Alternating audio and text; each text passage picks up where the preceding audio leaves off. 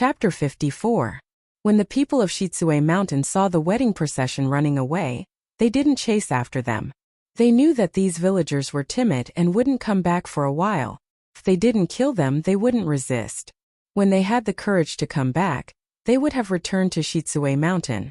Lu Qian, who was in the bridal sedan, didn't know what had happened. She heard Zhang Xiaolong's words after Lu Ye went out, so she knew that someone was coming. Then she heard Zhang Xiaolong scream. She felt pain in her heart and wanted to get out of the bridal sedan.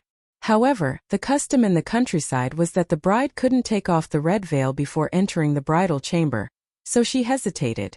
Then she heard Zhang Xiaohua's scream and the shouts of the people of Shitsue Mountain. She immediately knew that something was wrong. She made up her mind, tore off the red veil, opened the curtain and walked out. What she saw was Lu Ye's trembling shoulders, and the head of Shitsue Mountain's lecherous and regretful eyes. At this time Lu Qian, who had been nourished by the well water of the Zhang family, was not at the same level as Lu Ye. Her skin was as smooth as jade, her eyebrows were beautiful, and her almond-shaped eyes were charming. If she was not very beautiful in the eyes of young ruffian Lu Zhan a few months ago, now she was a beauty. In particular, her temperament, which was changing, was even more fascinating, like a fairy in the human world. The head of Shitsue Mountain couldn't help but feel regretful. This flower was picked by his third brother, who probably wouldn't let go. It was rare for him to take advantage of her. What a pity. Lu Qian didn't pay attention to the head of Shitsue Mountain, nor did she comfort Lu Ye. Instead, she ran to see Zhang Xiaolong, who had fainted. At this time Zhang Xiaohua also stood up. She endured the burning pain in her body, clenched her teeth, and didn't let her tears fall. She walked step by step towards her eldest brother. At this time Zhang Xiaohua had no other thoughts. The seed that had been brewing in her heart for a long time had bloomed. She had made up her mind that she would no longer live a life of being at the mercy of others.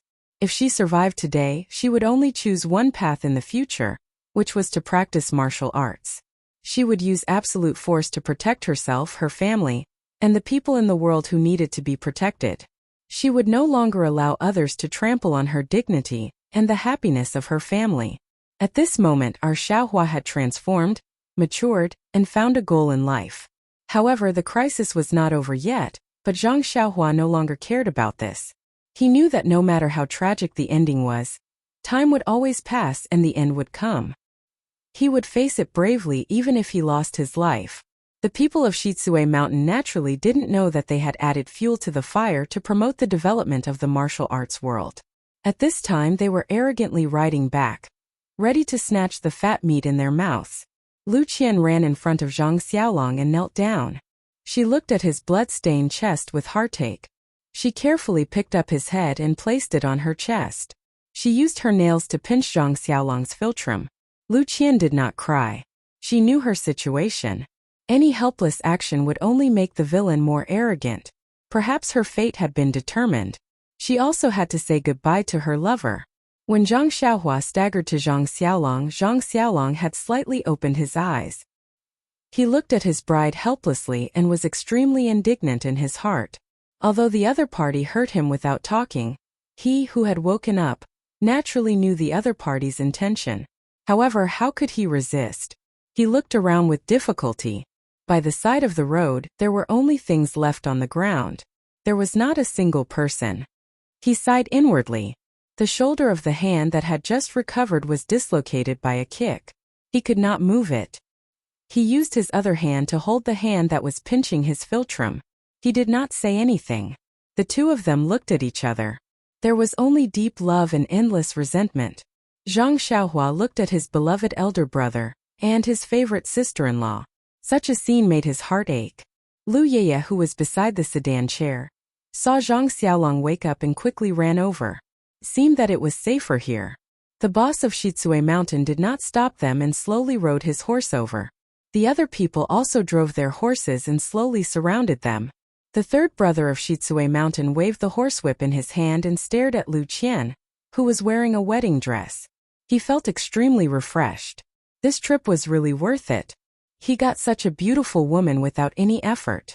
In the future, he would have unlimited happiness. The second brother of Shitsue Mountain stared at Lu Qian. His heart was full of jealousy. He secretly regretted letting the third brother get the upper hand. However, when he looked at Lu Ye's pale face, he felt a little comforted. He stole a glance at the greedy look of the eldest brother and could not help but feel lucky. The bride was so beautiful. After returning to the mountain, he did not know who she would belong to. It was better for him not to get involved. When Lu Ye saw that everyone was surrounding them, she could not help but hug her shoulders and asked with a trembling voice, What do you want to do? The second brother of Shitsue Mountain said with a lewd smile, We don't want to do anything. It's just that when we see this little brother being the groom today, our hearts are also itching. We want to be the groom and have a taste. How about it? Seeing your sister as the bride, do you also want to have a taste? Let's enter the bridal chamber together tonight? In fact, she already knew what the ending would be. At this time, when she heard the other party's affirmative answer, Lu Ye was speechless. She just said in fear. Lu Qian's face was also as white as paper. She was very scared. But she held her lover's hand in her hand, so she did not tremble. Zhang Xiaolong said weakly, Heroes, there are countless beauties in Lu Town. How can my wife enter the eyes of heroes? If you can let us husband and wife go today, we will definitely go bankrupt and send all our property to Shitsue Mountain in the future.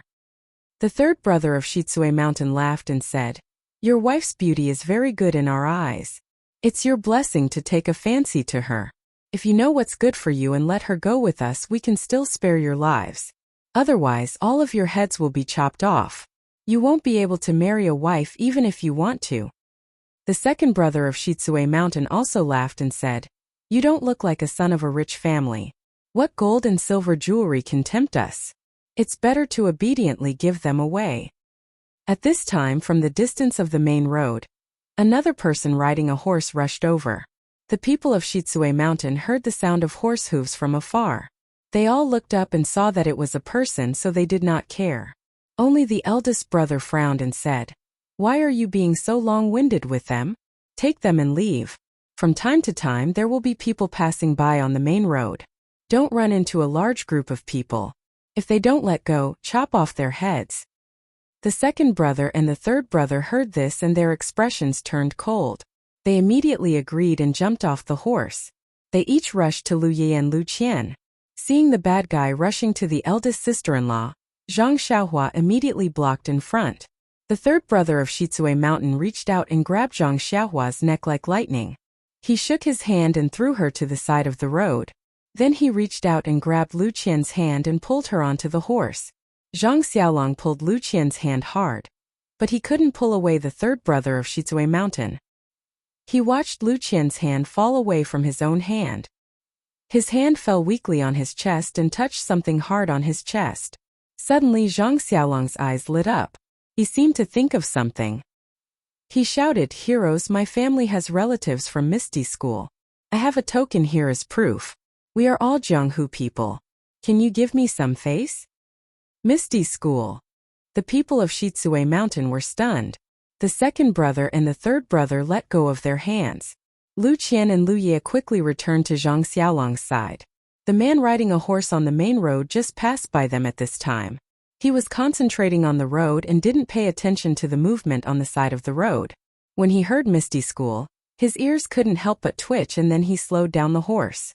However, the people of Shitsue Mountain were focused on Zhang Xiaolong and didn't notice.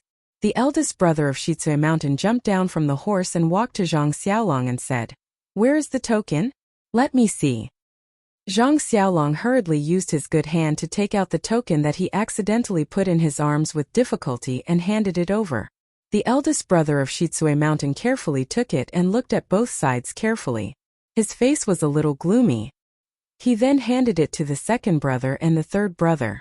The two of them also looked at it very seriously. Then they also handed the token to the eldest brother with a gloomy face. The three of them looked at each other. Their eyes were fierce and they didn't speak anymore. Then the eldest brother put the token into his arms and said with a sinister smile, What kind of bullshit token is this?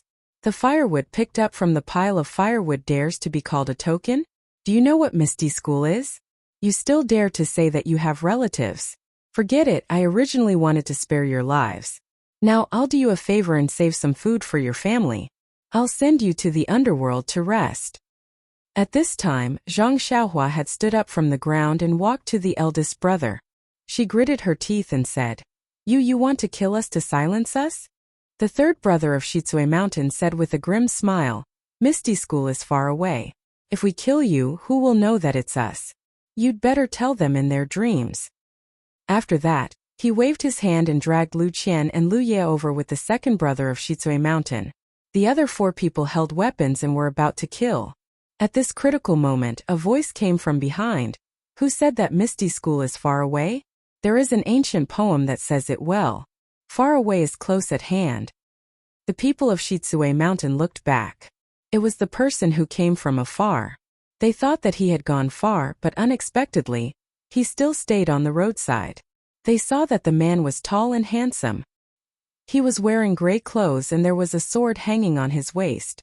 When the eldest brother of Shitsue Mountain saw the man coming over, he hurriedly stepped forward and saluted.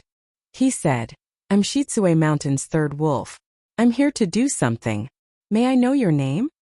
The man smiled back and said, "I'm Misty School's Lu Yueming. Nice to meet you. I heard that I sent relatives here, so I came to see. Where is the token?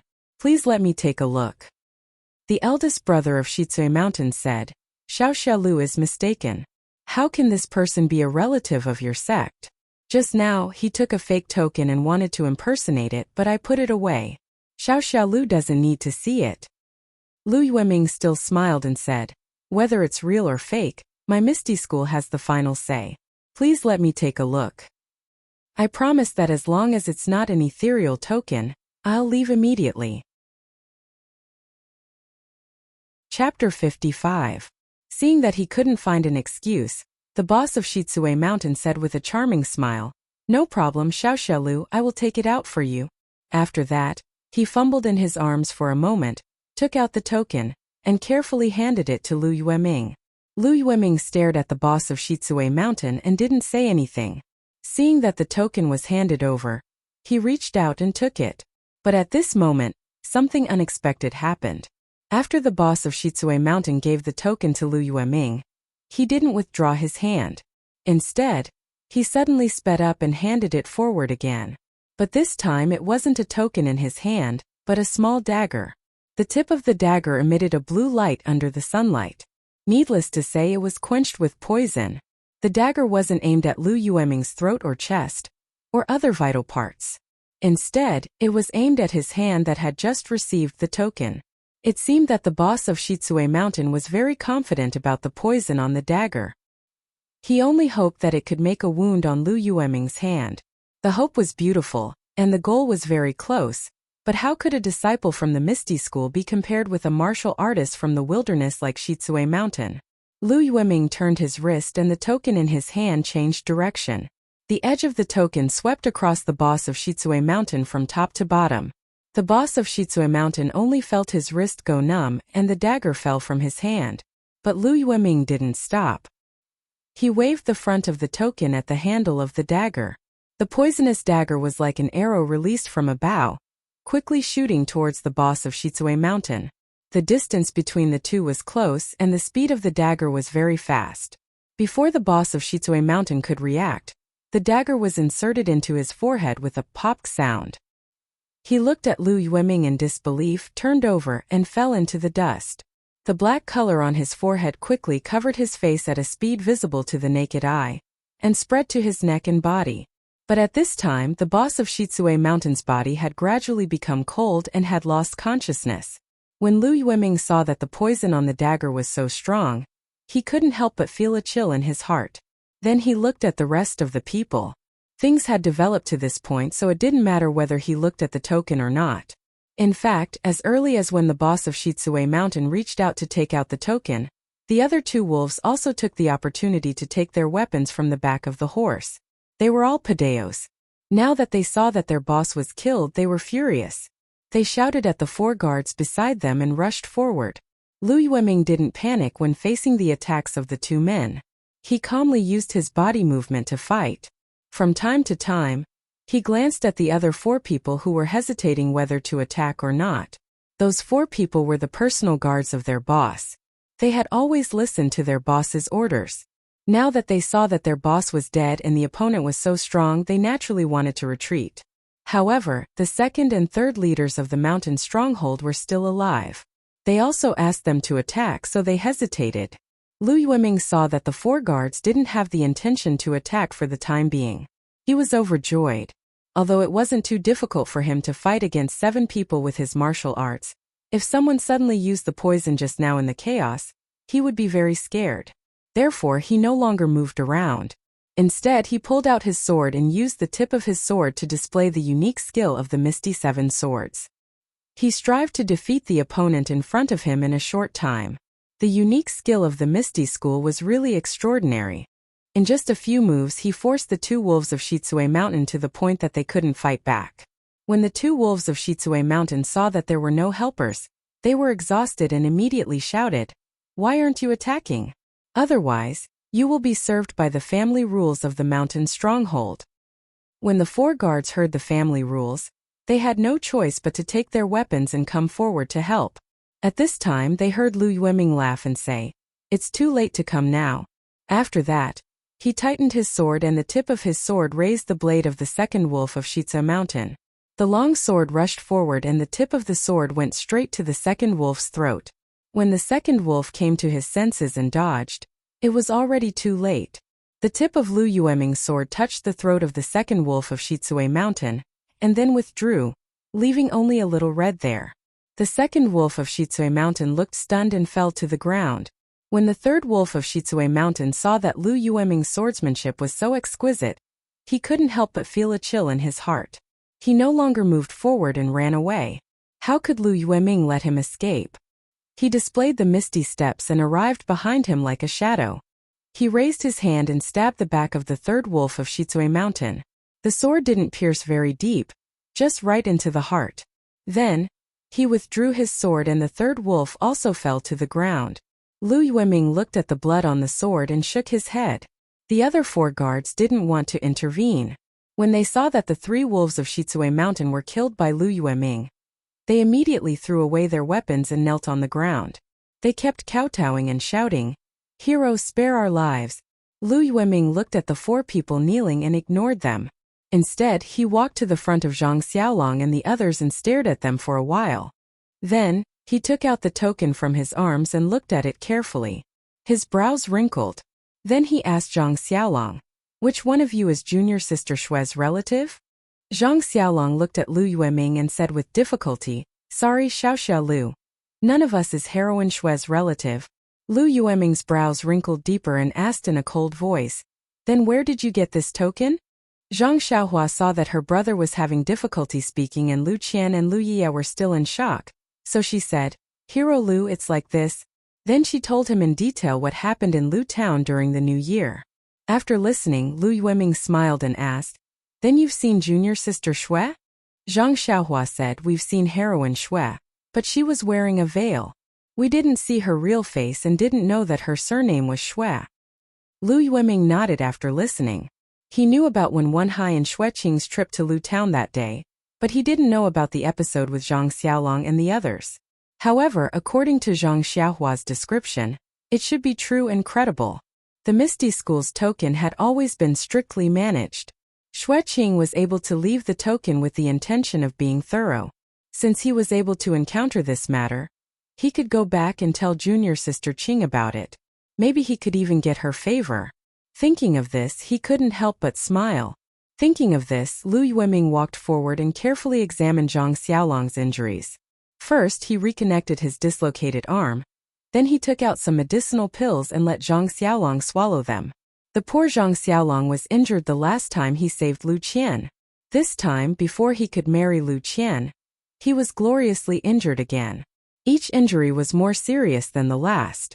This time, although he didn't injure his muscles and bones, the kick from the horse caused him serious internal injuries. He wouldn't be able to recover without resting for half a year. Of course, Lu Yueming didn't know about the well water, so he could only tell Zhang Xiaolong to rest well for half a year. After taking care of Zhang Xiaolong's matters, Lu Yueming turned his head and looked at the 4 guards kneeling at the side. He seemed to be thinking about how to deal with them. The 4 guards looked at Lu Yueming and knew that this was the moment to decide their fate. They immediately kowtowed again. Some of their foreheads even bled. Zhang Xiaohua couldn't bear to watch from the side.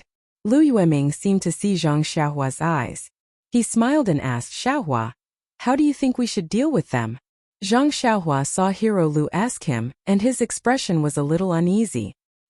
He whispered, "Since they didn't hurt us or anyone else, I think it's better to let them go." Lu Yueming looked at him with interest and said, "Are you pitiful because they are kowtowing?"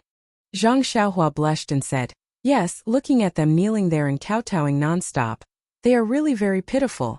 Lu Yueming put away his smile and said, "Xiaohua, you have to remember, pitiful people must have a hateful side. Just now it wasn't that they didn't want to hurt people. First, their fort master didn't give the order to kill people. Second, this is the Great Tao. Killing people will cause a lot of trouble. They probably can't afford to provoke it. If the one being killed now wasn't their fort master but me, do you think they would be so pitiful? Do you think they would spare your lives?" Zhang Xiaohua nodded thoughtfully. Lu Yueming continued, "Do you know what it means to eradicate evil completely? It means to eradicate evil completely. Don't leave a trace of evil behind. If I let them go today, they might come looking for trouble tomorrow. At that time, you will want to cry but have no tears." When the 4 people heard Lu Yueming educate Zhang Xiaohua like this, they all raised their heads and looked at each other. They immediately fled in all directions. How could they be in such a sorry state just now? Lu Yueming looked at Zhang Xiaohua's stunned expression and chuckled. He seemed to have been prepared. First, he picked up the padao of the 2 wolves of Shitsui Mountain. One in each hand, he pulled it out from the left and right. The padao was like a rainbow piercing through the sun. It pierced into the back of the 2 people. Pucci. The remaining force didn't decrease. It rushed forward and was firmly nailed into the ground. The moment Lu Yueming threw out the padao, he immediately used his lightness skill to chase after one of them. In the blink of an eye, he was behind that person. Lu Yueming stretched out his hand and stabbed his sword into the back of the person's heart. After pulling out the sword, he didn't check and immediately slanted to chase after the other person. The last guard seemed to have good lightness skill. By the time Lu Yueming chased after him, he was already dozens of feet away. Lu Yueming took a deep breath and sped up his pace. His body seemed to fly as he quickly floated towards that person. Not long after, he caught up behind him. That person seemed to have felt Lu Yueming's pursuit and shot a hidden weapon at him. Lu Yueming didn't dare to catch it. He used one foot to flip into the air and avoided the hidden weapon. Then his body stretched out in the air and his sword pierced the top of that person's head. This place was very far away from Zhang Xiaolong and the others, but Zhang Xiaohua still clearly saw the moment the sword pierced the top of that guard's head. After Lu Yueming killed the last guard, he didn't stop. He turned around and returned to the original place. Looking at Zhang Xiaohua's stunned expression, he shook his head. He wiped the bloody sword on the clothes of the dead person and put it back into the scabbard. Lu Yueming walked in front of Zhang Xiaolong and the others who were also stunned. He handed over the Misty School token and said, "You should keep this token. It's hard to guarantee that it will be useful in the future." Chapter 56.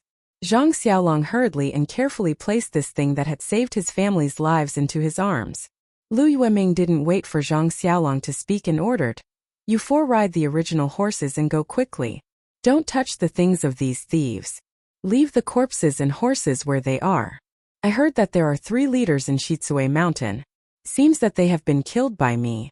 It is estimated that Shitsui Mountain will scatter in the future. You don't have to worry about their revenge. In addition, you don't have to hide the fact that I saved you, but remember not to say my name or the name of Misty School. Do you understand?" Zhang Xiaolong didn't quite understand, but he nodded deeply. Then, the 4 of them rode on one horse and moved forward. Lu Yueming also jumped on the horse and was about to leave. But looking at the mess on the side of the road, he frowned and thought for a while. Then he jumped off the horse and put the 7 corpses on the remaining 7 horses. He loosened the reins and let the horses run on their own. Then he got on the horse again and galloped away. The road was quiet again. After the time it took to eat a meal, the people who were hiding nearby stealthily snuck over. Seeing that there were no bandits by the roadside, They tidied up the bridal sedan chairs and other things, thinking that the bride and groom had already been murdered. Feeling sorry for them and lucky for their own luck, they slowly returned to Guozhuang. In the small courtyard of Guozhuang House, since Zhang Xiaolong led the wedding procession out, the people in the family were busy. They not only greeted the neighbors in the village and asked them to sit down, but also prepared all the things needed for the wedding ceremony according to the countryside. Zhang Kai and Guosufei ran in and out almost without touching the ground. They kept muttering something and looked here and there, for fear of missing something. When the sun was high in the sky, the couple was slightly relieved and sat down tiredly. This poor family was so tired to marry a wife. Wouldn't the rich family be tired to death? But they forgot that they had special servants. How could they do it themselves? Everything was prepared at home, and the necessary ceremony had been entrusted to the people in the village who were familiar with it, so there shouldn't be any mistakes. Seeing that it was still early, the two of them went to the head chef to get some food and hurried to fill their stomachs. After resting for a short while, Zhang Kai and Guosufei arrived at their grandmother's hut. Their grandmother had woken up early. Guosufei had made a new set of clothes for her mother a few days ago. She had just put it on today. When her grandmother heard someone coming in, she asked, "Guosufei, Xiaolong and the others are back, right?" Guosufei smiled and said, "Mother, not yet, but I think it will be soon. Please come with us to the central room and wait." Grandma was also very happy and agreed repeatedly. The couple carefully supported their grandmother to the central room and sat down in the chair in the middle. His grandmother's health was extremely poor, and she was usually lying in bed. On Zhang Xiaolong's wedding day, he needed to kowtow to his parents and elders. Today, his grandmother forced herself to stay awake, waiting for her grandson and granddaughter-in-law to kowtow to her. Her lifelong wish was finally fulfilled. However, after sitting for a long time, they didn't hear the sound of firecrackers and musical instruments at the entrance of the village. Seeing that it was time, Zhang Kai and Guosufei couldn't help but feel anxious.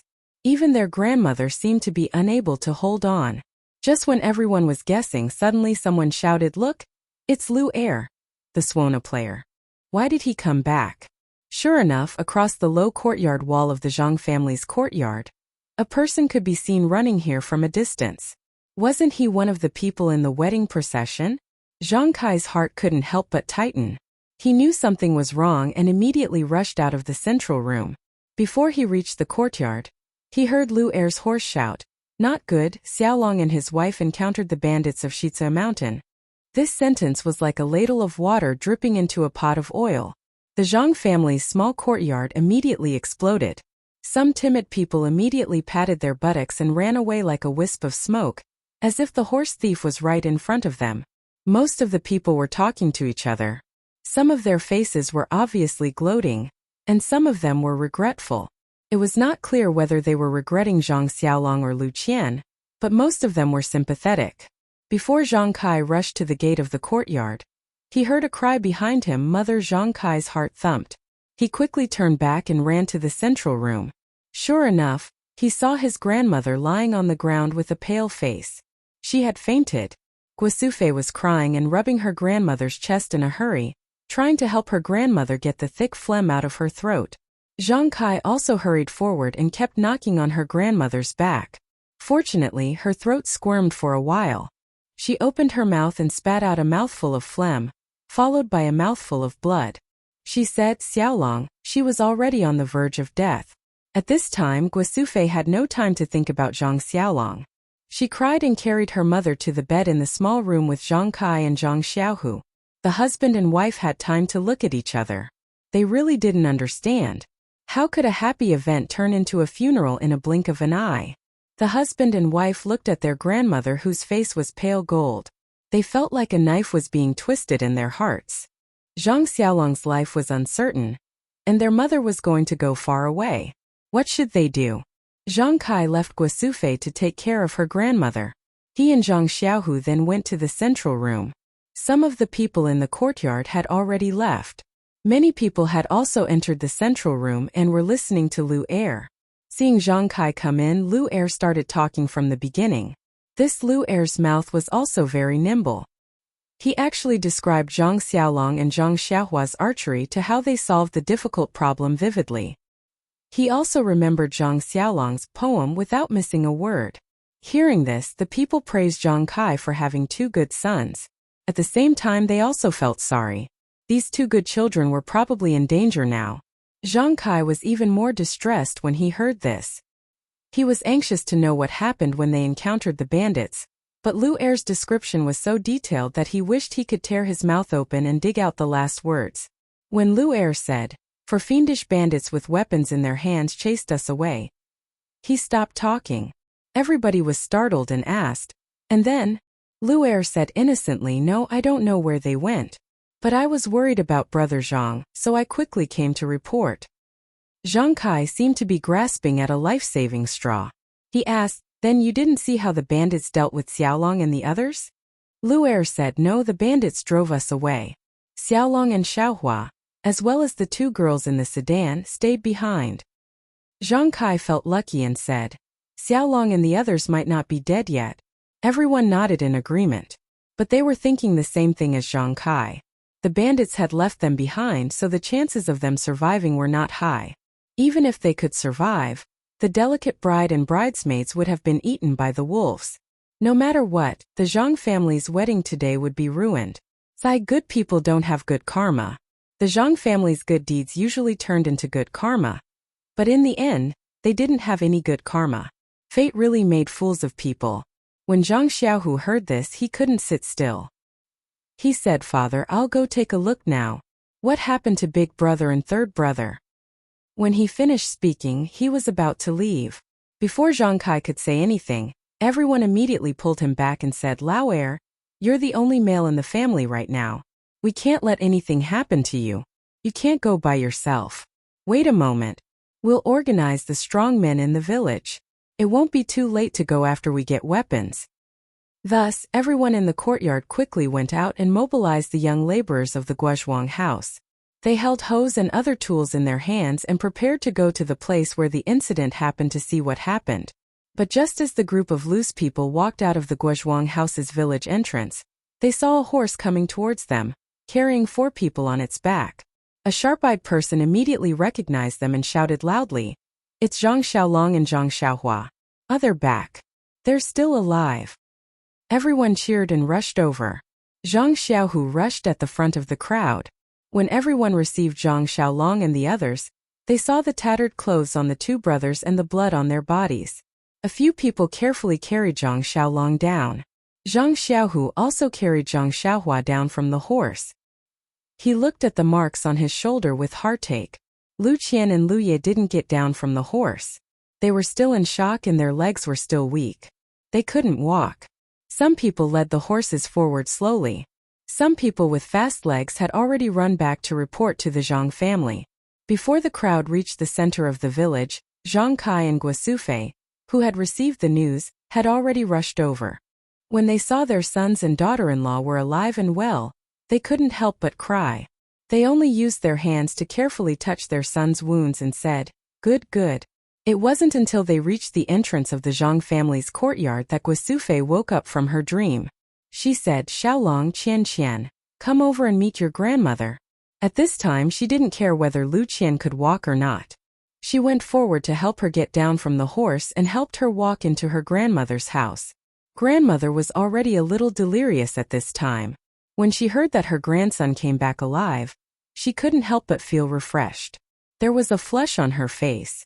Her gray eyes seemed to be able to see her beloved grandson and granddaughter-in-law.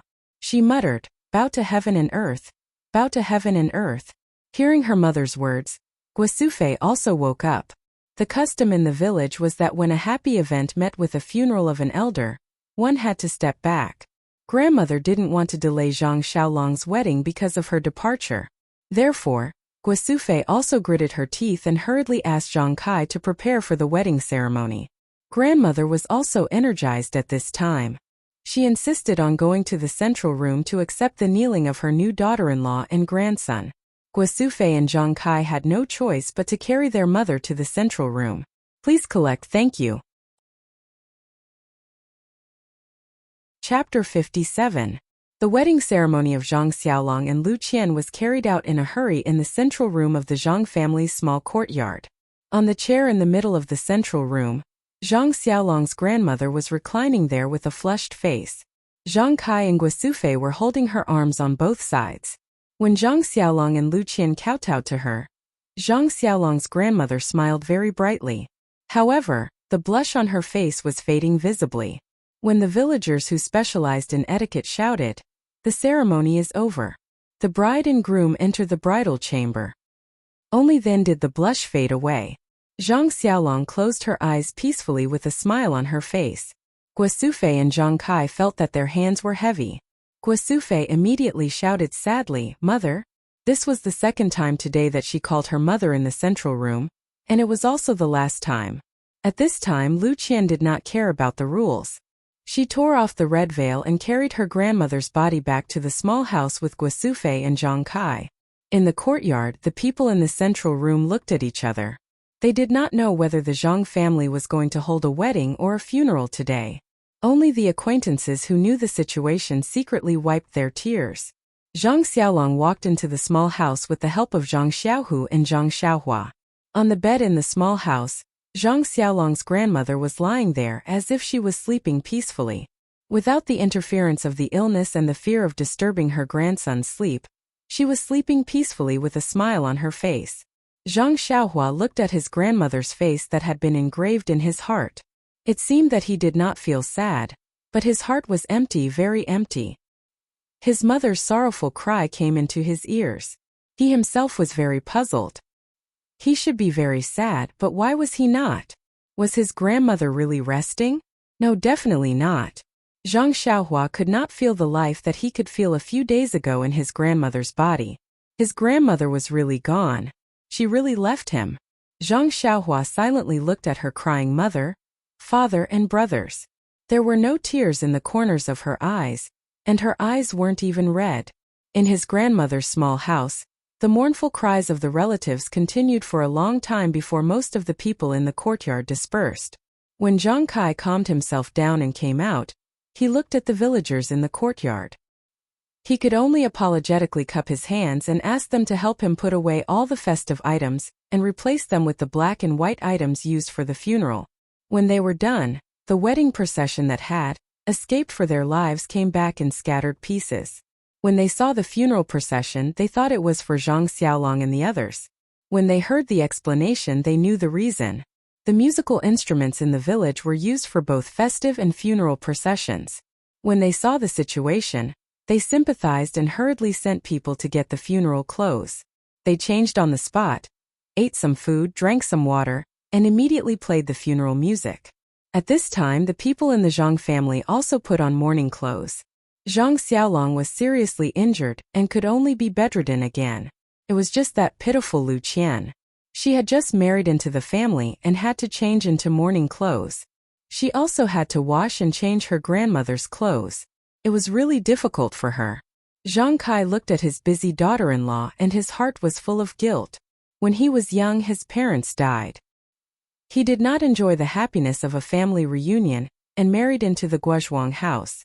Guosufei's parents loved him like a son. After sending off his father-in-law and mother-in-law, he felt as if his heart was being cut by a knife. Thinking about the little things that happened in this small courtyard, his tears could not help but fall again.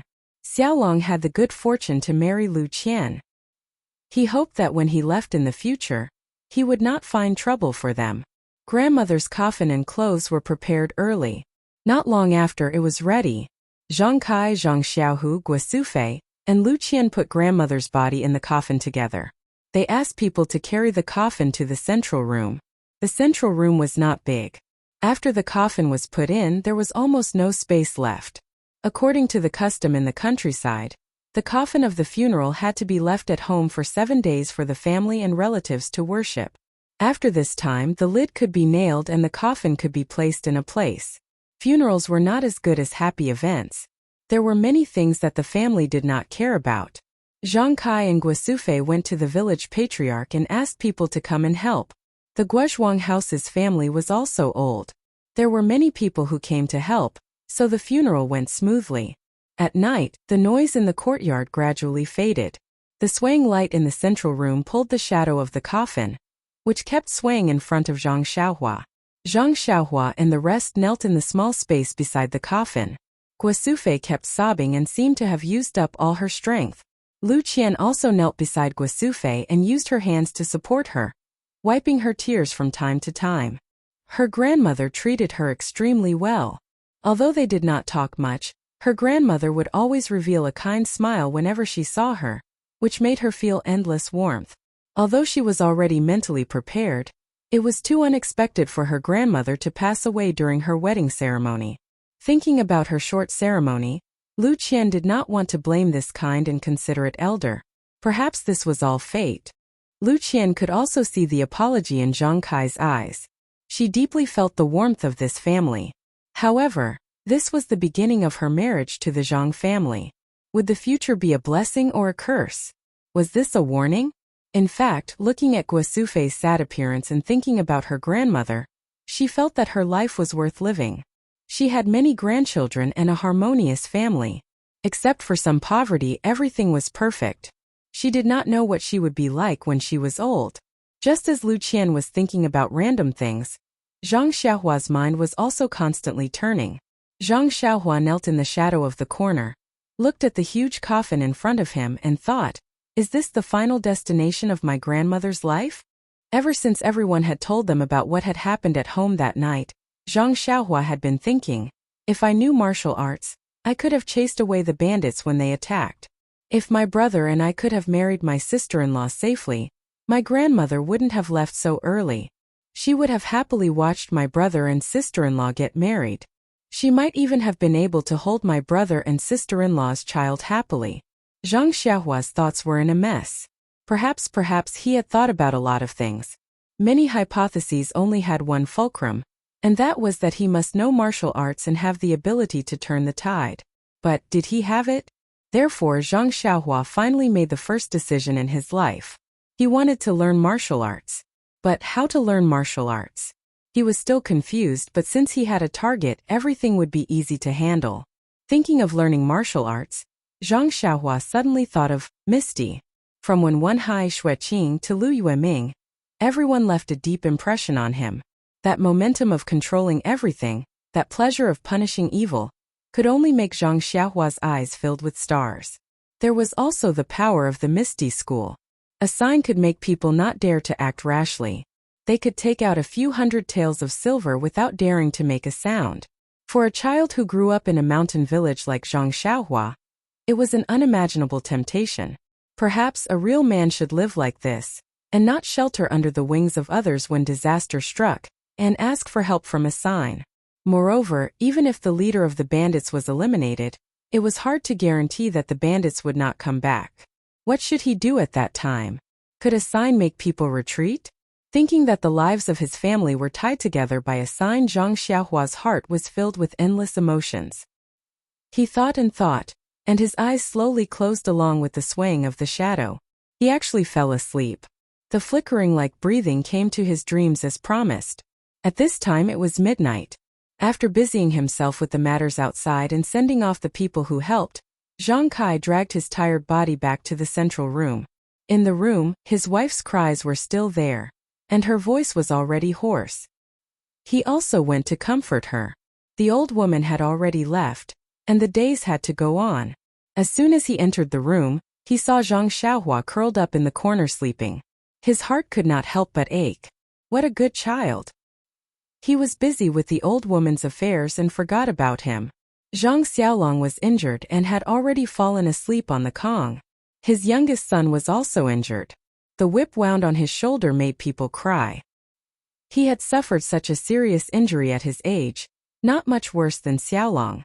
He just changed his clothes and could not see him, so he forgot about him. Should he blame himself for being careless, or blame himself for having too many things to do today? Zhang Kai was secretly annoyed. He carefully carried Zhang Xiaohua, wanting to carry him back to the Kong. Unfortunately, after trying, he could not carry him. He could not help but smile bitterly in his heart. The child had grown up and he was also old. He could not be carried when he was young. He called out to Zhang Xiaohu, who was also kneeling in the shadows. The two of them then lifted Zhang Xiaohua up. When they were about to leave the room, Guosufei spoke. She wiped her tears and said, "Tonight, let's put Xiaohua in Xiaolong's room. If the child wakes up in the night and thinks of his grandmother, he will be scared." A mother's love was so attentive. Guosufei was mourning her mother's death, but when she saw her son, she could still think of her son. Zhang Xiaohu interrupted, "Mother, Xiaohua is asleep. He won't wake up even if you water him. Don't worry." Guosufei said, "That won't do. He's still young. If he wakes up, he will be scared. It's better to put him in Xiaolong's room. I can watch over him." Zhang Kai and Zhang Xiaohu then gently put Zhang Xiaohua next to Xiaolong, who was already sleeping soundly. Guosufei also washed her face. Holding the oil lamp, she carefully lifted Zhang Xiaohua's clothes. Looking at the whip wound on his shoulder, the scar was like a centipede lying on Xiaohua's body. Then looking at Xiaohua's childish face, Guosufei could not help but burst into tears again. This child was so seriously injured that he did not even tell her in detail when he came back. After changing his clothes, he went to watch over his grandmother's coffin. He did not even eat dinner. From the morning until now, he had experienced so many hardships and endured so much pressure. As his mother, she had long forgotten about him. At this moment, if he was not so tired, perhaps he would still be accompanying her in the central room. It was better to let him have a good rest. Guosufei came out from the inner room and let Zhang Xiaohu and Lu Qian go back to rest. She and Zhang Kai came to accompany her grandmother. Zhang Xiaohu and Lu Qian did not agree at first, but Guosufei insisted again and again. Only then did they go back.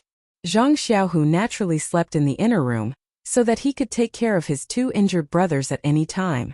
Lu Qian, on the other hand, fell asleep as soon as she laid down on the Kong bed. Today's encounter was too bizarre. Please accept it. Thank you. In the works related, there is a prose of longing. Everyone please enjoy it. Chapter 58. The next morning when the sun rose, a group of people was already waiting quietly in front of the jujube forest on the ring finger of Stoneman Peak. The person in front was the green-clothed and green-scarfed householder Yanming. Behind him were three young men, one of whom was Lu Yueming, who had saved Zhang Xiaolong and the others on the road yesterday. Lu Yueming was not as arrogant as he was yesterday. He stood behind the crowd with his hands behind his back, looking at Yanming Jusher in front of him, waiting quietly. It was still the same shadow that crossed the jujube forest at dawn. Yanming Jusher used his qinggong to leap over, and left a mark on the two jujube trees. However, after a while he was stunned, because on the two jujube trees, other than the two deep marks he had just made, there were no other marks on the tree trunks. What about the sword marks he had made on the tree last month? Scholar Yanming was surprised.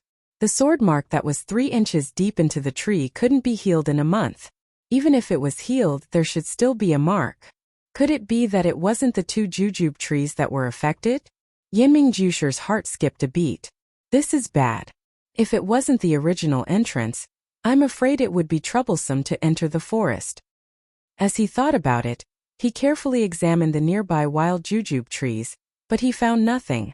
It seemed that he had never carved any marks on the trees of this forest. At this time, a short and stout young man in black clothes with a sincere face came up to him and asked, "Martial Uncle Yanming, do you have any questions?" Yanming Jusher looked back and saw Tanfeng from the Tan family. Scholar Yanming couldn't help but smile. The people from the Tan family were all short, plump, and honest. They looked very reassuring. It was really as if they were from the same family. He smiled and told Tanfeng the reason. When Tanfeng heard this, he said, "That's easy." Then he said to a thin young man in white, who looked like a scholar, "Brother Zhang, why don't you come with me and see if there are any sword marks on the trees?" "Brother Lu and Martial Uncle Yanming, can you go over there and see if there are any sword marks?" The scholar was Zhang Xiaoyang from the 10,000 Swords Peak. His face was thin and his eyes were sharp. He didn't say much and only said, "Okay." He then turned around and walked to the other side. Tanfeng followed behind him, his eyes carefully looking at the jujube trees in the periphery. Lu Yueming was still looking at Yanming Jusher with a smile, waiting for his orders. Yanming Jusher didn't say much. After greeting him, he turned around and walked to the other side. Lu Yueming also quickly followed behind him. Yanming Jusher walked a few steps and then slowed down. He muttered in his heart. In fact, the sword mark from last time was in the vicinity. If he went any further, he definitely wouldn't find it. Was there a need to look all around the periphery of the sour date forest? Lu Yueming, who was behind him, seemed to understand his thoughts. He said from behind, "Uncle Yanming, is this where the mark you carved last time?" Yanming Jusher stopped in his tracks and turned around to say, "Yeah, I think there shouldn't be any further ahead." Lu Yueming continued, "Then Uncle Yanming will carefully look around here. How about this junior go and take a look?" Yanming Jusher said with a smile, "The Misty School really is getting stronger with each generation. This sect leader O is so lucky to have all the outstanding disciples under his tutelage. Okay, you go take a look. Be careful. I'll stay here." Lu Yueming also smiled and nodded. He continued to look around, leaving Yanming Jusher behind him. Leaving aside Yanming Jusher, who stayed in place and thought about what to do next, the other three looked from the beginning to the end of the sour date forest. Just as Yanming Jusher expected, they didn't find anything. Everyone couldn't help but fall silent. The premise of their previous discussion was to enter from the original entrance. Since the entrance was different from before, then the steps of their discussion were obviously invalid. What should they do? The three of them stood quietly, thinking while waiting for Yanming Jusher's instructions. This time, the three of them came to the five-clawed peak in the same way as the four sects did last time. They all sent their second-generation disciples, but this time they did it more secretly. As early as the leaders of the four sects returned from Mount Wutong, they frequently sent different disciples to different places to deal with affairs. They were afraid that the spies of other sects would figure out their details. These three people were just one of the operations. Only a moment before they set off, the leaders of the four sects told them the goal of this operation and secretly told them everything they should pay attention to. After they left, there were still many disciples sent out continuously. Even many of the core figures in the four sects didn't know who was carrying out what task. Therefore, these three people could hide from the spies of other sects and smoothly arrive here. The disciples who could be sent to participate in this matter were, of course, the leaders of the four sects. After knowing the preciousness of the secret plane, the four sects would not take it lightly. Moreover, these three people had all taken the secret pills of the four sects. Their profound skills were also quite powerful in Jianghu.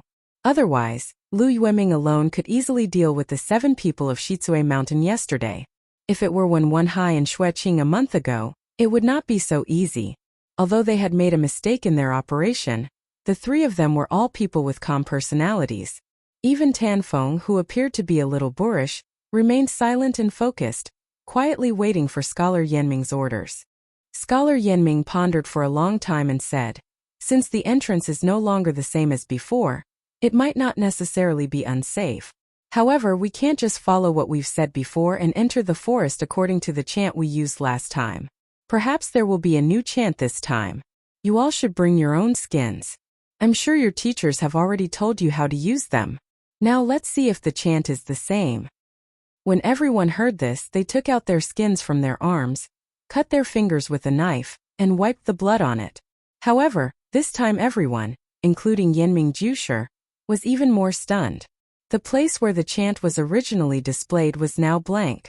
The others didn't feel anything, but Yanming Jusher immediately broke out in a cold sweat. Even though his martial arts had greatly improved, he couldn't help but be on guard. He turned his head and looked around vigilantly. This was too strange. Yanming Jusher, who had originally been ambitious and wanted to go in and reap a harvest, was now unwilling to go in no matter what. He had roamed the Jianghu for so many years and had never heard of words written on skins disappearing. This thing had already exceeded Yanming Jusher's scope of understanding. He was timid and cautious, but as a veteran of the Jianghu, he immediately determined that this was a minefield. They couldn't take half a step forward. The best way was to obediently wait until the 15th of the first month of the next year, and try their luck again. However, Yanming Jusher didn't show any signs of fear. He still said casually, "Since the chant isn't here, there must be 2 reasons. The first is that this time is the same as last time. The second is that the chant hasn't appeared yet because the time isn't right. Speaking up to this point, he didn't quite believe his own two explanations. If it was the same as last time, then the chant should have appeared just like last time. But what if the time wasn't right? In this world, there really weren't any words that could be related to the time and only appear when the time was right. This was too inconceivable. In short, no matter what the reason was, Yenming Jusher said, "We don't have the chant right now. We can't guarantee that the chant we used last time can be used now. In view of this situation, I don't recommend that everyone enter the forest. What do you guys think?" The three people in front of Yenming Jusher, although their martial arts weren't as good as his, and their seniority wasn't as high as his, they still represented their respective schools. Yenming Jusher still looked at them very patiently, waiting for their answers. Lu Yueming's eyes turned, but he didn't speak. In fact, before coming here, Peng had already explained that although the matter of the secret plane was very important, the Misty School's current strength was enough. Expanding their territory was the most important thing.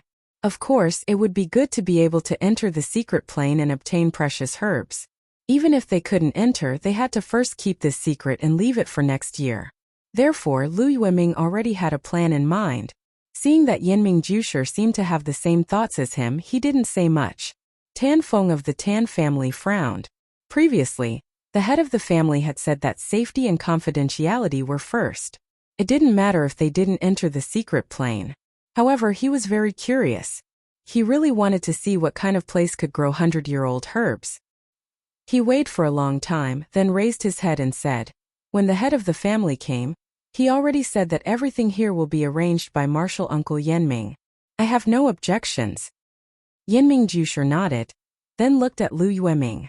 Lu Yueming naturally also agreed. Finally, he looked at Zhang Xiaoyang of the Wanjian Peak. Zhang Xiaoyang didn't frown and think like Tan Feng. His face was calm, his eyes looking at the Swanjujube forest as if it was a small forest where he played as a child.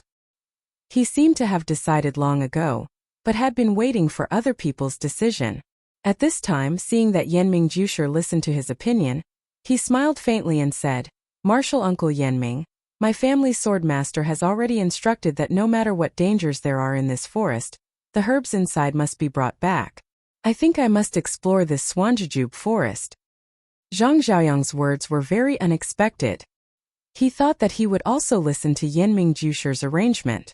He wanted to go in, but it gave Yenming Jusher a difficult problem.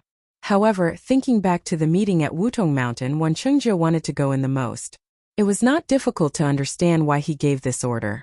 But if the others didn't want to go in, did they let Zhang Xiaoyang go in alone?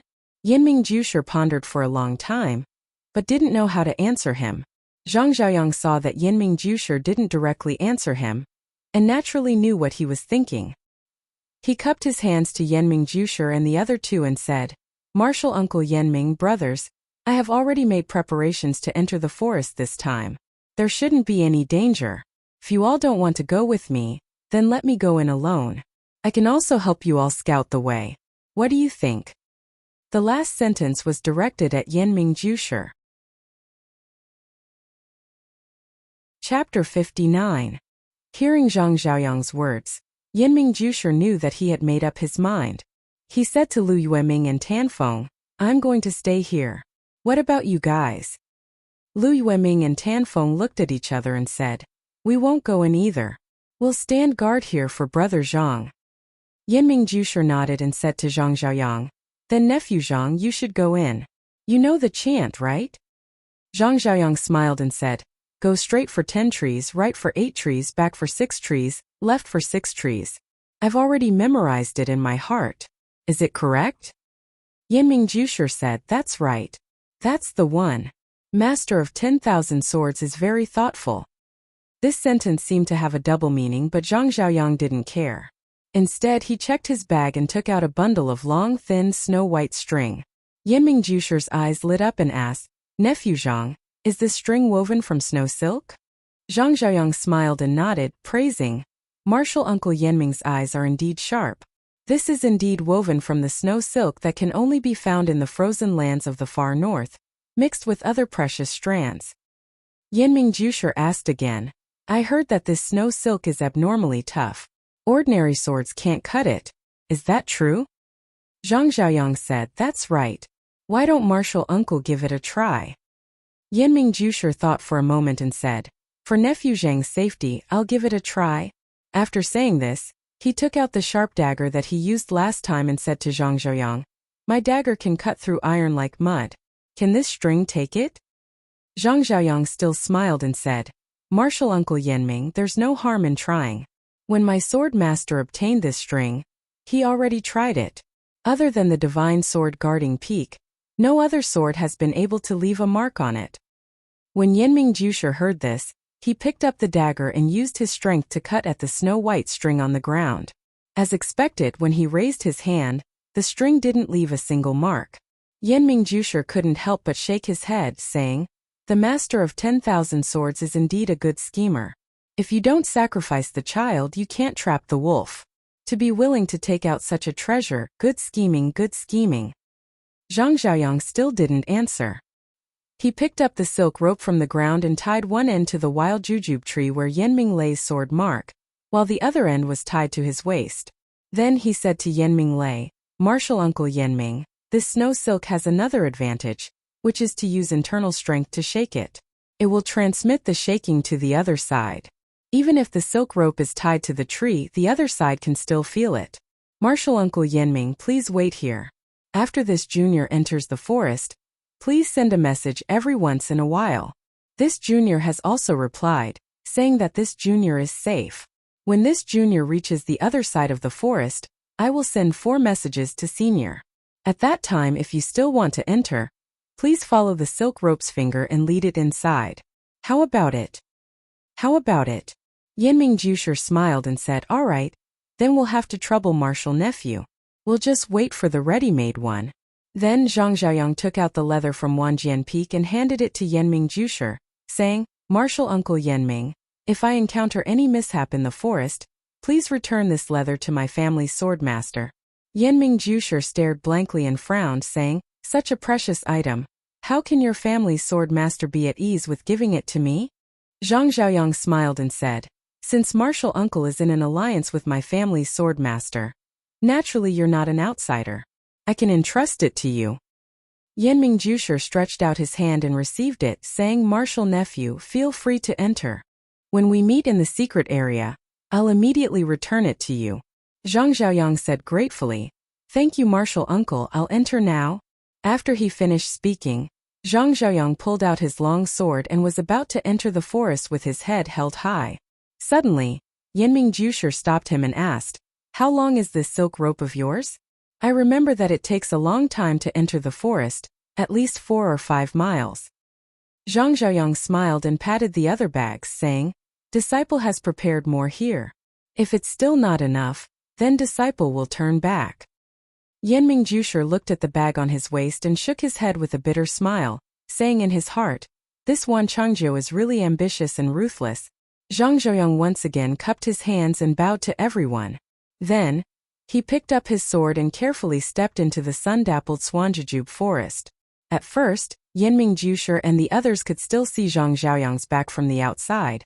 But when he walked deeper into the forest, they couldn't see him anymore. Only the snow-white silk rope was left hanging between the trees of the Swanjujube forest, motionless. After waiting for the time it took to drink a cup of tea, there was no movement in the Swanjujube forest, and there was no sound of birds chirping. Yanming Jusher walked forward and pulled the silk rope. It was still tight, so he used his internal energy to send it out. After a while, he felt a tremor in his hand. It seemed that Zhang Xiaoyang was still moving forward safely.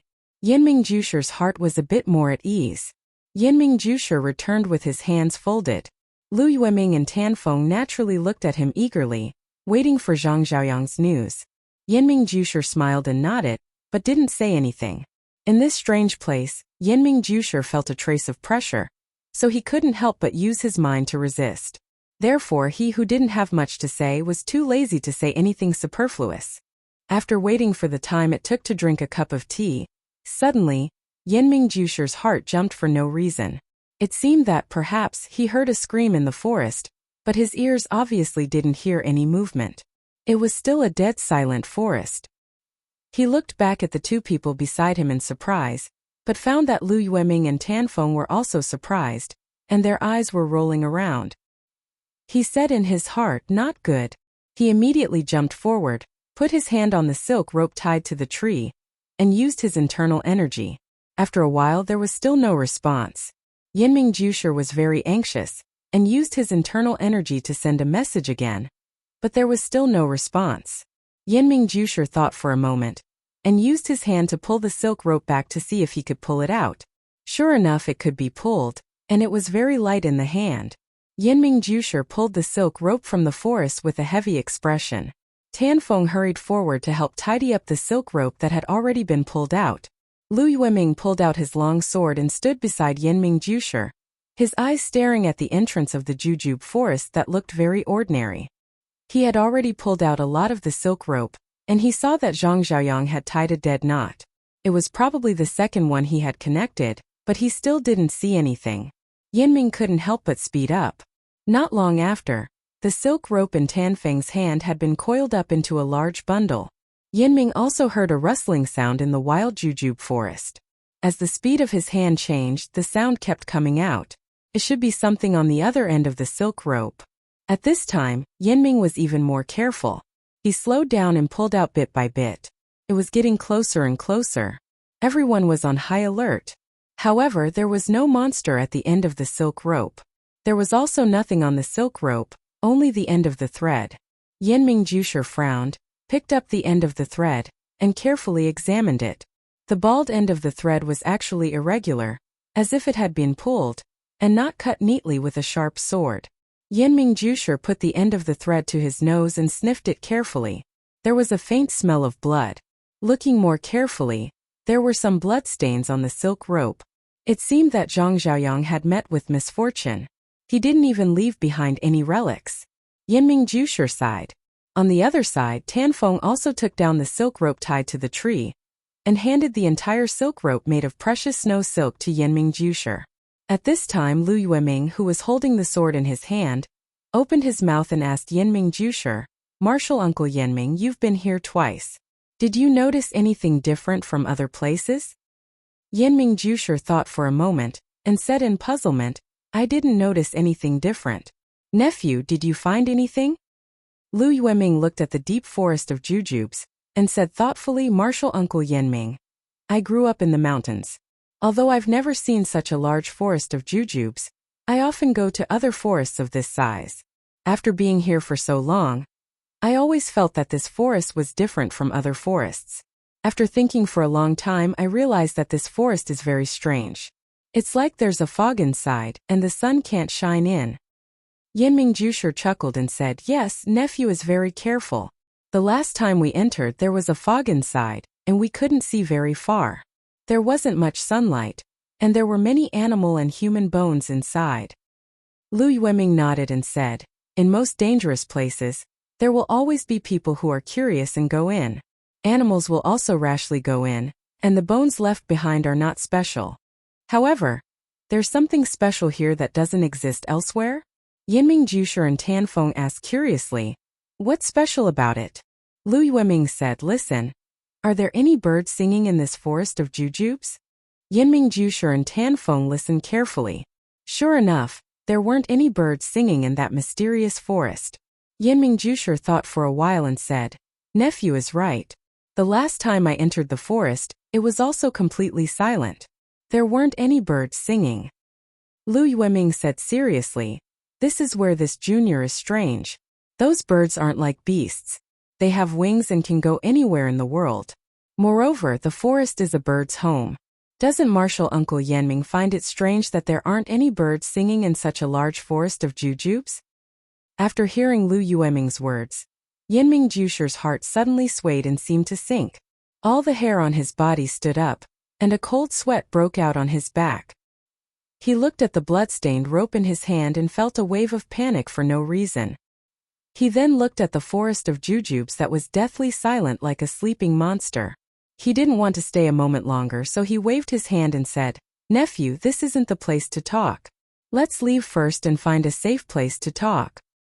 Lu Yueming and Tanfeng hurriedly said, "We'll follow Martial Uncle Yinming's instructions." Yinming Jusher didn't say much, and put the rope woven from snow silk into his bag. He took Lu Yueming and Tanfeng and used his qinggong to quickly leave, and didn't look back. The silent forest of jujubes was filled with dense fog, as if nothing had happened. Chapter 60. When the three of them used their qinggong to return to the Thumb Peak, they finally let out a sigh of relief. Yanming Jusher casually sat down on the crouching ox rock and asked, "Nephew, you haven't finished speaking yet, right? Let's hear it now." Lu Yueming said, "There are no birds in this forest. According to this junior's guess, there are only two reasons. The first is that there are fierce beasts in the forest that the birds are afraid of, so they don't dare to rest. However, this junior doesn't know what kind of fierce beast it is. In this junior's impression, there are no fierce beasts that can drive away birds. The second is that this forest is originally a formation. Does this formation also have the effect of isolating birds, preventing them from building nests here?" Yanming Jusher pondered for a moment, then said, "Nephew's words have a certain degree of truth. However, this formation has long been lost in Jianghu. Its specific power is not something we can speculate about. Alas, in short, this forest has too many mysteries that we can't speculate about. It's better to wait until next year to enter. This time we were able to keep our lives because we weren't greedy. Man proposes, God disposes. Don't force things that don't belong to you. The ancients didn't cheat you." At this point, Yanming Jusher's tone was unexpectedly very bleak, completely different from the spring of life when all things were revived. Lu Yueming and Tanfeng also looked at each other. In their eyes, besides panic, there was also luck. Just now, when they saw Zhang Xiaoyang's imposing manner, they almost wanted to follow him into the forest. However, at the last moment, they didn't let their hot-bloodedness cover their heads. Now that they thought about it, they were really lucky. However, the sect had a death order. These four hides definitely couldn't all fall into Yanming Jusher's hands. This was also the key reason why the two of them didn't choose to enter. The three of them were silent for a moment. Yanming Jusher said, "This mission ends here. Although we didn't enter and lost a disciple of Myriad Swords Peak, our goal has been achieved. The two nephews can return to report. I still have to make a trip to Myriad Swords Peak to give Myriad Swords Master an explanation. You two can go first." When Lu Yueming and Tanfeng heard this, they didn't stay any longer. They first saluted Yanming Jusher. Then the two of them cupped their fists at each other, chose different directions, and flew off in different directions. Yanming Jusher looked at the backs of the two people getting farther and farther away. He didn't know if they were going back directly or if they were going to do something else. Yanming Jusher didn't care anymore. He took out one Jianfeng's piece of leather and rubbed it for a moment. Then he put it back and carefully hid it. He looked around for a moment and listened carefully. Then he used his qinggong and slipped away. The crouching ox rock was still calm, waiting for the bustle of the next year. In the middle of the night, Swordmaster Wan Changzhou received a message from the evil tiger gang's Chu Xiangfeng. "Senior brother Zhang Xiaoyang is missing." Wan Changzhou's face was ashen. His hands were clenched into fists. His eyes were full of regret. He didn't know if he regretted the fate of his disciple, or that he didn't get the herbs in the secret plane. In the Zhang family's small courtyard, it was still solemn. People came and went with sad expressions. The Zhang family's reputation in Guozhuang House was very good. Grandmother had been warm-hearted all her life, so there were many people who came to pay their respects. The Zhang family's central room wasn't big. There wasn't much space for Zhang Kai and the others to kneel. The people who came took turns to see grandmother, and then left in a hurry. Most of them didn't stay. On the day grandmother passed away, Lu Yeye was sent back to Baligo by a reliable person. When Mr. Lu received the news, he was not only worried about his daughter who had been married off, but also mourned for the funeral of his in-laws. He also came to the Zhang family the next day. Butcher Lu also came with him. After the two of them finished paying their respects, they stayed and temporarily stayed in grandmother's old hut. It was convenient for them to help the Zhang family. These few days Zhang Xiaohua was stiff. He knelt in the corner all day, his eyes staring straight ahead. No one knew what he was thinking. When it was time to eat, it was Zhang Xiaohu who passed the bowl to him and waited for him to eat before taking it away. At night, he knelt until midnight and fell asleep on time. Zhang Xiaohu carried him back to the Kong bed to sleep. When the first ray of sunlight shone through the window in the morning, he woke up on time again. After taking a deep breath unconsciously, he knelt in the corner again. He really looked like a walking corpse. Mr. Liu was the first person to notice his abnormality, but anyone who thought with their heels knew that this child missed his grandmother. However, Zhang Xiaohua didn't cry at all. Guo Sufei also fainted from crying a few times. Naturally, she couldn't comfort her son. Zhang Kai and the others were also clumsy with words and didn't know how to comfort him. Everyone felt that Zhang Xiaohua would walk out on his own in a few days and return to normal. Happy days were short-lived. Sad days were the same. Very soon 7 days had passed. Grandmother's body was about to be placed in the coffin. The grave had been chosen long ago. It was right next to Guoshan's grave. At noon that day, the Zhang family kowtowed to grandmother again. Someone next to them was preparing to close the lid of the coffin and nail it. Guo Sufei was reluctant. He cried and clung to the coffin, unwilling to let go. He looked at his mother's smiling face over and over again. Under the persuasion of Zhang Kai and the others, he finally let go of his hand and collapsed to the side. The helper quickly closed the lid. He picked up the big nail and raised the hammer to nail the lid shut. Dang dang dang. The hammering sound was like knocking on Zhang Xiaohua's heart. During this period, Zhang Xiaohua seemed to be living in a dream. He kept thinking back and regretting. He thought that if he knew martial arts, he would be able to protect his elder brother and sister-in-law early. They would be able to return home smoothly. Their wedding ceremony would be held smoothly. Then, grandmother wouldn't have left him so soon. He hated himself for not having martial arts and for not being able to protect his family. From the New Year's Lutown to the wedding, he was always bullied and trampled on by others. He hated that he didn't have powerful strength. He hated that he didn't choose the right direction in life. He hated that he couldn't accompany grandmother for a while. Even in its sleep, the breathing flicker seemed to have sensed his remorse, and it flickered even more vigorously. The hammering sound shook him. He felt a burst of pain in his heart. He raised his head and found that grandmother had been nailed in the coffin. Grandmother, Zhang Xiaohua growled. His tears fell like rain, blinding his eyes. Xiaohua rushed over and pushed the person away. The person who was not short was pushed by a 13-year-old child. He staggered and sat on the ground. He held the hammer in his hand and was stunned. He still couldn't believe it. The nail had been nailed in more than half. Zhang Xiaohua was anxious. He pinched the tail of the nail with his fingers and pulled the nail out slowly. Then Xiaohua pushed the heavy lid aside. Grandmother's peaceful smile appeared in the dark coffin again. Zhang Xiaohua murmured, "Grandmother." Tears flowed down his cheeks, his clothes, and fell into the coffin.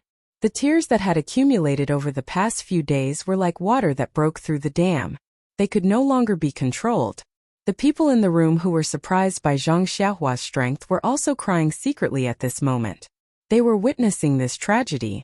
According to the village's custom, there was a time limit to the burial. If it was too late, it would not be auspicious. It would affect the deceased's rest. So after crying for a while, everyone looked at the time and stopped. They only wanted to let the old woman pass away peacefully. However, Zhang Xiaohua was sad and no one could persuade him. Some people from the village came to forcefully pull him away, but they did not expect that Xiaohua's strength was so great that several people could not pull him away. Everyone could only look at Guo Sufei for help. However, although Guo Sufei was not very sad, it was impossible for her to persuade her son. Just when everyone was at their wits' end, Lu Qian walked out. She walked to Zhang Xiaohua's side and softly called out, "Xiaohua." After calling out 4 or 5 times, Zhang Xiaohua finally reacted and said, "Sister Qian Qian, grandmother is really gone." Lu Qian hugged Zhang Xiaohua's head in her arms. She touched his hair and said, "Xiaohua, do you still remember what you said to me by the river outside the village?" Zhang Xiaohua was still crying and said, "I remember, sister. At that time, I knew that grandmother was going to leave me." Lu Qian said, "Yes, Xiaohua. There is no banquet that lasts forever in this world. Everything has an ending. Grandmother has been busy all her life. At this time she finally has time to rest. Look at grandmother's face. She is smiling so happily. She left so happily. We also have to send her off happily." Aren't you disturbing grandmother's rest and making her angry? Zhang Xiaohua said, Sister, I know this. But I won't be able to see grandmother in the future. I don't have a grandmother anymore. I don't want her to leave me. Lu Qian continued. Then how long are you going to accompany grandmother? Half a day, 1 day, 2 days, or 10 days. Grandmother will be buried in the coffin eventually. You know this. You can accompany her for a while, but how can you accompany her for a lifetime? Come, Xiaohua, quickly get up. Let's send grandmother off properly. Let's send her off on her last journey. Zhang Xiaohua looked at his grandmother's face reluctantly. That familiar face that was engraved in his heart was gradually covered by the darkness and drowned in the pitch-black coffin. He weakly closed his eyes and let the tears roll down his face.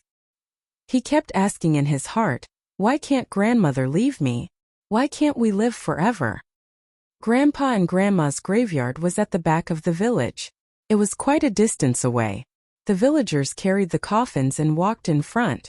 The Zhang family walked behind, crying. The villagers also followed to send off this familiar person. The grave had been dug. They carefully put the coffin in and covered it with soil. Not long after, a small new grave was formed. After the villagers who helped saluted and left, only the Zhang family and the Lu family were left in front of the grave. Zhang Kai and Zhang Xiaohu carefully repaired grandmother's grave and added a lot of new soil to grandfather's grave. Guo Sufei and Lu Qian then carefully put away the incense and candles. Everyone stayed in front of grandmother's grave until dusk. Only then did they leave slowly. Chapter 61. The next day, Mr. Lu and Butcher Lu left. When Zhang Kai, Zhang Xiaohu, and Lu Qian saw them off at the village entrance, Zhang Kai promised to find the patriarch of the Guo family as soon as possible to discuss Mr. Lu's relocation. Mr. Lu said that it wouldn't be too late to talk about it after the Zhang family's matter was settled. Only then did everyone part. The following days were very dull and lonely. Everyone was not used to life without their grandmother. From time to time, they would think of their grandmother and look at their grandmother's hut with tears in their eyes. Zhang Xiaohu and Zhang Xiaohua moved to their grandmother's hut. They were not afraid at night. Their grandmother had left, but there was her scent in the house. This scent only contained love and nostalgia. How could they be afraid? Zhang Xiaolong and Lu Qian lived next to the central room. It was originally used as a bridal chamber, and had been renovated from the inside out. Now Zhang Xiaolong was injured and could only lie in bed to be served by Lu Qian. It was already the beginning of March. The spring plowing of the Guozhuang house was already nearing its end. The Zhang family had delayed a lot of progress because of the wedding and funeral. Now it was just the beginning. Zhang Xiaolong could not work, so the others could only work harder. Fortunately, Zhang Xiaohua's strength was not small now. Although it could not last long, it was more than enough to plow the fields. After turning over his small field, he rushed to help Zhang Kai and Zhang Xiaohu. In the end, the three of them worked on Zhang Xiaolong's field together. Guo Sufei and Lu Qian were also busy cooking, washing, and taking care of Zhang Xiaolong. Grief was slowly eroded by time in the busyness, leaving only deep thoughts in people's hearts.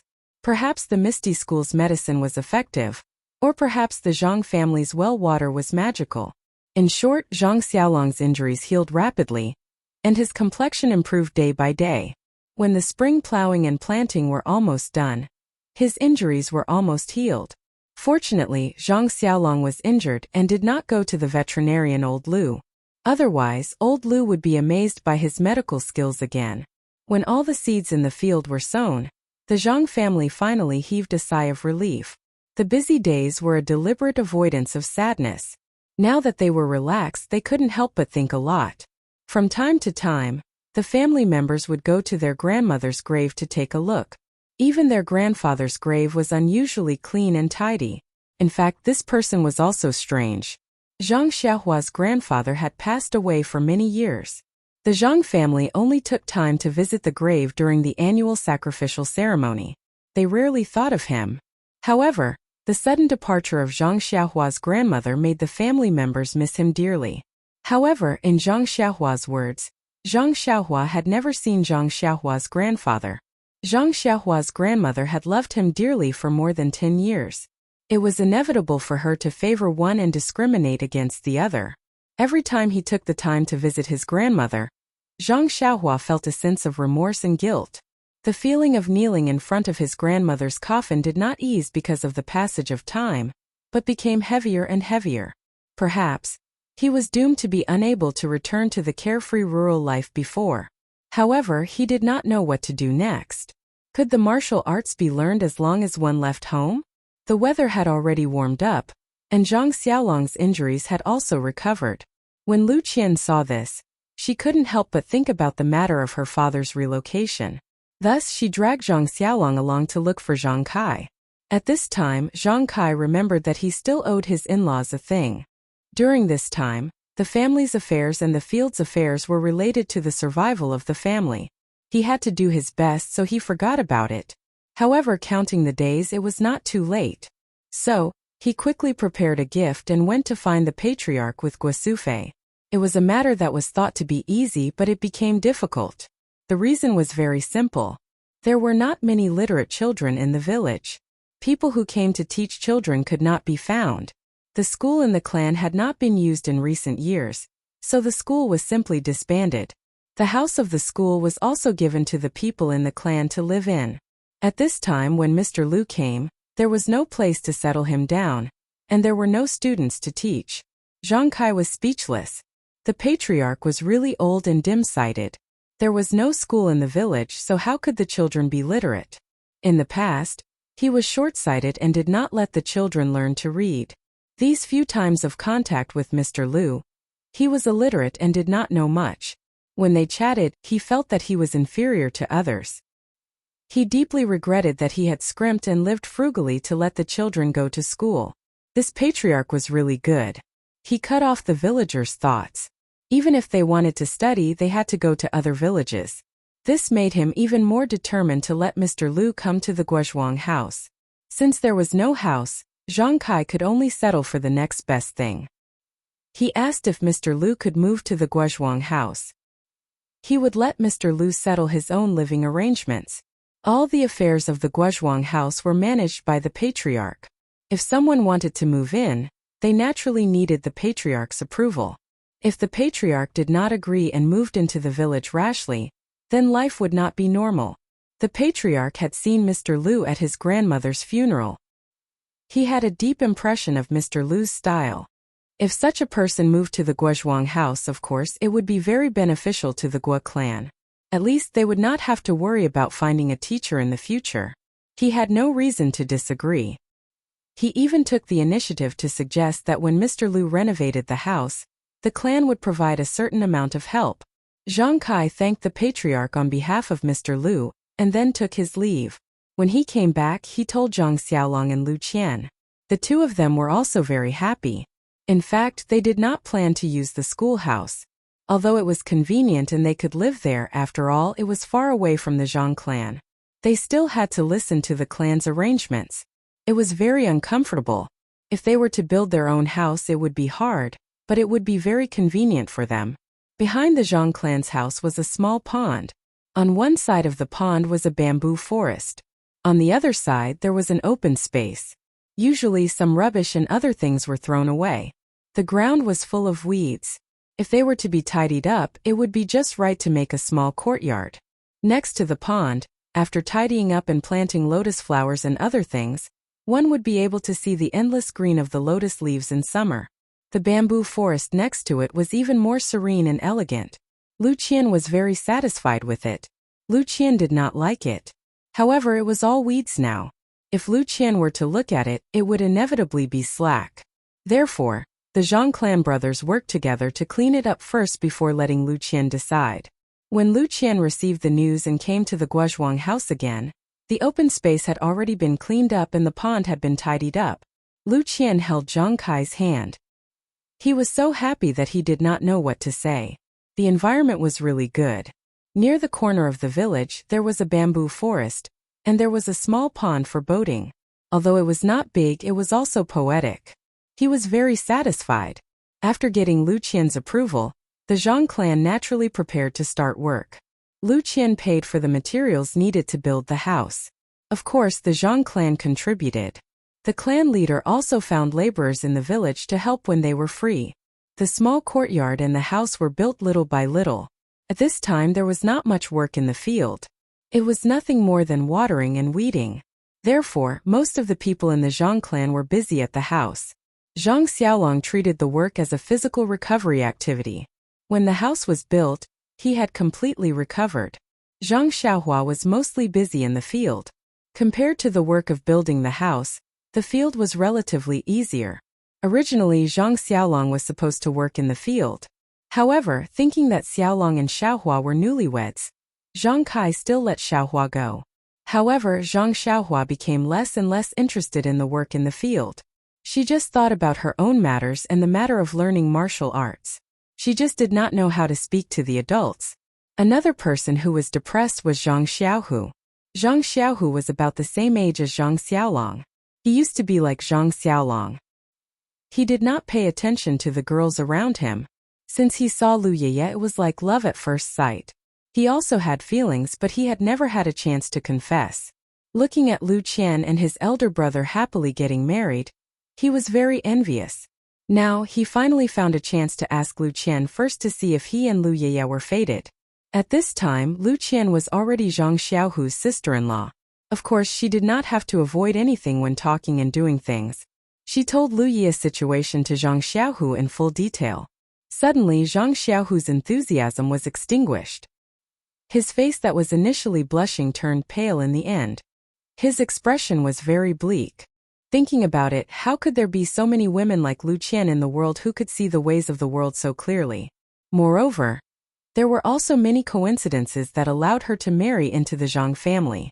Otherwise, with such good conditions, why would she find a farmer's leg? Who didn't want to find a richer, more handsome man to live a rich life? What was love? It was just a picture of a pie. It could be used to look forward to, but it could not be used to fill one's hunger and live one's life. Zhang Xiaohu suffered a setback and could not help but feel gloomy. Thinking about the girls around him in the past and then thinking about Lu Yeye, he felt that his future life would be colorless. Just like Zhang Xiaohua, he also had the idea of changing his life. If he continued to work in the fields and find a woman he did not like to marry and have children, wouldn't his life be as tasteless as plain water? Wouldn't that be very boring?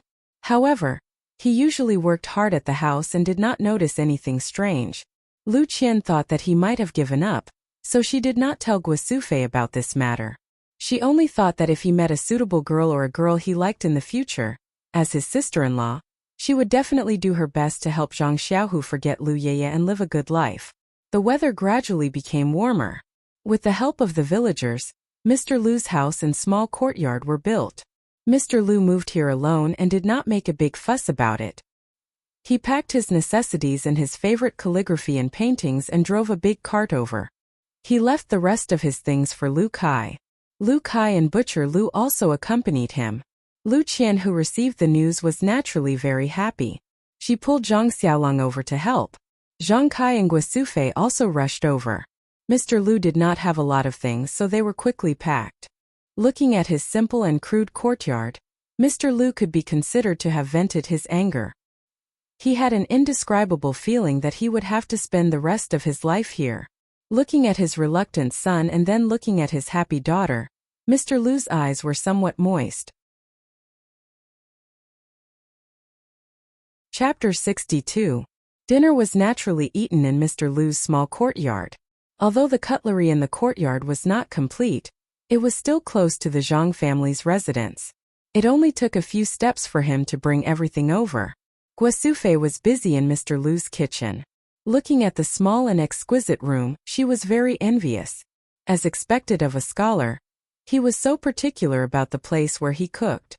It was unlike her own house, where the entire stove was placed in the courtyard, and there was only a shed built to shelter her from the wind and rain. Now that she thought about it, it was not a simple and crude kitchen. She would find some time to discuss with her old man and ask her sons to help as well. They could also build a small house like this in their own courtyard. After all, it was not a very expensive thing.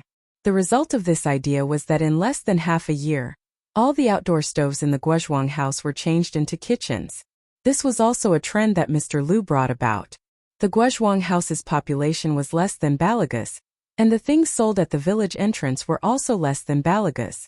Therefore, even if Mr. Lu wanted to use the first meal to reward everyone, he was powerless to do so. The dinner at night was still simple, but there were many people eating. Mr. Lu's spacious central room could not hold all of them. Fortunately, the weather was already hot, so everyone simply moved the tables and chairs outside. Farmers did not pay particular attention to eating without talking when eating. Everyone ate while chatting. Mr. Lu Zhongkai and Lu Kai only took a small sip of wine. However, they could not withstand Butcher Lu's frequent toasts and they were all drunk. Mr. Lu squinted his eyes and looked at the lively crowd. He also had a different feeling in his heart. It had been a long time since he had participated in such a happy and harmonious scene. Perhaps it was because his daughter liked this kind of environment. Suddenly, it seemed to have touched the weakness in his heart.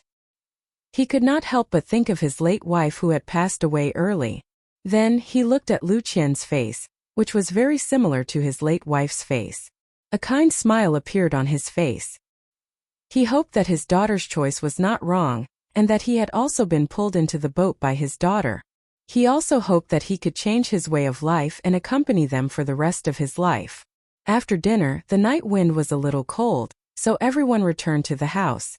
Lu Qian boiled water in the kitchen and made tea for everyone. Mr. Lu tasted the tea and sighed in his heart. There was nothing better than this. To be able to drink this tea every day.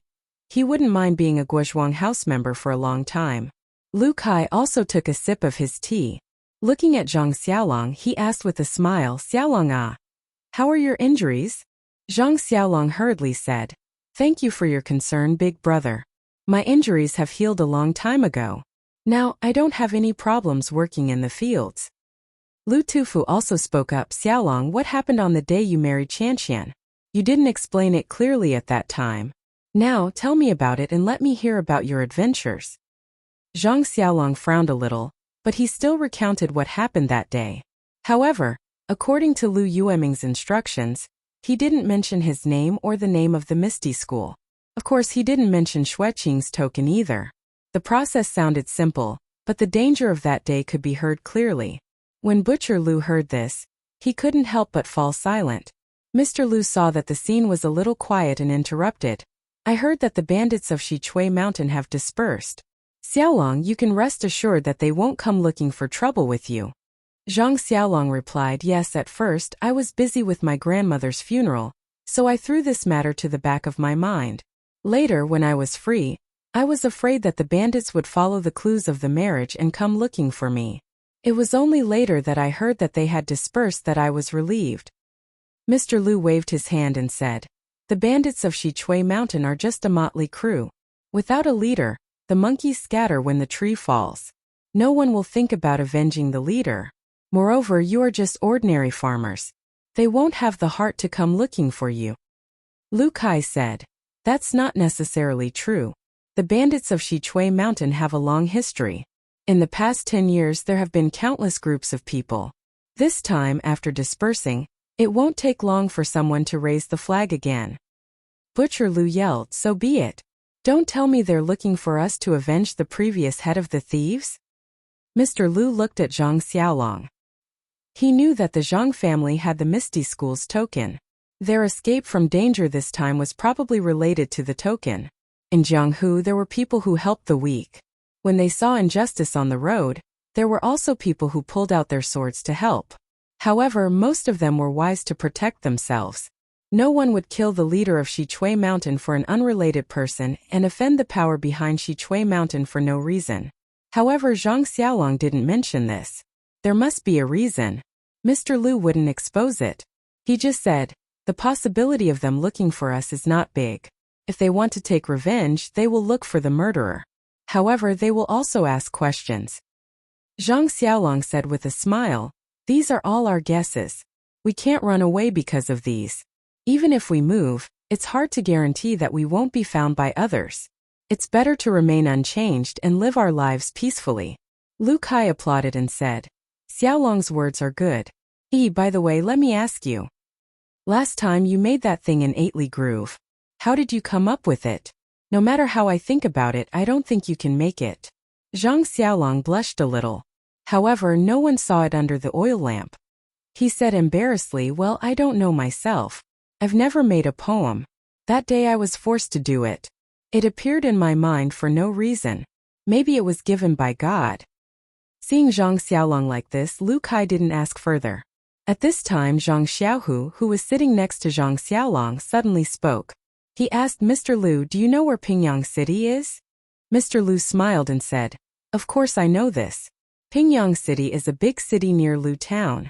It's about 600 miles northeast of Lu Town. Why did you suddenly mention Pingyang City?" Zhang Xiaohu looked at Zhang Kai, who was sitting on the chair and drinking tea to sober up. Then he said something that shocked everyone. "I want to go to Pingyang City." Everyone was stunned. Zhang Kai, who was squinting, also opened his eyes. Zhang Xiaohu looked at Zhang Kai again and continued, "I want to go to Pingyang City to take a look.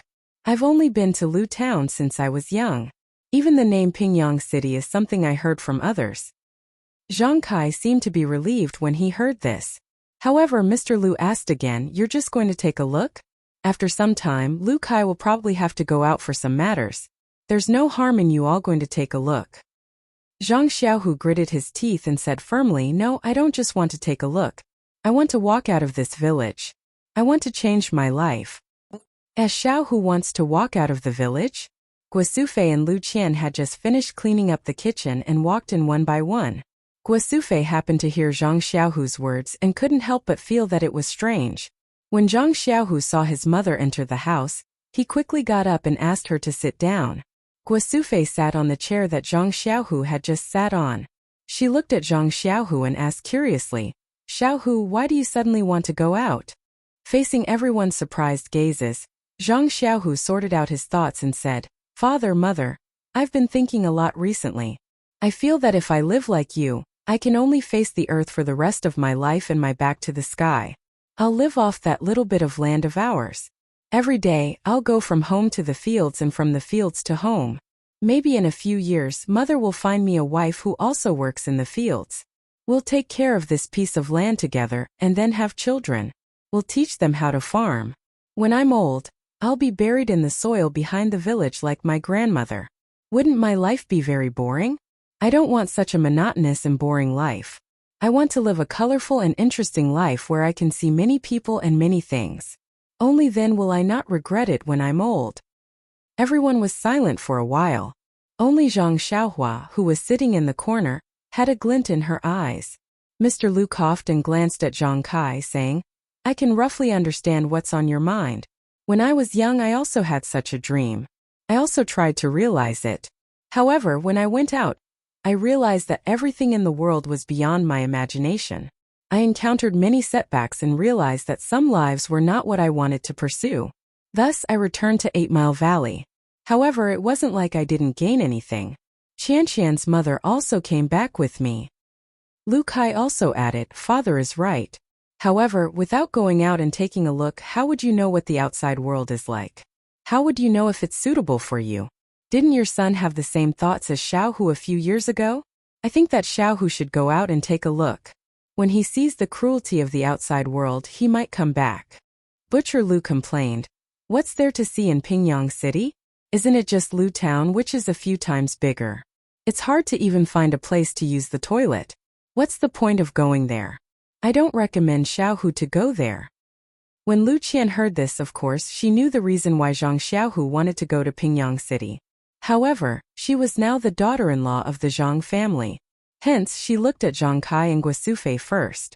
Seeing that both of them were frowning and looking unwilling, she pondered for a while before saying, "Pingyang City is very big and it's also very far from us. However, it's precisely because of this that there are many people. If Xiaohu goes there, he will definitely meet many people. Who knows, he might even meet a girl that he can hit it off with and bring back for us to see. It's better than here in the remote countryside where you can reach the neighboring villages after a few steps. You can count the number of girls in the surrounding villages with your eyes closed. It's very difficult to pick one." When Zhang Xiaohu saw that Lu Qian had read his mind, he chuckled and did not explain further. At this moment, Zhang Kai and Guosufei's frowns finally relaxed. So this was what their son was thinking. Pingyang City was so far away and Zhang Xiaohu had not been out much.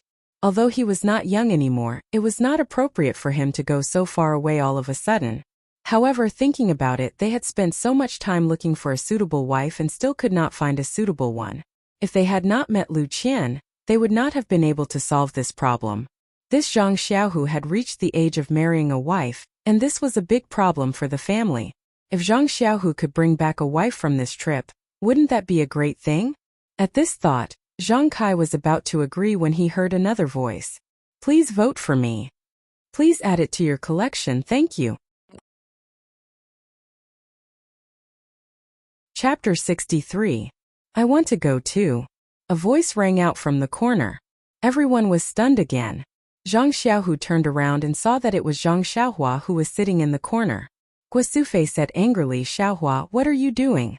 Your second brother is going to find a wife. You are still young, why are you going to Pingyang City?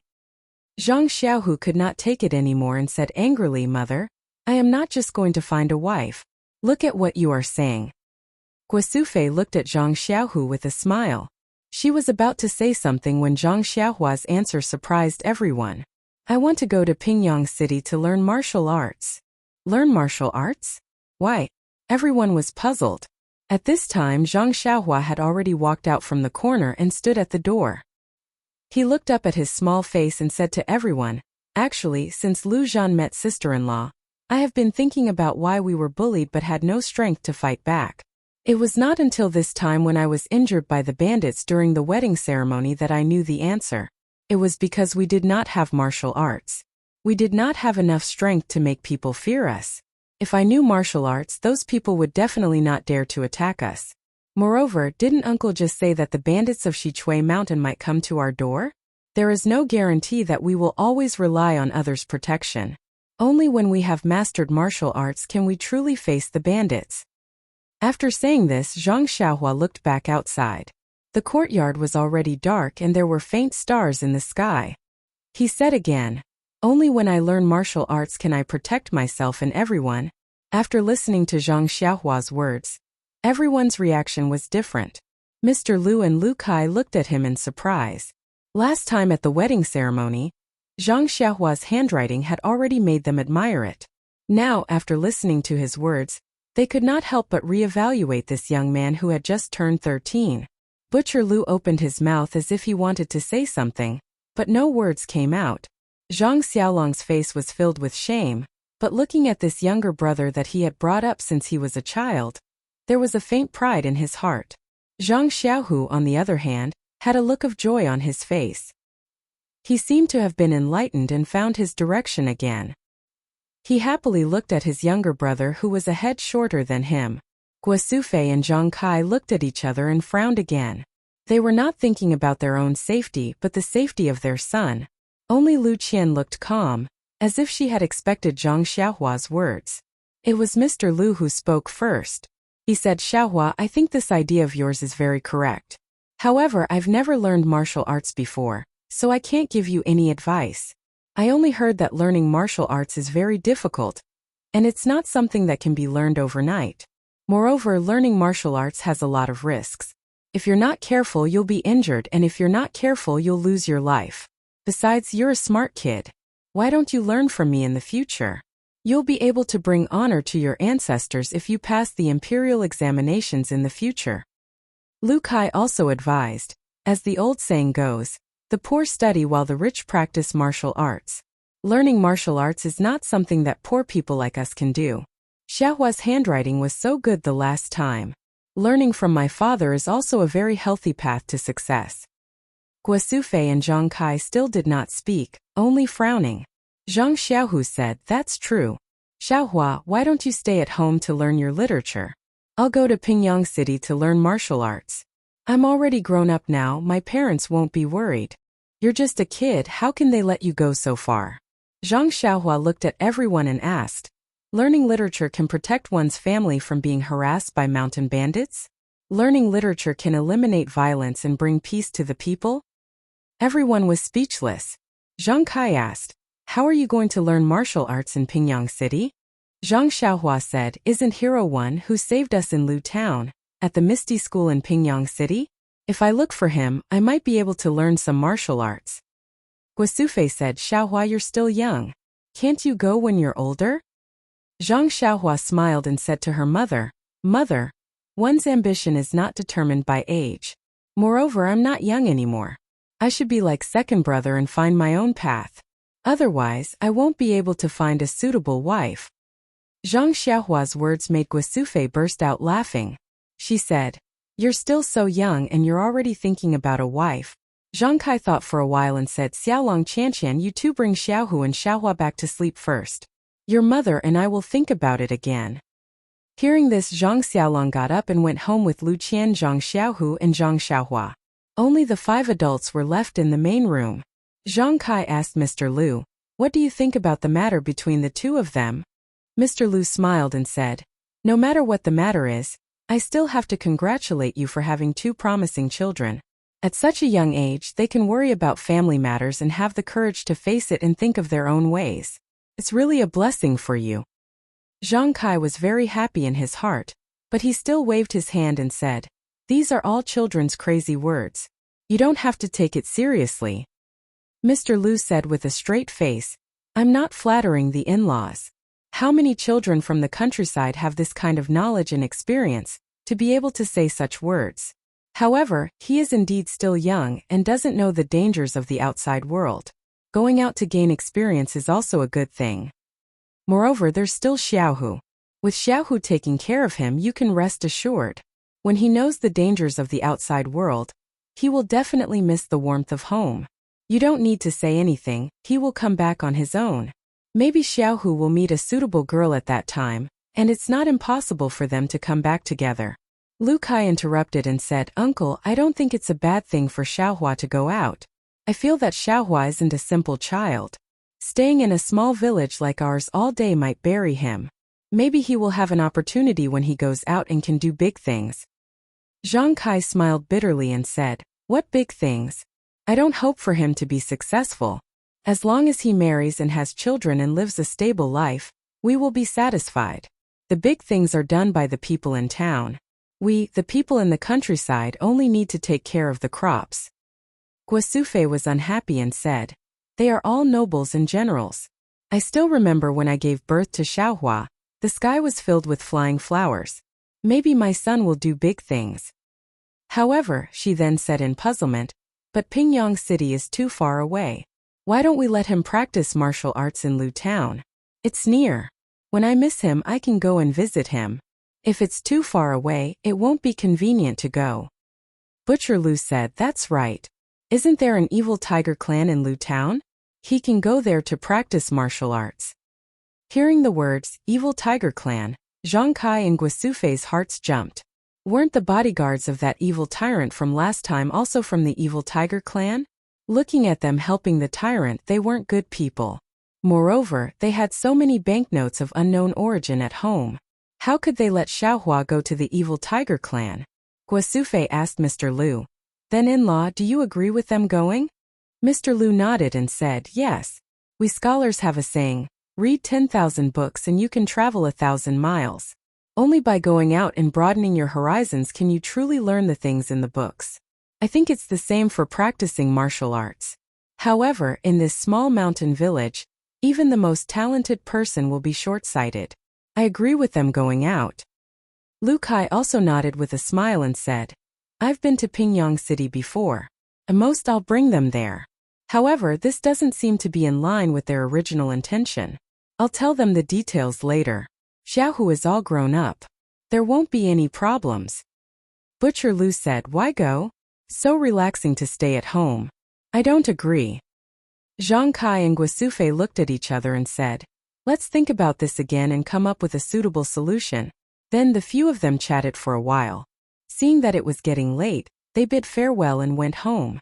At night, Guosufei and Zhang Kai also discussed for half the night. They only went to sleep when the sun was about to rise. Butcher Lu and Lu Kai could not stay in the Guozhuang house for too long. After breakfast, they hurriedly bid farewell. Before leaving, Lu Kai told Zhang Xiaohu and Zhang Xiaohua about the route to Pingyang City, and the things to take note of in detail. Both of them memorized it carefully. Looking at Lu Kai's expression, they could tell that their parents had been convinced last night. Both of them could not help but smile. After sending Butcher Lu and Lu Kai off, Zhang Xiaohu and Zhang Xiaohua were preparing to go to work in the fields. Only then did they realize that if both of them left, what would happen to the family's fields? Zhang Xiaohu and Zhang Xiaohua seemed to have noticed something. Zhang Xiaolong and Lu Qian, who were walking together, seemed to know what they were thinking. Zhang Xiaolong said, "The two of you can go ahead and see the outside world. As for the family's fields, I've already discussed it with your sister-in-law last night. The original plot of land at home will be planted by father. The plot of land by the river and the plot of land on the slope will be planted by me and your sister-in-law. Together with mother, how can the four of us not take care of these 2.5 plots of land?" Zhang Xiaohua and Zhang Xiaohu looked at their elder brother and sister-in-law. They did not say anything, but their hearts were filled with warmth. For the next few days, Zhang Kai and Guosufei did not mention this matter again. Zhang Xiaohu and Zhang Xiaohua could not help but feel anxious. Could it be that if they did not agree, this matter would fall through? Both of them even thought of sneaking out on their own. After dinner that day, Zhang Kai stopped both of them. Both of them could not help but feel their hearts thumping wildly. It seemed like it was time to reveal the truth. As expected, Zhang Kai said, "I've discussed with your mother about the matter of the two of you going to Pingyang City. We still feel that we should listen to you. Your mother has already rushed out some clothes for the two of you. Take them with you." With that, Guosufei took out a few sets of new clothes from the inner room. It seemed like they had been rushed out in the past few days. Zhang Xiaohua felt a lump in her throat. The elderly were really worried about their children. They had thought of everything. She, on the other hand, had thought that they would not be allowed to go and had other ideas. Looking at Lu Qian's smiling face, she thought that her sister-in-law must have put in a lot of effort to get the clothes. Zhang Xiaohua smiled and said to Lu Qian's sister-in-law, "Since you knew that father and mother wanted us to go, why didn't you tell us? Why did you make us anxious for nothing?" Lu Qian said, "When you're outside you have to be scheming. You can't be anxious about anything. You have to face it calmly and steadily. Isn't this a test for you? Please collect it. Thank you." Chapter 64. Zhang Xiaohua listened to Lu Qian's words and couldn't help but be silent in her heart. That's right, in the past, no matter what she did at home, she had her family to take care of her. Now that she was far away, she had to do everything herself. Even if her second brother was by her side, she still had to take care of everything. Lu Qian saw Zhang Xiaohua's thoughtful expression and felt very gratified. She went forward and touched Xiaohua's head and said, "Take your time. I think Xiaohua will definitely be able to adapt." Zhang Xiaohua raised her head and smiled brightly. She firmly said, "I will, sister-in-law. I definitely will." Zhang Xiaolong also walked over and took out 2 banknotes. He handed them to Zhang Xiaohu and said, "Xiaohu, these are the banknotes we got in Lu Town last time. We haven't used them yet. You should take 2. No one has come to take them in such a long time, so they probably won't come." Zhang Xiaohu didn't take them.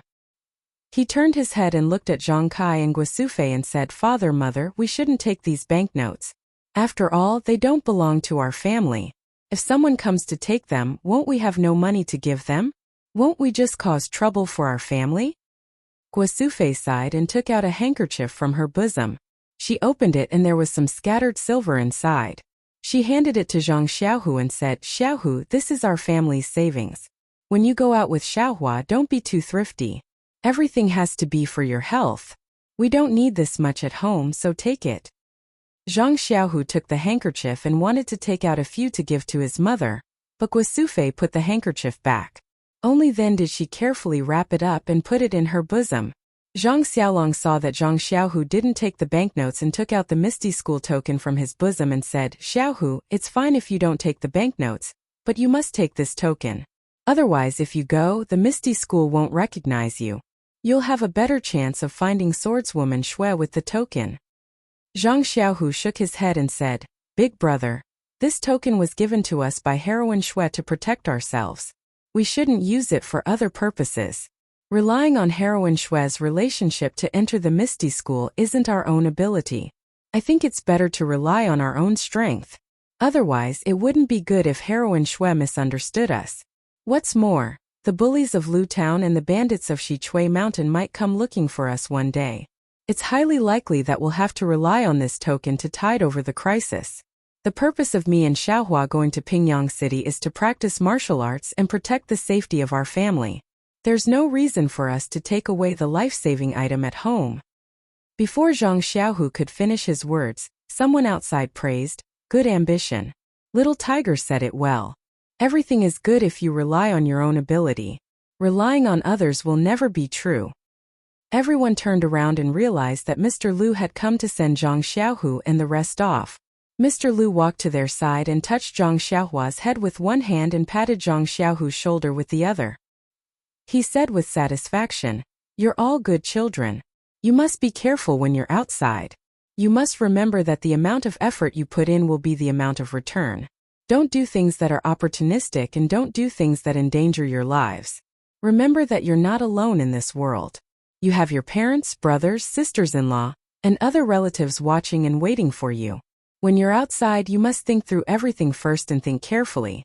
Don't act blindly. It's good to be hot-blooded and impulsive, but it must be within the scope of your own abilities." After he finished speaking, he took out a banknote from his chest and handed it to Zhang Xiaohu, saying, "This is a bit of my savings. Uncle doesn't have anything to give you when you're outside. Take this in case you need it." Zhang Xiaohu still didn't dare to take it. He turned his head to look at Zhang Kai and Guosufei. Zhang Kai said, "In-law, there's no need for this. The money has already been given to Little Tiger. It should be enough to spend. We appreciate your kindness, but you should take the banknote." Mr. Lu chuckled and said, "In-law, it seems that you still treat me as an outsider. I'll be living with you from now on. Why do you still treat me as an outsider? I have no use for this banknote. It's better to give it to Little Tiger and let them take it. If they don't use it, they can return it to me when they come back." Lu Qian also said, "Father's words are reasonable. Little Tiger, just take it. At worst, you can return it when you get home." Zhang Kai didn't say anything else. Zhang Xiaohu thought about it and raised his hand to take the banknote. He put it in his chest and said, "Then thank you, uncle." Only then did Mr. Lu smile with satisfaction. That night, everyone sat in the central room of the Zhang family. Under the flickering oil lamp, they talked about a lot of things. Mr. Lu told them everything he knew and heard about when they were outside. Guosufei also told them about daily life. She told them so many things that Zhang Xiaohu and Zhang Xiaohua had calluses on their ears. It wasn't until everyone was yawning that they dispersed. In her grandmother's house, Zhang Xiaohua talked about her grandmother and slowly fell asleep. On the other hand, Zhang Xiaohu tossed and turned in bed, unable to fall asleep. He originally didn't have any motive for going to Pingyang City. It was only because he felt that he was lacking in the matter of Lu Yeye, that he wanted to explore the outside world and find his own path. After being disturbed by Zhang Xiaohua, he felt that practicing martial arts was a bright path. However, he didn't have a clear idea of how to do it. His family members had never been on a long journey and naturally didn't know. Mr. Lu and Lu Kai were both literate and didn't have any opinions on this aspect. Other than the bandits of Shichui Mountain and the evil tiger gang, there was no one else he could ask about. Zhang Xiaohua naturally could sleep soundly. He had to consider it carefully. Otherwise, when he reached Pingyang City, he would be in the dark and would have to return home after spending all his money. Suddenly he quivered. Could it be that his father and mother had the same idea? The next morning, Zhang Xiaohua woke up early as usual. He washed his face and went to the hillside to fetch water to fill the water tank at home. He wanted to do more work for the family before he left. Guosufei woke up and found Zhang Xiaohua working. Her heart felt warm and her eyes reddened. While she thought about how her son had grown up, she really couldn't bear to let him go. After breakfast, Zhang Kai brought the family to pay their respects at his grandfather's and grandmother's graves before returning to pack their luggage and get ready to leave. In fact, their luggage had already been packed. They just needed to check it again. Everyone took their luggage and went out together. Mr. Lu also followed along. Most of the people in the village had gone to work in the fields. As they walked, they occasionally met some people. When they saw Zhang Xiaohu's appearance, they knew that he was going out and came over to greet him and give him some instructions. Just like that, they slowly walked to the entrance of the village. It was time to part. Zhang Xiaohu carried the slightly bigger luggage on his back, while Lu Qian carried the smaller one for Zhang Xiaohua. Guosufei tidied up Zhang Xiaohu and Zhang Xiaohua's clothes. However, her tears had already flowed down. She kept telling the two of them, be careful when you go out. If you can't handle it, come back early. Zhang Kai didn't say anything. He looked at the two of them lovingly. His eyes were also red. Zhang Xiaohu and Zhang Xiaohua were a little impatient. They said, it's nothing, mother. It's just going out. Although we haven't been to Pingyang City, we have also grown up. It's time for us to see the world. Don't worry, we will take good care of ourselves. Seeing the children like this, Guosufei was even more worried. She said, son, don't be too careless. You have to be careful. Xiaohua is still young. Xiaohu, you must take good care of your younger brother. Don't let Xiaohua suffer any grievances. Zhang Xiaohu repeatedly promised his mother that he wouldn't let Zhang Xiaohua suffer. Guosufei didn't mention it. Zhang Kai looked at the sky and said, mother, don't say any more. Let them go quickly. They still have to go to Lu Town to catch the carriage. Don't delay the time. Guosufei thought about it and agreed. She let go. Zhang Xiaohu, Lu Qian, and Mr. Lu also went forward to give instructions. Zhang Xiaohu and Zhang Xiaohua then carried their bags and set off. After walking a few steps, when they turned back to look, the mountain breeze blew Guosufei's white hair. Zhang Xiaohua's calm heart was suddenly disturbed. He who had always felt that he was very strong couldn't help but cry. His tears flowed down uncontrollably. Zhang Xiaohua threw down his bag, turned around and ran back. He threw himself into his mother's arms and hugged Guosufei tightly. Guosufei also hugged her youngest son and cried. After a while, Zhang Xiaohua let go of his hand. Guosufei said tentatively, Xiaohua, how about you don't go? Stay at home with your mother, okay? Zhang Xiaohua shook his head and wiped his tears with his hand. He said, no, mother, I must go. This is the last time I will cry. I don't want to cry anymore. I don't want to see my family cry. Even if I bleed, I don't want you to bleed. Believe in my mother, I will do it. Just you wait and see your son's efforts. Guosufei wiped her tears and nodded. She said, I believe in you, Xiaohua. You will do it. You won't let us down. Zhang Kai's tears also quietly flowed down. However, he quickly wiped them away. Zhang Xiaohua looked at his family again. He wanted to remember them deeply in his heart. Then he turned around to leave. At this time, Zhang Kai said, wait. Zhang Xiaohua stopped in his tracks and looked at his father strangely. Zhang Kai stepped forward and looked at his son. He opened his arms and hugged him tightly. Zhang Xiaohua smelled his father's scent and his heart was very excited. Since he was sensible, his father didn't hug him anymore. He didn't give him any face.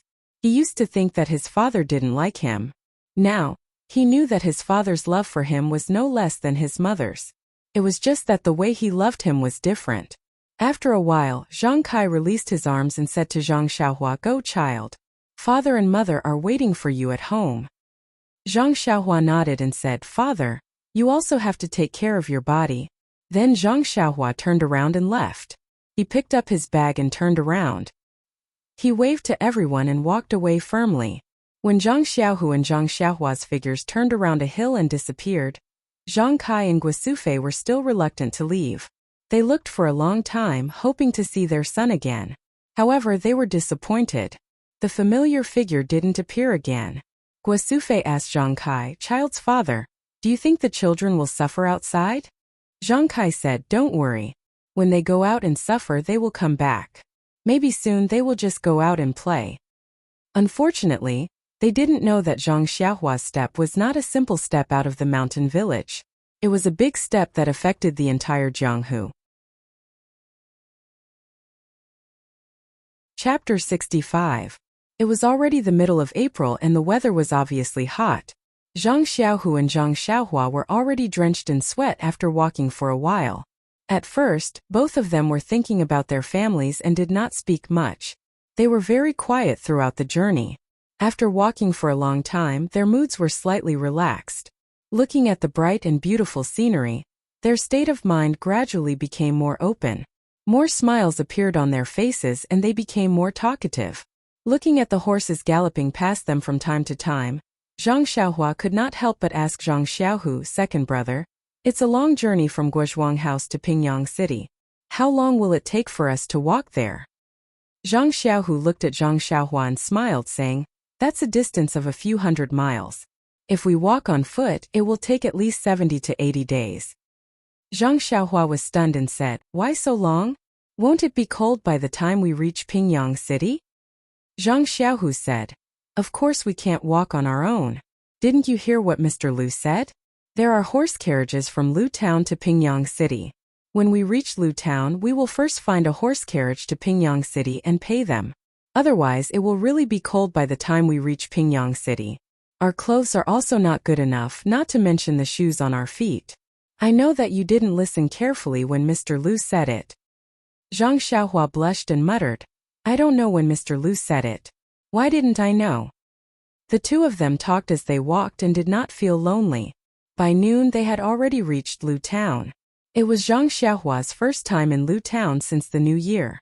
Looking at the bustling streets, his mind was filled with thoughts. He did not know why, but he was a little distracted. His state of mind was empty and there was a slight twinkle in his eyes. The events that happened in the past half a year flashed through his mind like a revolving lantern. His originally tender heart gradually matured, and his youthful immaturity gradually faded. Zhang Xiaohu walked a few steps and saw that Zhang Xiaohua didn't follow. He turned around and patted him on the shoulder. What are you standing there for? It's not your first time here. It won't be too late for you to stare blankly when we reach Pingyang City. This slap woke Zhang Xiaohua up. He laughed at himself and said, I haven't been here for a long time, so I missed it. I don't know how those two bullies are doing. I don't think I'll run into them. Zhang Xiaohu carefully looked left and right, saying, who knows? This Liu Town is only the size of a palm, so it's very likely that we'll encounter it. Zhang Xiaohua looked at Zhang Xiaohu's expression and said, It's all right, second brother. Don't worry. Even if we meet them, they may not be able to recognize us. After all, their attention is on eldest sister-in-law and hero one. Zhang Xiaohu also felt that he was making a mountain out of a molehill by being so careful. However, he still said, There's nothing wrong with being careful. Let's hurry and find a carriage. The earlier we leave, the safer we'll be. They asked someone by the roadside for the location of the carriage. The two of them hurried to the Biaoqi carriage, which was located in the west of Liu Town. After asking the people there carefully, they found out that the carriages in the morning had already left. The last carriage would leave in an hour. Zhang Xiaohu hurriedly asked for the price and booked 2 seats. Only then did he feel relieved. Although the price of a few taels of silver made his heart ache, he still took out his money pouch from his waist and paid carefully. The two of them didn't dare to walk far. They opened their bags under a tree at the side and took out some dry food prepared by their mother. They hurriedly ate to fill their stomachs and asked for some water from the carriage. Then they sat quietly under the tree and waited for the carriage to depart. Not long after, it was time for the carriage to depart. Those who were going to take the carriage to Pingyang City had all arrived. Including the Zhang brothers, there were a total of 7 people. There was an elderly couple, a middle-aged woman with a girl, and a young scholar. When the carriage arrived, Zhang Xiaohu was also shocked. He had never traveled far before and had never taken such a large carriage. It was actually 5 to 6 times the size of the donkey cart used by the Guozhuang house and had to be pulled by 2 horses. After parting the curtains and entering the shed, Zhang Xiaohua couldn't help but look around curiously. There were 8 small square tables placed in a staggered position. There were small cushions at the side which were probably meant for people to sit on. There were 2 windows in front and on both sides of the shed which were blocked by curtains. They could probably be opened.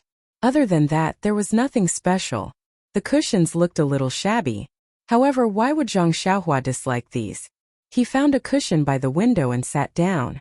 Xiaohu also sat down beside him. Everyone else also found a place to sit down. Only the scholar frowned and looked around for a long time. He carefully took out a white cloth from his bag and spread it on the cushion before sitting down with ease. However, he quickly felt uncomfortable and looked around. When he saw Xiaohua's small square table by the window, his eyes lit up and he said to Zhang Xiaohua, "Little brother, after the carriage leaves later, I would like to read for a while. The lighting here is not good. Can you change seats with me?" Zhang Xiaohua didn't have any objections. She didn't read and chose a table by the window only because she could see outside. Seeing that the scholar was sitting at the furthest end and had lifted the curtain behind him, she thought that he would be able to see outside. Therefore, she smiled and nodded. She stood up and changed seats with him. The scholar happily cupped his hands and sat down. After everyone was seated, the carriage company's staff opened the curtain and invited a strong man with a saber hanging from his waist to sit in the last seat. The carriage company's staff said to Zhang Xiaohua and the others, "This gentleman is our carriage company's Master Wang. He is responsible for the safety of everyone during the journey. If you have anything to say, feel free to tell him." The strong man cupped his hands towards everyone and said, "This one is Wang Qisheng. Please take care of me during the journey." Then, an old man with a slightly hunched back and a face full of wrinkles came out from behind the carriage company's staff. He held a long whip in his hand and smiled at everyone, saying, "This old man is the coachman. I wish everyone a safe journey." After saying that, he didn't say anything else and left with a flick of his whip. The carriage company's staff smiled and said, "This Master Wang has such a temper. Please don't take offense. Have a safe journey."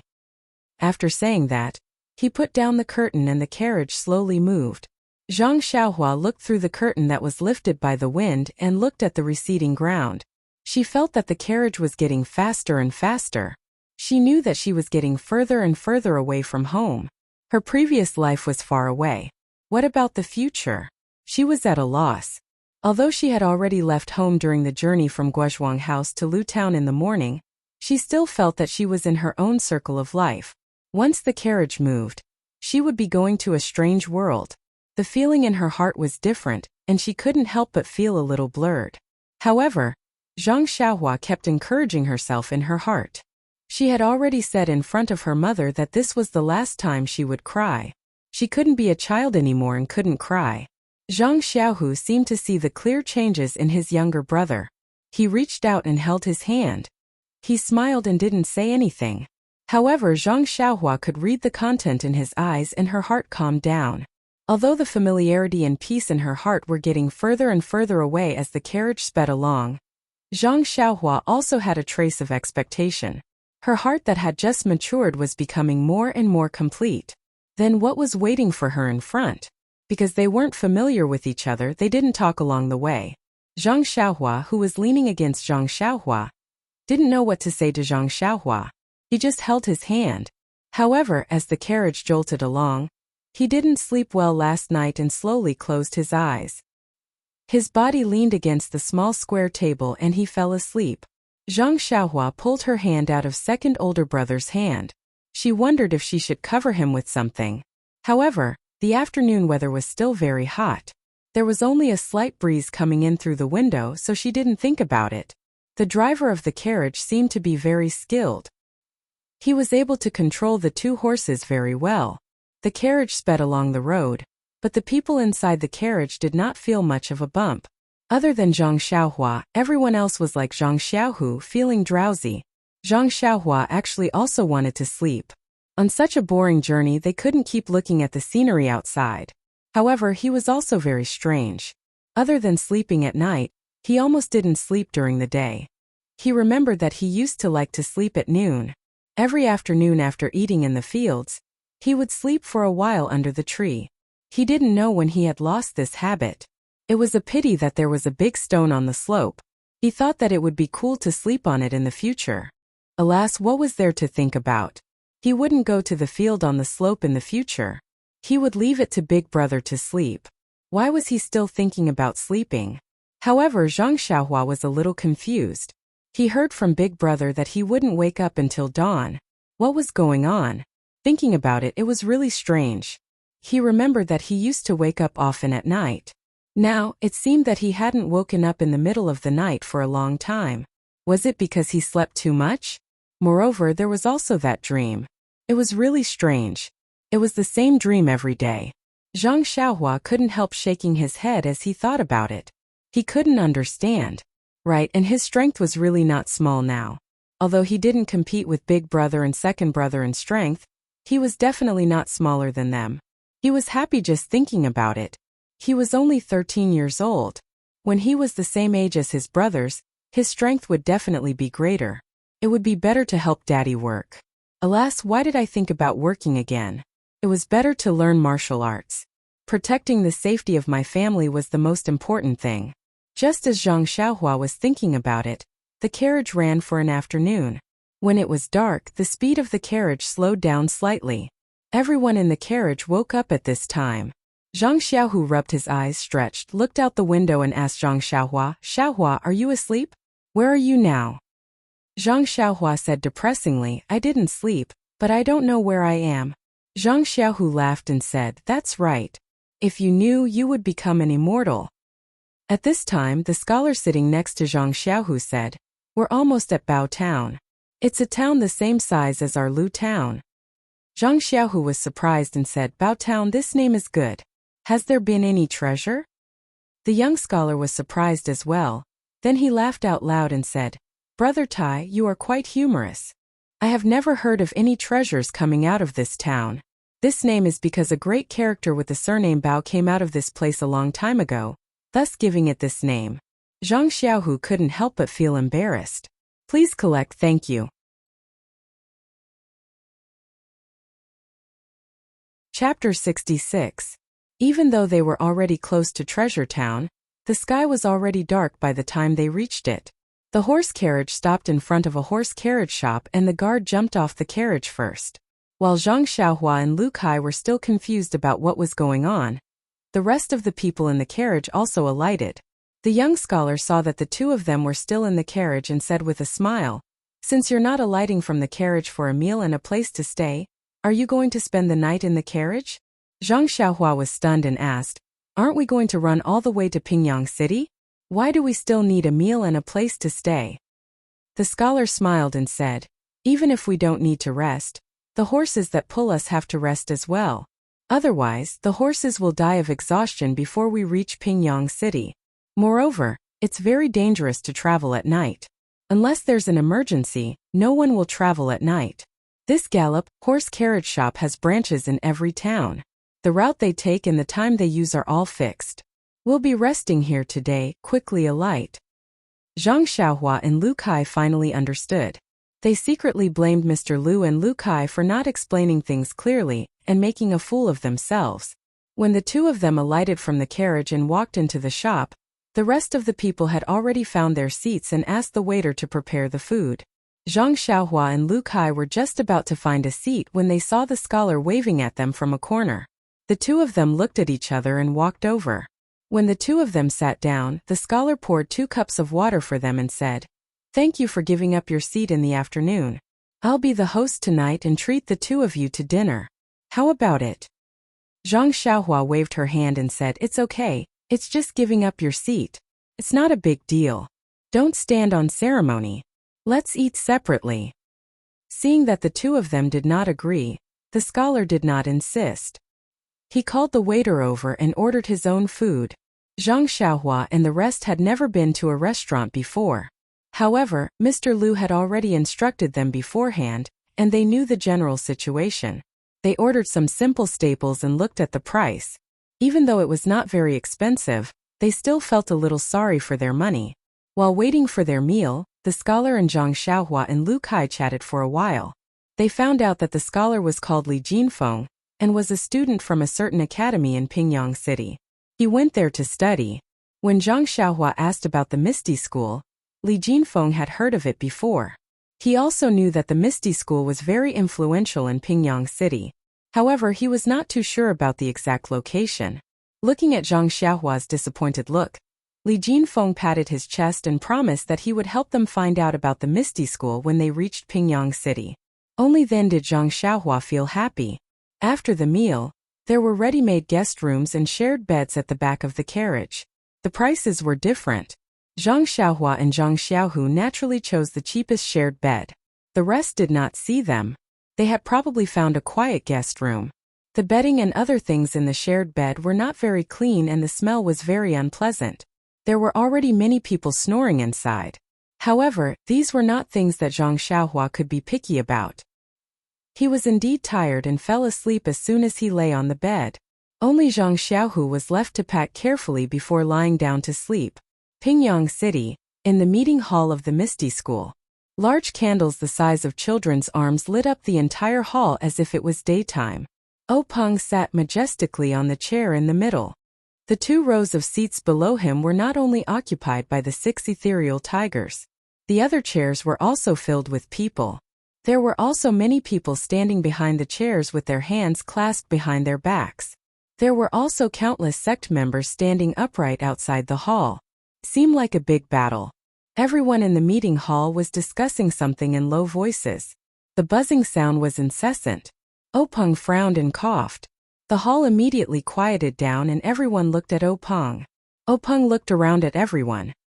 His eyes landed on Shangguan Laosi and asked, "Junior brother Shangguan, have the preparations for the attack on the Audiobook sect been completed?" Shangguan Laosi stood up and said, "Reporting to Sect Master, after nearly 2 months of careful planning, our sect's elites are already guarding the key areas of the Audiobook sect. We are just waiting for Sect Master's orders to launch the attack. I believe that our sect will definitely succeed." Peng then asked Zhang Chengyue, "How's the recruitment of disciples?" Zhang Chengyue hurriedly went forward and bowed. "Reporting to Sect Master, we have recruited about 400 children with talent for martial arts in the past 2 months. They have been handed over to the specialized brothers for training. Uncle Master Shangguan is mobilizing the sect members, and the sect is a little short on manpower.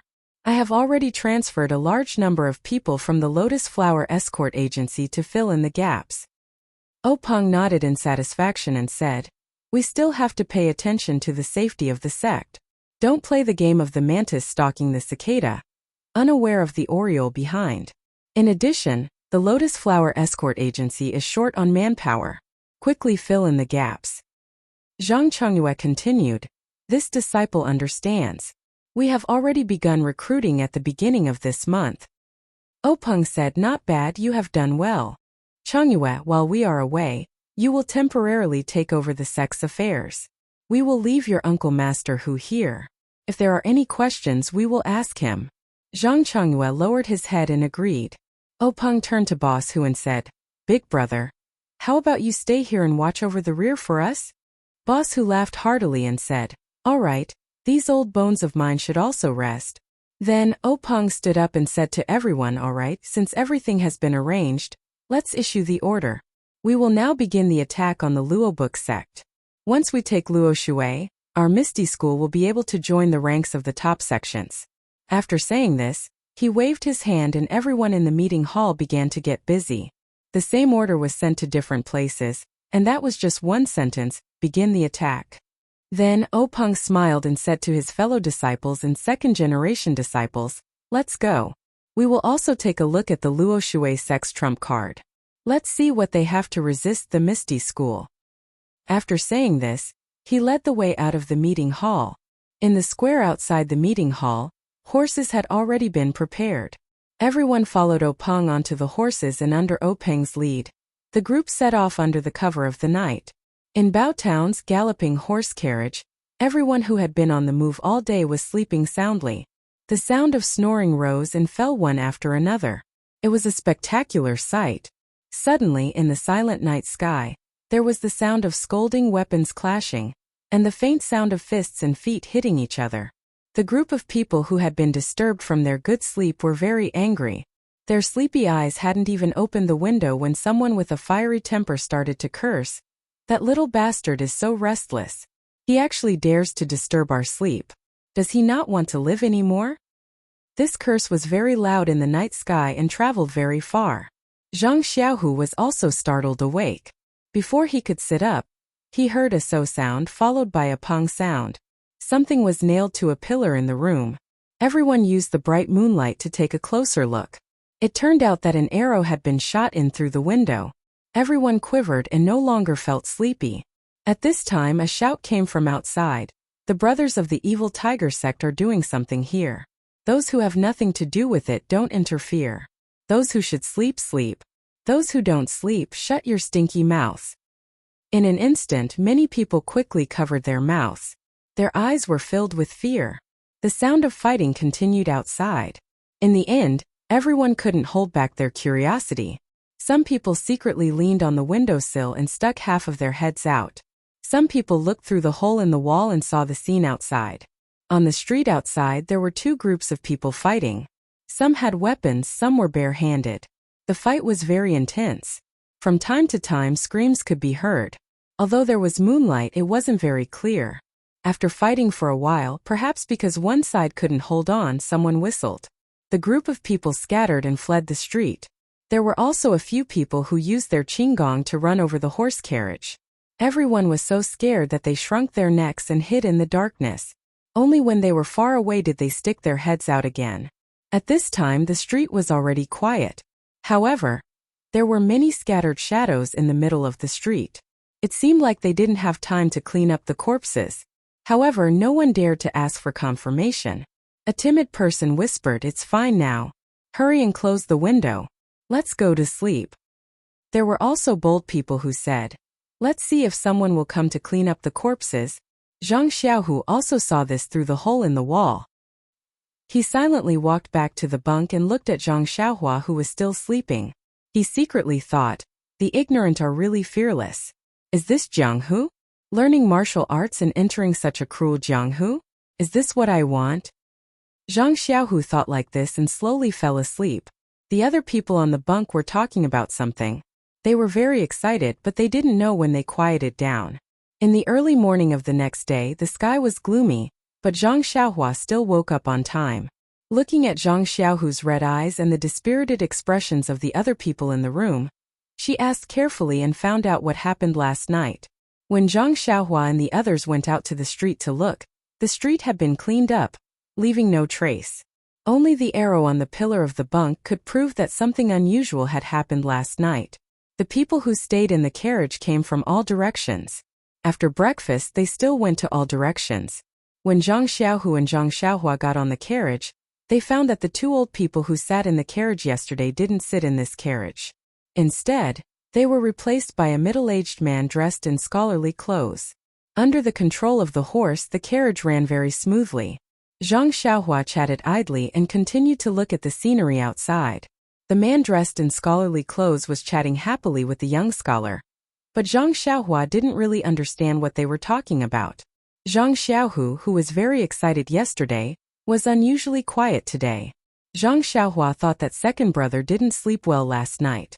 In fact, Zhang Xiaohu was thinking about everything that he saw last night, thinking about his and Zhang Xiaohua's future. The spacious carriage sped along the road to Pingyang City. The people on the carriage changed a few times. Only Zhang Xiaohua and his brother, the young scholar, Li Jinfeng, and the guard didn't change. This afternoon, they went to another town to rest. According to the guard, this town was the last place to rest. In the afternoon, the carriage would finish its last journey and reach Pingyang City. Chapter 67. When the carriage started moving again, two people boarded it. One of them was a young man dressed in a brocade robe with a folding fan in his hand. He looked very dashing. The other was a plump young man with his small eyes darting around. Obviously, the two of them did not know each other and found their own seats. It seemed that birds of a feather flocked together. Not long after the carriage started moving, the young scholar, Li Jinfeng, started chatting with the young man in brocade robe. The people around them also knew that the young man's surname was Shangguan and his given name was Yun. He came from Su town. However, they did not know each other well, and did not tell him why they were going to Pingyang City. Shangguan Yun seemed to be very arrogant. He only talked to Li Jinfeng and ignored Zhang Xiaohua and the rest. Sometimes he would even frown when he saw Zhang Xiaohua. Zhang Xiaohu might be thinking about something and did not notice it. However, Zhang Xiaohua saw it clearly. Zhang Xiaohua was also very puzzled. He even lowered his head to look at his own clothes and his second brother's clothes. There was nothing special about them. They were all new clothes that their mother had made for them before they left. This made Zhang Xiaohua very confused. In fact, Zhang Xiaohua did not understand. From his and Zhang Xiaohu's clothes and manners, anyone with a little bit of knowledge could tell that they came from the countryside. It was probably their first time traveling. At first, the few people who came before them were from ordinary families. Although they looked down on them, they did not show it on their faces. As for Li Jinfeng, a scholar, he was particular about self-restraint and would not show it on his face. However, Shang Guanyun was different. He came from a rich family. Although he was not a foppish playboy, the servants in his family dressed better and behaved better than Zhang Xiaohua and the rest. This time, he did not use his own carriage and took the carriage of the horse and carriage company to gain experience. As soon as he got on the carriage, he saw two people who were obviously from the countryside sitting in front of him. Naturally, he would show his impatience. In fact, it was not out of malice, but it made Zhang Xiaohua confused.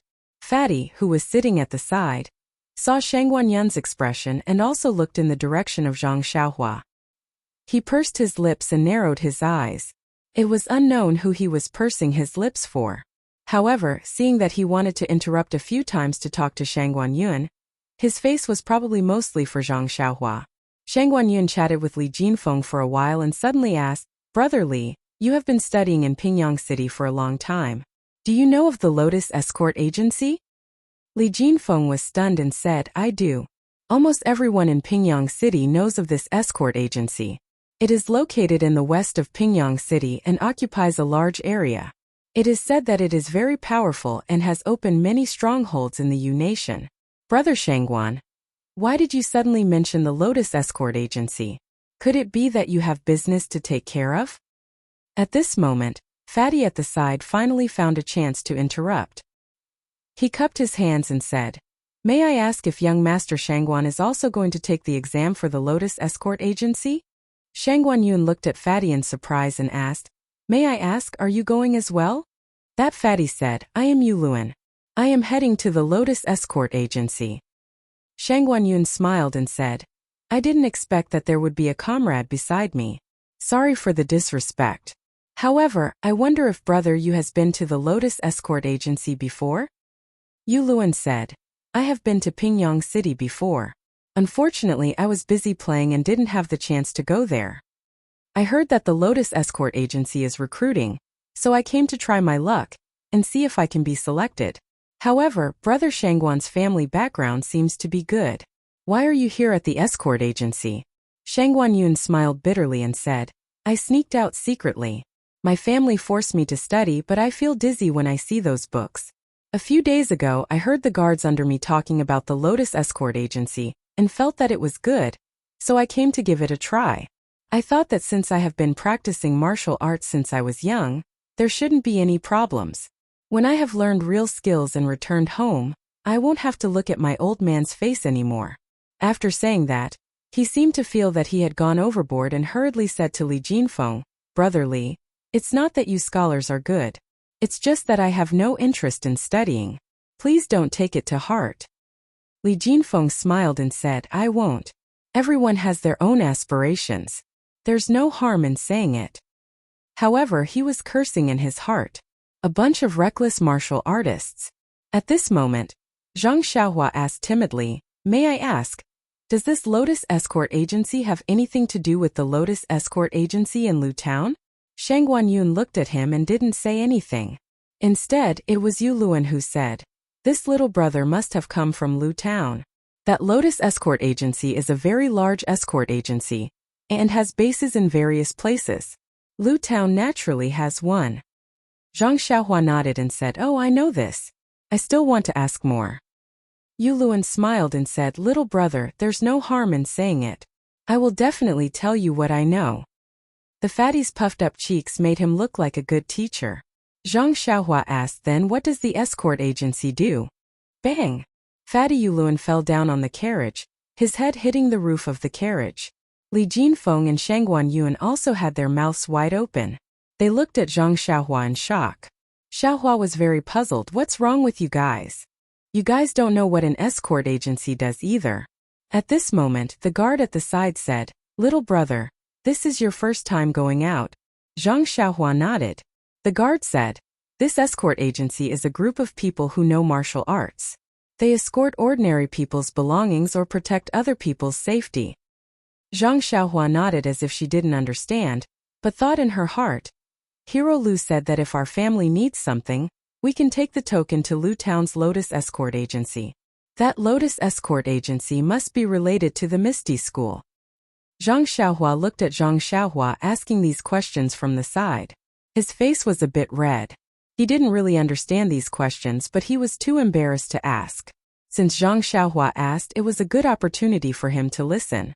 At this moment, Fatty Yulun sat up. Shang Guanyun and Li Jinfeng also closed their mouths. However, Zhang Xiaohua asked again, "Then do Big Brother Shangguan and Big Brother you go to the escort agency as guards?"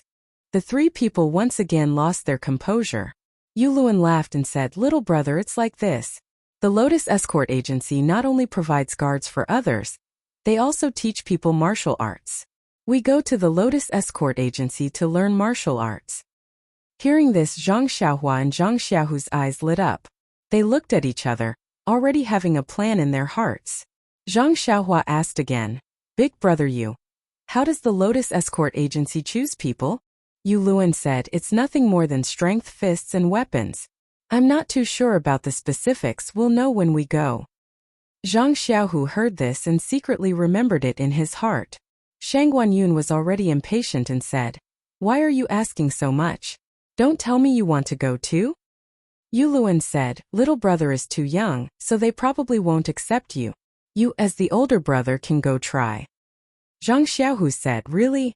Yu Luan blinked and said, "Really, you have no problem." Zhang Xiaohu was happy and asked, "Then when you go tomorrow, can you bring me along? We don't know how to get there." Yu Luan smiled and said, "That's not a problem, we'll go together tomorrow." Following that, Yu Luan and the other two began to talk about culture and customs. Zhang Xiaohu and Zhang Xiaohua couldn't get a word in edgewise. Both of them looked outside happily, as if they could see the light of tomorrow. It was a pity that as it was their first time out, they didn't see the disdain between Shang Guanyun's brows and the sneer in Yu Luan's eyes. Only the guard saw this, but he also knew that it was their first time out and they would definitely hit a wall. Since it wasn't a big deal, he didn't specially remind them. The horse carriage arrived at Pingyang City at night. The Zhang brothers had originally wanted to see what Pingyang City looked like. But when they saw the pitch-black night sky, this idea had long been extinguished. They could only look at the huge city gate in the dark, like a monster swallowing the horse carriage whole, and the lanterns in front of the houses by the roadside swaying in the wind. The horse carriage traveled a long distance into the city before stopping at a secluded place. Everyone alighted from the carriage. As expected, there was a sign of a Gallop Horse Carriage Company. It must be the Horse Carriage Company of Pingyang City. It was already late at night. The staff of the Horse Carriage Company invited everyone into the store. Everyone ate hastily and went to rest. The Zhang brothers naturally stayed in the shared bunks. Zhang Xiaohua didn't know where Yu Luan and the other two were staying. Originally, she wanted to remind them about going to the Lotus Escort Agency together tomorrow, but seeing how tired they were, Zhang Xiaohua opened her mouth but didn't call out to them. The shared bunks of the Horse Carriage Company in Pingyang City were cleaner than other places and there weren't many people. The Zhang brothers couldn't care less. After a tiring day, they couldn't wait to go to bed. Zhang Xiaohua even fell asleep immediately on the bunk. Zhang Xiaohu, on the other hand, carefully placed the bundle under his head before falling into a deep sleep. The next morning, the two of them woke up very early. After breakfast, they waited at the entrance for Yu Luan and the other two. However, after waiting for a long time, they still didn't see Yu Luan and the other two. The two of them panicked and went inside to inquire.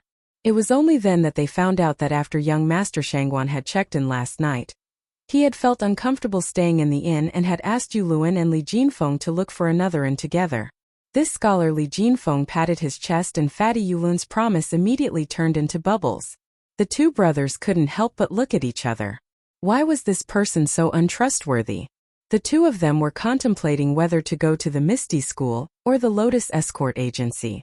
In the end, they decided to listen to Zhang Xiaohu and still go to the Misty School. However, where was the Misty School? The two of them went to look for the staff of the Horse Carriage Company to inquire. Fortunately, the staff's attitude was good.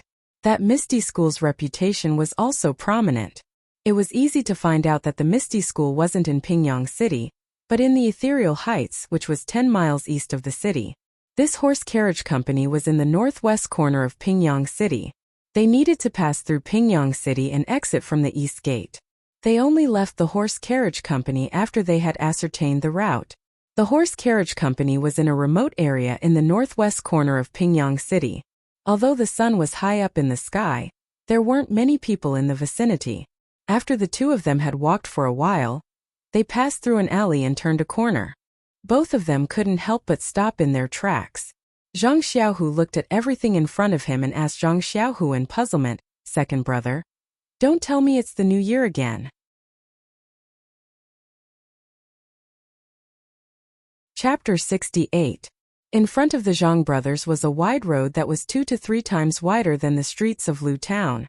Countless shops lined the sides of the road and the streets were bustling with activity. The sound of hawking was incessant and it was extremely lively. It was practically a replica of the streets of Lu town during the new year. It was no wonder that the Zhang brothers misunderstood. They had never seen such a scene on a normal day. Zhang Xiaohu scratched his head and said, "It's already a hot day. Where did the new year come from?" Zhang Xiaohua also smiled and said, "That's right. This Pingyang city is really lively. If we didn't come and take a look, we wouldn't have known." Although the things in front of them were very fresh, the two of them had been out for a few days and knew that they had not seen much in the past. Many things were kept in mind and they slowly digested and accepted. They had gotten used to such a lively scene after a while. Actually, Zhang Xiaohua did not realize it himself. The speed at which he accepted new things from the outside world and his vision had slowly surpassed that of a 13-year-old child.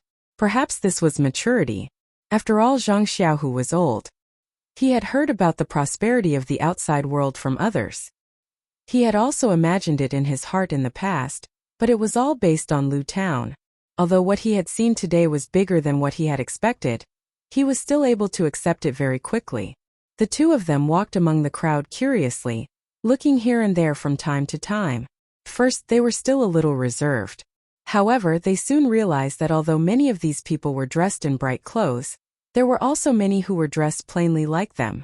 The crowd's gaze did not linger on them for too long. Even the shop assistants at the shops along the street were attentively inviting them. Hence they soon relaxed. However, after walking for a short while, the two of them were stunned again. Why? They were lost and did not know where to go. It was as if they had long deviated from the route that the carriage assistants had given them. Since they were lost, they naturally had to ask someone for directions. The two of them wondered who they should ask.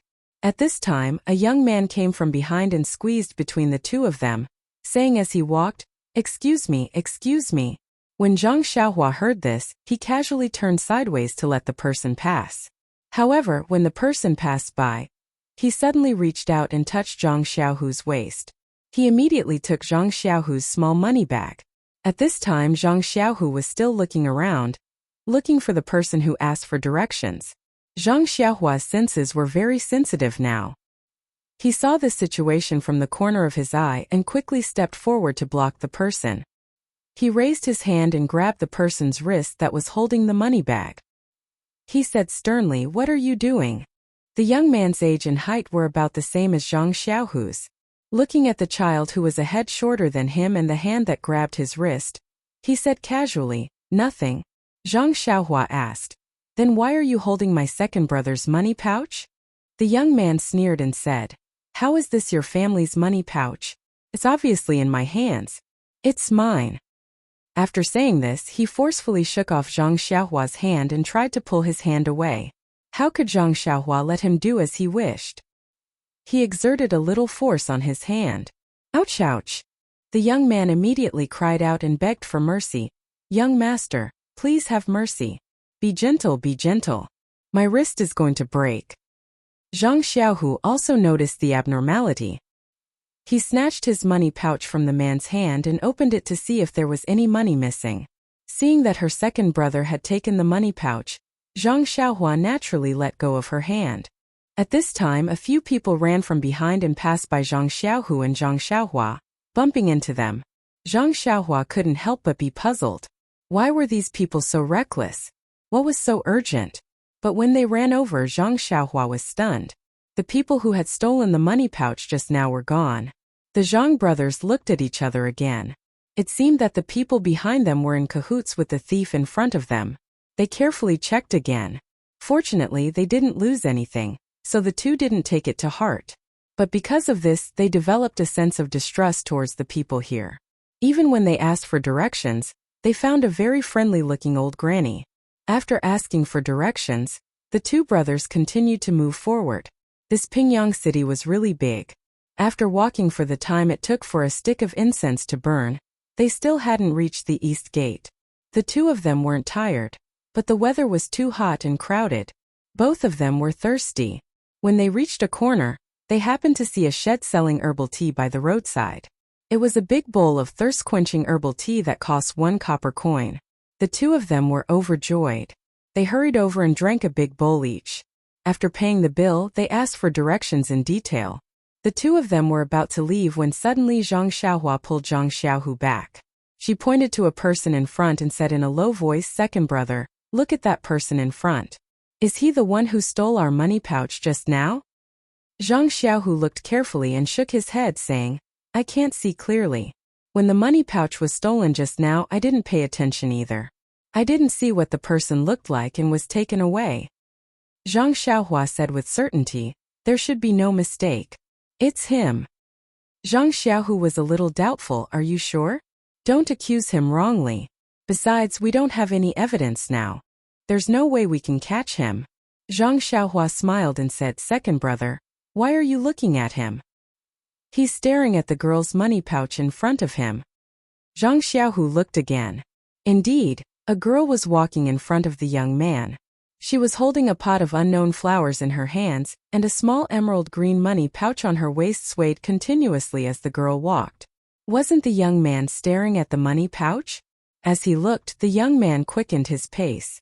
Zhang Xiaohua hurriedly threw the small bundle in her hands to Zhang Xiaohu and said, "Help me hold it, second brother. Watch how I catch the thief." At this time, the young thief had already run to the girl's side. He stretched out his hand and grabbed the money bag in his hand. Then he ran away. The girl also felt it and shouted anxiously, "My money bag, you hateful thief." However, she was holding the flower pot in her hands. How could she chase after him? She could only stomp her feet and secretly say, "I'll let you hold it first. Later, I'll let third uncle take care of you." The girl was vexed. Zhang Xiaohua, who was brave for justice, rushed over and said, "Wait a moment. I'll help you get it back." After saying that, she chased after the thief's back. While running, she shouted, "Catch the thief who stole something." When the thief heard someone shouting, he turned around and saw that it was the person who grabbed his wrist. Thinking about the bruise on his wrist, he immediately quickened his pace, wanting to get rid of Zhang Xiaohua's pursuit. In the thief's mind, Zhang Xiaohua was just a little brat. Although he was strong, he could run faster than an adult. It wouldn't take long for him to run away. However, Zhang Xiaohua was the exception. After chasing him for a few streets, the thief was a little tired. When he looked back, he saw that Zhang Xiaohua was still chasing him. The distance between them was getting closer and closer. Then he looked around and saw that because he ran far away, his brothers who were covering for him didn't come over. The thief couldn't help but feel a little guilty. He rolled his eyes and threw the money pouch in his hand into an alley. Then he ran in the opposite direction. Zhang Xiaohua chased him to this place and had to pick up the money pouch first. When he came back, the thief had already disappeared into the alley. However, Zhang Xiaohua's purpose was just to get the money pouch back. He didn't want to catch the thief, so he went back the way he came. Fortunately, the girl who chased him wasn't too far away. Zhang Xiaohua could go back according to his memory. He saw that the girl was still waiting at the same place. Taking the money pouch that Zhang Xiaohua handed over, the girl smiled and said, "Thank you." Looking at the girl with braided hair and wearing red and green clothes, Zhang Xiaohua blushed slightly and hurriedly said, "It's okay. He wanted to steal our things just now. However, this person is very cunning. We didn't catch him and let him run away." The girl said, "It's okay. It's okay to get the money pouch back. Thank you. I'll go first. There are still people waiting for me over there." After saying that, the little girl smiled at Zhang Xiaohua again, turned around and walked east. At this time, Zhang Xiaohu also came over and praised Zhang Xiaohua with a smile. "Xiaohua, you're really good. You can even get the money pouch back. However, you're still young. If there's a fight, you won't be a match for him. Next time, let me chase him." Zhang Xiaohua took his small bag and said, "It's okay, second brother. I think I'm very good now. I just chased him for so long, but I'm not tired." Zhang Xiaohu thought that his brother was bragging, But he didn't expose him. He also smiled and said, "That's right. Xiaohua has grown up. Of course you're very good." While talking and laughing, the two also walked to the east. Coincidentally, they were just behind the girl. After walking for a while, the girl looked back and saw that the two were also walking behind her. She stopped. When the two were close, she asked, "It seems that we're on the way. Where are you going?" Zhang Xiaohua said, "We want to go to the ethereal heights." Ethereal heights? The girl was stunned. "What are you going to do there?" Zhang Xiaohua said, "We want to learn martial arts." Learn martial arts? To the ethereal heights? The girl was even more stunned. "I haven't heard that the ethereal heights is recruiting disciples." However, the girl said, "It's still far from the ethereal heights. How are you going to get there? Walk there." Zhang Xiaohua blushed a little and said, "Yes, it's our first time here. We don't know how to get there." The girl smiled and said, "How about this? I'm on the way as well. Follow me. I'll send you there as a thank you for helping me get my purse back. How about that?" Zhang Xiaohua said happily, "Okay, then I'll thank you too." Indeed, there was a horse carriage parked by the roadside not far ahead. There were already many flower pots on the carriage, but there was still some empty space in the carriage. After the girl and the Zhang brothers sat down, the carriage then moved slowly. Sitting in the carriage, the three of them had a simple conversation and knew each other's names. Zhang Xiaohua also knew that this girl was called Qiu Tong. She was a servant in a villa. She came out to buy some bonsai for the villa and didn't talk much about other things. She only listened to Qiu Tong's introduction of the situation in Pingyang City and the surrounding places of interest. Chapter 69. The Misty Mountain Villa was indeed far away. The carriage left the city gate and traveled east for nearly the time it took for a stick of incense to burn before arriving at a straight road. The carriage stopped and the three people got off. Qiu Tong pointed to the road and said, "If you go further, you will reach the Misty Mountain Villa. I can't send you any further. I live in the Huanxi Mountain Villa. If you have the chance, you can come and play with me." Zhang Xiaohua and Zhang Xiaohu said some words of thanks before Qiu Tong got on the carriage. The carriage turned around and slowly went back. Qiu Tong waved goodbye to the two people in the carriage. The Zhang brothers looked at the wide and straight road and the huge trees beside it. They couldn't help but feel a sense of solemnity in their hearts. The two people took a deep breath and strode forward. After walking for a short while, they saw the tall archway in the distance. When they got closer, they could clearly see the big Misty on the archway. Wasn't that the two words on the token? The two brothers' hearts beat faster. They could see hope in front of their eyes. Below the decorated archway stood a few men with sabers strapped to their backs. Another man was patrolling on the left and right. He should be the leader. It was noon, and the Zhang brothers were the only ones walking on the main road under the sun. Naturally, they had seen them long ago. Seeing that the two of them were still moving forward, the man walked up to them.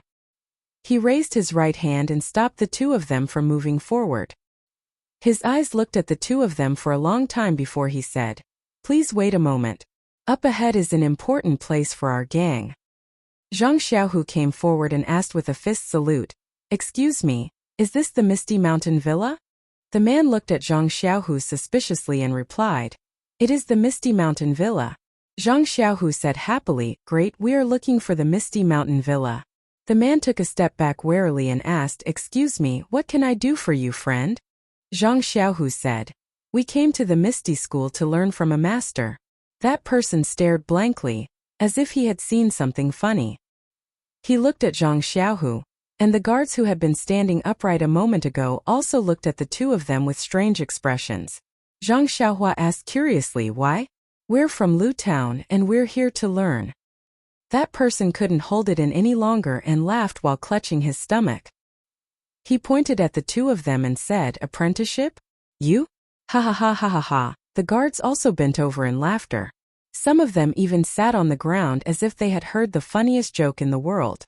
The Zhang brothers didn't understand why everyone was laughing, so they could only stand there obediently. When everyone was done laughing, they carefully asked, "What are you laughing at?" This sentence caused the crowd to burst into laughter again. However, when they stopped laughing again, the leader said, Another two pitiful creatures attracted by the legends of the martial world. Then she waved at them and said, "The Misty School has been recruiting disciples for a while now. You guys should go home." Zhang Xiaohua was anxious and said, "We came here from Lu Town and spent a lot of money. How can we go home?" Zhang Xiaohu was also stunned. He didn't think about it before coming. He thought that he could learn martial arts by coming here. Who knew that they were not recruiting disciples? What could he do? Suddenly Zhang Xiaohu thought of something and said to the leader, "Brother, I know your school's Wenwan High. Can you take us to see him?" The leader looked at him and said, "Our Misty School has a person called Wenwan High. However, many people know his name. This doesn't mean that you know him." When Zhang Xiaohu heard this, he felt that there was hope and said, "Just say that you are the Zhang brothers from Lu Town. I believe he has some impression of you." The leader said, "Unfortunately, even if you know Wenwan High, I can't take you to see him because he is not in the villa." Zhang Xiaohu was disappointed. At this time, Zhang Xiaohua interrupted and said, "Then what about Lu Yuming?" The leader said, "Hey, you know a lot. However, Lu Yuming is not in the villa. There is no other way. Alas, in fact, even if you know them, they will not let you apprentice to a master. You should go back quickly and live a good life farming at home." The leader's eyes were sharp. He had already seen through the identity of the two farmers. The Zhang brothers still wanted to say something, but the leader said, "This is the entrance of Misty Mountain Villa. It has always been forbidden for strangers to approach and make noise.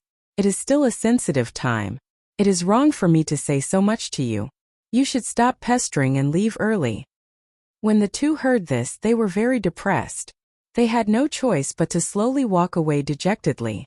At this time, one of the guards standing guard whispered to the leader, "Leader, these two people said the names of several of our core disciples. Could it be that they really know them? Although it is a joke to apprentice to a master, if we let the bosses know that the people they know were looking for them and were driven away by us, wouldn't that offend them?" The leader could not help but ponder. Another guard next to him said, "I heard that the Lotus Flower Escort Agency is recruiting people. Let them try. If they fail and go home, the bosses will know. Can be considered as us pointing the way. They can't blame us." When the leader heard this, his eyes lit up and he said, "These words make sense. You are still the smart one." After he finished speaking, he hurriedly caught up with the Zhang brothers who had just walked away and shouted, "Brothers, take care." Zhang Xiaohua and Zhang Xiaohua were walking forward dejectedly. When they heard someone call them, they immediately stopped and asked, "What, are we allowed to go in?" The leader smiled and said, "Going in is absolutely out of the question. However, the two little brothers are here to apprentice to a master. I will show you the way." Zhang Xiaohua and Zhang Xiaohu's eyes lit up and they asked in unison, "Where is the way?" The leader said, "There is a Lotus Flower Escort Agency in Pingyang City. They are currently recruiting people. You can try. If you are hired, there will naturally be people who will teach you martial arts." When the two heard this, they realized that this was the place that Shangguan Yun and Yu Luan had gone to. It seemed that Yu Luan and Zhang Xiaohua were telling the truth. They had only thought about coming to Ethereal Mountain Villa in the morning, and had completely forgotten about the Lotus Flower Escort Agency. It seemed that they had no choice but to settle for second best today. The two hurriedly thanked the leader for his guidance, and asked in detail about the location of the Lotus Flower Escort Agency before waving goodbye. It was already afternoon and the sun was blazing. The food that they had eaten in the morning had long been digested. Zhang Xiaohua was famished and Zhang Xiaohu was not much better. Fortunately, there were still scattered families in front of Ethereal Mountain Villa. There were also many people who were making a living here. The two brothers found a small shop and hastily ate some food. When they came, they had taken a ride. Although it was far away, there were people to talk to and they did not feel too bored. When they went back, it was just the two of them. They chatted one after another. It was fine when there was a shady place, but when they were exposed to the sun, it was really unbearable. There were not many people walking on the road from Ethereal Mountain Villa to Pingyang City. Even if there were, they were riding horses or sitting in carriages. These people were also in a hurry, and no one paid attention to the two brothers walking on the road. When the two brothers walked to the vicinity of Pingyang City, they were already sweating profusely. However, when they saw the outline of the city gate, The two immediately became spirited and their footsteps quickened. Fortunately, the Lotus Flower Escort Agency was near the city gate, and it was easy to find out. Not long after, the two brothers arrived in front of a large door. This was a very large door. In front of the door there were two lion statues, one on each side of the door. It looked very imposing. A black plaque hung above the door. On it there were 4 large golden words.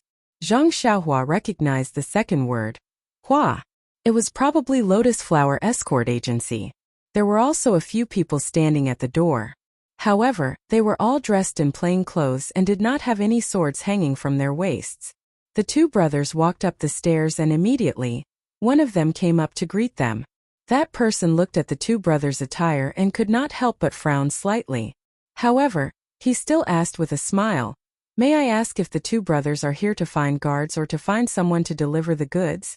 Fortunately, he had heard about the escort agency from Yuluan previously. Zhang Xiaohu did not make a fool of himself. He also cupped his fists and said, "The two of us brothers are here to learn from the Lotus Flower Escort Agency." That person sized up Zhang Xiaohu and nodded, saying, "Please wait a moment." Then he shouted to the back, "Xiaoxi, come and bring these two to the side room. They're here to learn martial arts." Behind them, a very smart and thin manservant answered and ran over, leading the Zhang brothers through the door. Inside the door was a very spacious area. There were many weapons placed on one side of the area. There were also some stone locks and other objects placed in the corner. At this time, the sun was still very strong and there were not many people in the area. The people practicing martial arts should still be resting. That manservant brought the Zhang brothers to a row of houses on the right side of the area. He walked to the second door and carefully knocked on the door. After a while, a hoarse voice asked from inside, "Who is it? Come in." The manservant pushed open the door and brought the Zhang brothers into the room. The room looked like a study. Behind the desk sat a man in his 40s. He was dressed like a scholar and his eyes were hazy. It looked like he had just taken an afternoon nap. Of course, this person who was disturbed from his good sleep was not very happy. He sized up everyone and asked unhappily, "Xiaoxi, what's the matter?" That manservant quickly smiled apologetically and said, "Master One, these two are here to learn from a master. Can you make the arrangements?" When Master One heard this, he waved his hand and said, "I know. You can go." The manservant smiled and said, "Then I'll have to trouble Master One. I'll go out now." Then he said to Zhang Xiaohu, "This is fourth Master One of the Lotus Flower Escort Agency. He's in charge of recruiting people. You can listen to his arrangements." Zhang Xiaohu cupped his fists in thanks. That manservant left and closed the door behind him. Fourth Master One looked at the two's attire and frowned. However, he still took a book from the left side of the table and flipped it open. He asked for the two's names and wrote them down with a brush. Then he asked, "Do you want to live in the escort agency or outside?" Zhang Xiaohu said, "Of course we'll live in the escort agency." Fourth Master One nodded and said, "That's good. The tuition fee for a year of martial arts is 50 taels of silver. Food and lodging is 30 taels of silver. The two of you will be paying 160 taels of silver. Bring the banknotes over." When Zhang Xiaohu and Zhang Xiaohua heard this, they were dumbfounded. Chapter 70. Silver. The two brothers asked in unison, "We need to pay silver to learn martial arts?" Hearing this, Fourth Master Wen's expression changed drastically. He slammed the brush in his hand on the table and said angrily, "If you don't pay silver, who will teach you? Looking at you, are you trying to fool me?" The Zhang brothers said that they didn't dare. Then, Zhang Xiaohu told him about how the ethereal villa's guards had asked them to come over. Only then did Fourth Master Wen's anger subside slightly. He picked up the teacup on the table and drank some water before speaking. "Looks like the guards made a mistake. You can't be blamed for this." Zhang Xiaohu asked curiously, "May I ask, Fourth Master, where exactly did you make a mistake?" Looking at Zhang Xiaohu's respectful manner, Fourth Master Wen cleared his throat and said with the air of a good teacher, "Seeing that you've come from afar, I'll explain it to you briefly. There is usually a martial arts school to learn from. You have to pay tuition fees, eat and stay at the martial arts school, And of course you have to pay for food and lodging. Our Lotus Flower Escort Agency is the largest agency in Pingyang City, so we don't have our own martial arts school. Our agency also functions as a martial arts school, and usually recruits people to learn martial arts. However, it's wrong for you to go to the ethereal villa to learn martial arts. Martial arts schools recruit people regardless of age. They look at the foundation and comprehension of martial arts and usually accept people. However, the best age to start learning martial arts is 5 or 6 years old. It's very difficult to become successful in martial arts in the future. The martial arts school recruits people to teach normal martial arts routines, while the villa recruits disciples from the Misty School. Usually, they only recruit 5 or 6 years old children. They definitely won't accept you if you go there. At this point, the Zhang brothers' expressions changed drastically. They originally thought that they would stay at the Lotus Flower Escort Agency for a while, and still want to join the ethereal villa. It looked like they had thought too simply. Zhang Xiaohua asked nervously, "Then Fourth Master, why did the villa's guards ask us to come here?" Fourth Master Wen smiled and stroked his beard, saying, "Other than recruiting people from the martial arts school, the Lotus Flower Escort Agency's main business is of course the escort agency's business. During this period, the agency is short of manpower and needs to recruit some escorts and bodyguards. I guess that's what he meant." Zhang Xiaohu hurriedly asked, "Do we need to pay?" Fourth Master Wen said, "The bodyguards and armed escorts work for the escort agency. Of course they don't have to pay money. They are paid every month." Zhang Xiaohua asked again, "Can I learn martial arts?" Fourth Master Wen said, "Yes, of course one must have martial arts skills to protect oneself. How can one not learn martial arts?" Zhang Xiaohua and Zhang Xiaohu's eyes immediately lit up. This was a job where they could practice martial arts and earn money. It was really too good. However, Fourth Master Wen's next words immediately caused the two of them to fall into the abyss. However, the guards and armed escorts must have a foundation in martial arts. "Have you guys practiced martial arts before?" Zhang Xiaohu pursed his lips and said in a low voice, "I've never practiced before." Fourth Elder Wen's face immediately darkened, saying, "How can this Misty Mountain Villa's guard do such a foolish thing? Why did he send you here without asking carefully? He should have just let you go home." Then, his eyes suddenly lit up and he asked, "Where are you guys from?" Zhang Xiaohu said, "Lu Town." Fourth Master Wen muttered, Lu Town, Lu Town. I've never heard of that disciple's home being in Lu Town." Then he asked again, "Lu Town is very far from here. How did you know about the Misty School?" Zhang Xiaohu only said that he knew Wen Hai and Lu Yueming. He didn't go into detail about the rest. Only then did Fourth Master Wen's brows loosen. He understood the guard's meaning. He immediately said with a pleasant expression, "Since that's the case, then you should go to the armed escorts to take a look. Without a foundation in martial arts, they definitely won't accept guards. If the armed escorts are still lacking people, then there's still some hope. Let's go, this old man has nothing to do. I'll take you to old Sixth Li's place." With that, he got up and walked out with the two men, making the Zhang brothers feel overwhelmed by the favor. Fourth Master Wen brought the Zhang brothers to the fourth room next door. He had the two men wait outside while he pushed the door open and entered. There was a lean man in his 30s in the room. He was smoking a pipe with great interest. When he saw Fourth Master Wen enter, he couldn't help but smile and say, "Fourth Master Wen, how do you have time to come to my place?" Fourth Master Wen looked at the room full of smoke and walked to the window. He pushed it open and fanned the smoke in front of him with his hand, saying, "Old Sixth Li, would it kill me to smoke less? The room is full of smoke. Who wants to come here?" Then he asked, "Has the recruitment been smooth these past few days? You've recruited all of them, right?" Old Sixth Li held the pipe and knocked it on the stool, saying, "I've recruited almost all of them. I'm still short of 1 or 2 bodyguards. The armed escorts are a bit troublesome. After all, they don't pay much and still have to work hard. Those with a little bit of foundation love to be bodyguards. Even if they're not as good, they can still be guards at a carriage company. It's better than working for an escort agency." Fourth Master Wen chuckled and said, "That's good." Then he turned around and let the Zhang brothers enter the room. He said to Zhang Xiaohu, "This is Sixth Master Li, who is in charge of recruiting armed escorts. Let's get to know each other." Zhang Xiaohu and Zhang Xiaohua hurriedly went forward to greet him. Old Sixthly looked at Zhang Xiaohu and then looked at Fourth Master Wen strangely, saying, "What kind of show are you singing? You're letting him be an armed escort?" Fourth Master Wen nodded. Old Sixthly looked at Zhang Xiaohu from head to toe and asked, "From the looks of it, you don't seem to have practiced martial arts before, right?"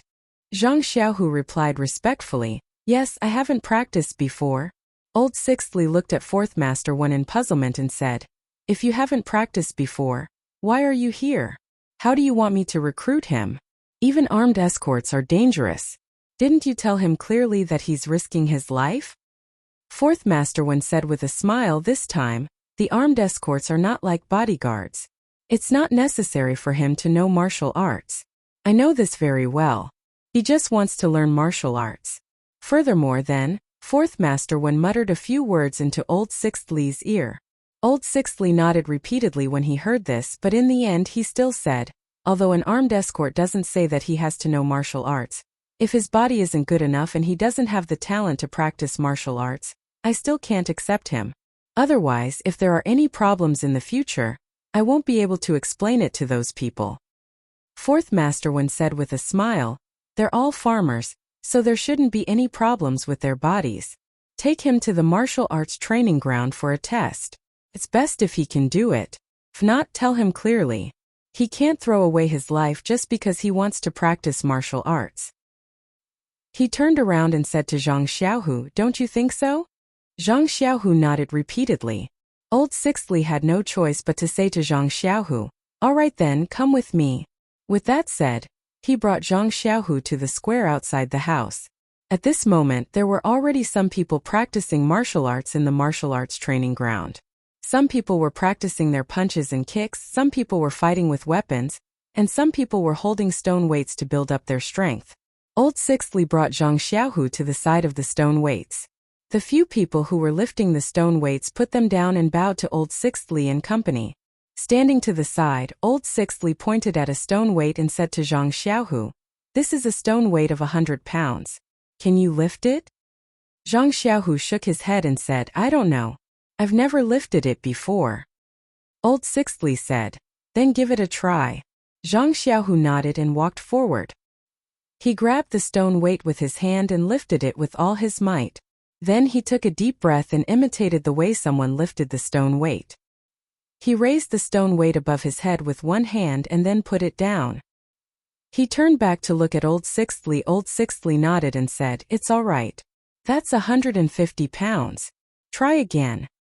Zhang Xiaohu looked at the slightly larger stone weight next to him and still lifted it. However, his forehead was already covered in sweat. Old Sixthly seemed to be a little satisfied. The people who were watching the show did not have the contempt from before. After all, at Zhang Xiaohu's age, his body did not look very strong. It was not bad to lift 150 pounds without training. Old Sixthly did not give up. He pointed to another one and said, "This is a 200 pounds. Try again." At this time the people next to him were also stunned. This 200-pound stone weight was not the heaviest in the martial arts field. However, not everyone in this group of people could lift it when they first arrived. Only a few obviously muscular men could show their faces at the beginning. The rest could only lift this 200-pound stone weight after practicing and building up their strength. Old Sixthly let Zhang Xiaohu try to lift it now, either to deliberately make things difficult or to see Zhang Xiaohu's potential. Zhang Xiaohu was like a newborn calf at this time. Naturally, he was not afraid. He stepped forward and weighed it first. He felt that it was very heavy. However, when he thought about his future martial arts practice, he took a deep breath as before and lifted it with one arm. Unfortunately, when he was about to lift it over his head, his arm went soft and the stone weight fell to the ground. Zhang Xiaohu's face was a little pale, but the people around him cheered and clapped. Old Sixthly also nodded and said with a smile, "Not bad, very good." At this time, Zhang Xiaohu knew that he should have passed the test in terms of strength. Then Old Sixthly asked Zhang Xiaohu, "You haven't practiced martial arts at all, right?" Zhang Xiaohu nodded in agreement. At this time, the people practicing martial arts next to them were attracted by the applause. Old Sixthly pointed to a young man who had just come over. He was about the same age as Zhang Xiaohu and said, "Little monkey, Come over and show us the Liuha fist. Then he turned to Zhang Xiaohu and said, watch carefully. When he finishes, repeat it for me. The Liuha fist was a simple introductory fist technique. Under Little Monkey's hands, it was actually very impressive. It seemed that he had put in a lot of effort. Zhang Xiaohu watched his every move attentively. When Little Monkey finished, there was no lack of applause from the side. Old Sixthly looked at Zhang Xiaohu. Zhang Xiaohu closed his eyes and seemed to be recalling. After a while, he slowly started from the first move. Although there was no momentum, it was methodical. And the more he played, the more shocked Old Sixthly was. Everyone was also dumbfounded. He only stopped when he played 60 to 70% of the fist technique. Scratching his head, Zhang Xiaohu said embarrassedly, I forgot the rest. Old Sixthly said sternly, to be honest, you really haven't practiced martial arts before? You haven't practiced this fist technique before? Please collect it, thank you.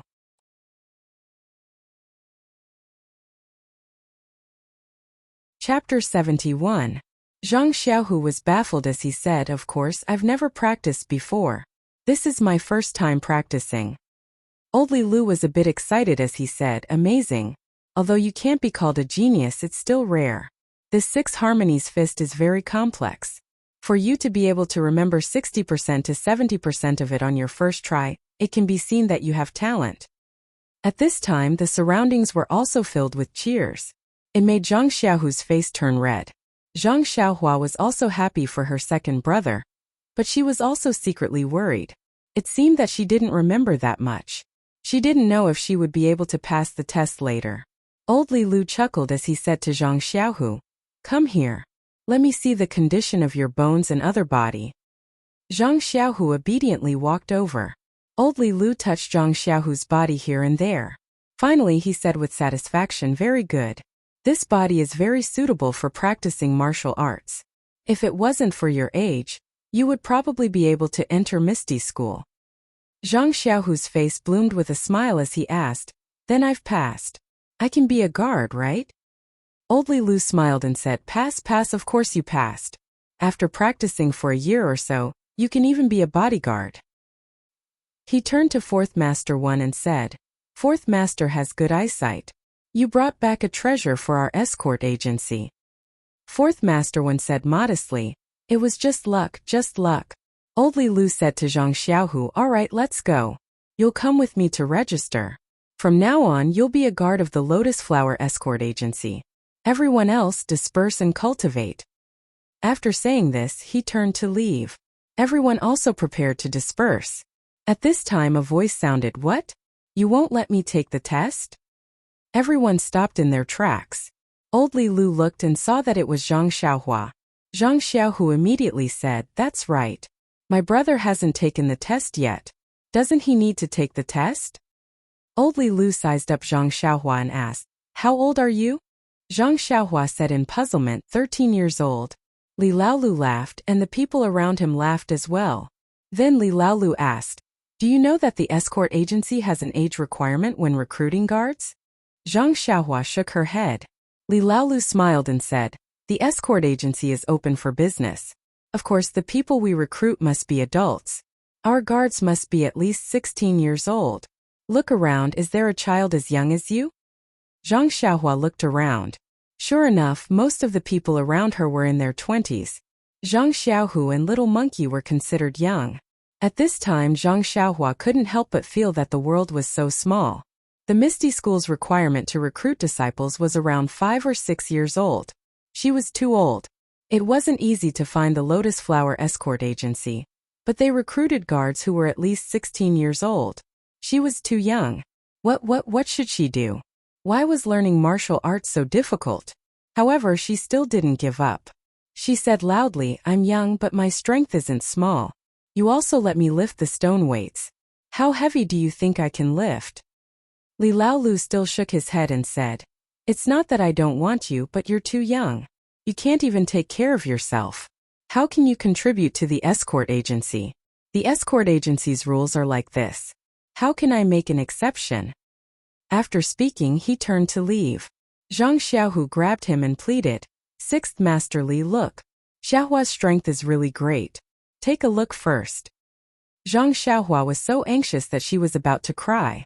If it wasn't for the fact that she swore in front of her grandmother's grave that she would never cry again, her tears would have already fallen. Seeing that her second brother had grabbed onto Li Laolu, she hurriedly ran to the stone weights. She ran to the 200 gene stone weight that Zhang Xiaohu hadn't lifted and said, "Look, I'll try lifting this." After speaking, she grabbed the stone weight with one hand and used her strength to lift it above her head. Li Laolu was unhappy that Zhang Xiaohu had grabbed onto him. He originally wanted to break free. But when he saw Zhang Xiaohua lift the 200 gene stone weight, he couldn't help but be stunned. When Zhang Xiaohua saw that he didn't speak, she thought that he was too light. She hurriedly threw the 200 gene stone weight on the ground. Looking at the ground, she picked up the largest stone weight and weighed it in her hand. She took a deep breath and shouted, "Up!" She lifted the largest stone weight with one arm. In an instant, the training field was silent. Everyone was dumbfounded. Their eyeballs fell out of their sockets. Li Laoyu's eyes were wide open. His mouth was also wide open. You could stuff a big duck egg in it. After a long while, someone said timidly, That stone weight, is it the 500 gene stone weight?" At this moment a dignified voice sounded, "What are you all doing there? You don't practice martial arts properly and only know how to watch the show." At the same time, a female voice sounded, "As Zhang Xiaohua? Why are you here?" Everyone turned to look and saw a gray-haired old man walking out from the corridor in the backyard. The onlookers said, "The third Master Chu is here. Let's hurry and leave." Hence, the surrounding crowd dispersed in an uproar. Only the small figure on the stage was left holding a large stone weight. That small face was red from holding it in. The girl walking beside the third Master Chu was Qiu Tong, whom they had met in Pingyang City in the morning. The third Master Chu walked to Li Laoyu's side. Li Laolu and fourth Master Wen hurriedly bowed to the third Master Chu. The third Master Chu also returned the greeting. Seeing that Zhang Xiaohua was still holding the stone weight, he frowned and said, "What are you doing? Why aren't you putting it down?" Zhang Xiaohua did not know who he was and of course did not dare to put it down. Instead, she looked at Li Laolu. Li Laolu also hurriedly said, "Put it down, put it down." At this moment, Zhang Xiaohua finally let go of the stone weight and threw it on the ground. The stone weight hit the ground with a bang, sending up a cloud of dust. The third Master Chu turned to ask Qiu Tong, "You know them?" Qiu Tong smiled and said, "Yes, this is the child I told you about just now. He helped me retrieve my money bag in the morning. His name is Zhang Xiaohua. This is his older brother, Zhang Xiaohu." The third Master Chu smiled and nodded, saying, "Good child." Then he asked Li Laolu, "What's going on? Why did you let the child lift the stone weight?" Li Laolu hurriedly and respectfully explained the ins and outs of the matter. In the end he said, "Zhang Xiaohua's strength is really extraordinary. Not many people in our Lotus Flower Escort Agency can lift this stone weight. However, he is still young and is a child. He did not follow the rules. Third Master, please make the decision." When the third Master Chu heard that Zhang Xiaohua had lifted the 500 gene stone weight, he was also very moved. He couldn't help but look at the stone weight that had been thrown to the side, as well as the short child beside it. Qiu Tong also played the drums on the side, saying, "Xiaohua is a good child. If it wasn't for him, my money bag would have been taken away by someone long ago. Although I told third uncle that I would definitely return it, I still owe someone a favor. Third uncle, please let go." The third Master Chu smiled and said, "You silly girl, you're too muddle-headed. You knew that the disciples of the sect were all 5 or 6 years old, yet you still brought them to the entrance of the villa and left them there. The guards that our agency recruits are all adults above the age of 16. Aren't you making things difficult for me?" Qiu Tong also smiled and said, "In the morning, they didn't say that they were going to be apprenticed to a master. I thought that they were relatives from the sect who came to see their loved ones. Besides, aren't you the one in charge of the Lotus Flower Escort Agency? Can't you just say the word?" The third Master Chu said, "Right now, I am the one in charge. However, these rules were set by the sect leader. How can I so easily violate them? Besides, the guards are supposed to be escorts. How can a child like him go? If his life is in danger, wouldn't that be harming him?" Qiu Tong lowered her head and thought about it. That was true. She could only look at Zhang Xiaohua sympathetically.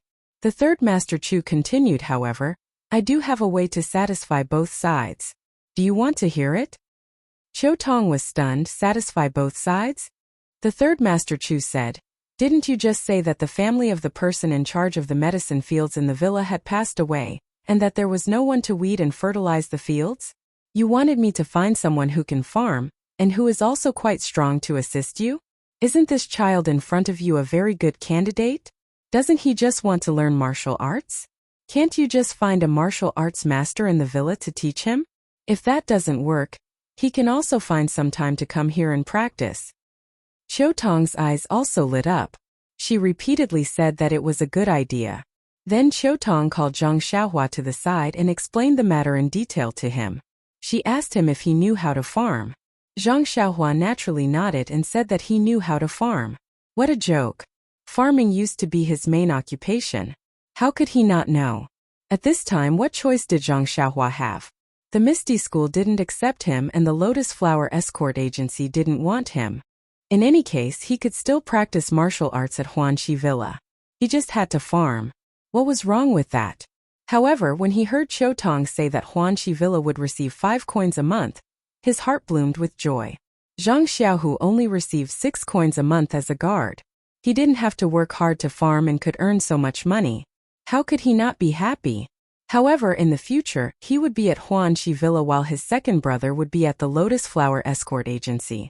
It was a troublesome matter that they couldn't be together all the time. Zhang Xiaohu also heard the conversation and asked Qiu Tong, where is Huanxi Villa? Qiu Tong said with a smile, it's right next to Misty Mountain Villa. Why didn't I tell you in the morning that it was on the way? Zhang Xiaohu said to Zhang Xiaohua, Xiaohua, the escort agency isn't far from Huanxi Villa. I'll visit you when I have time. It's not dangerous to stay there.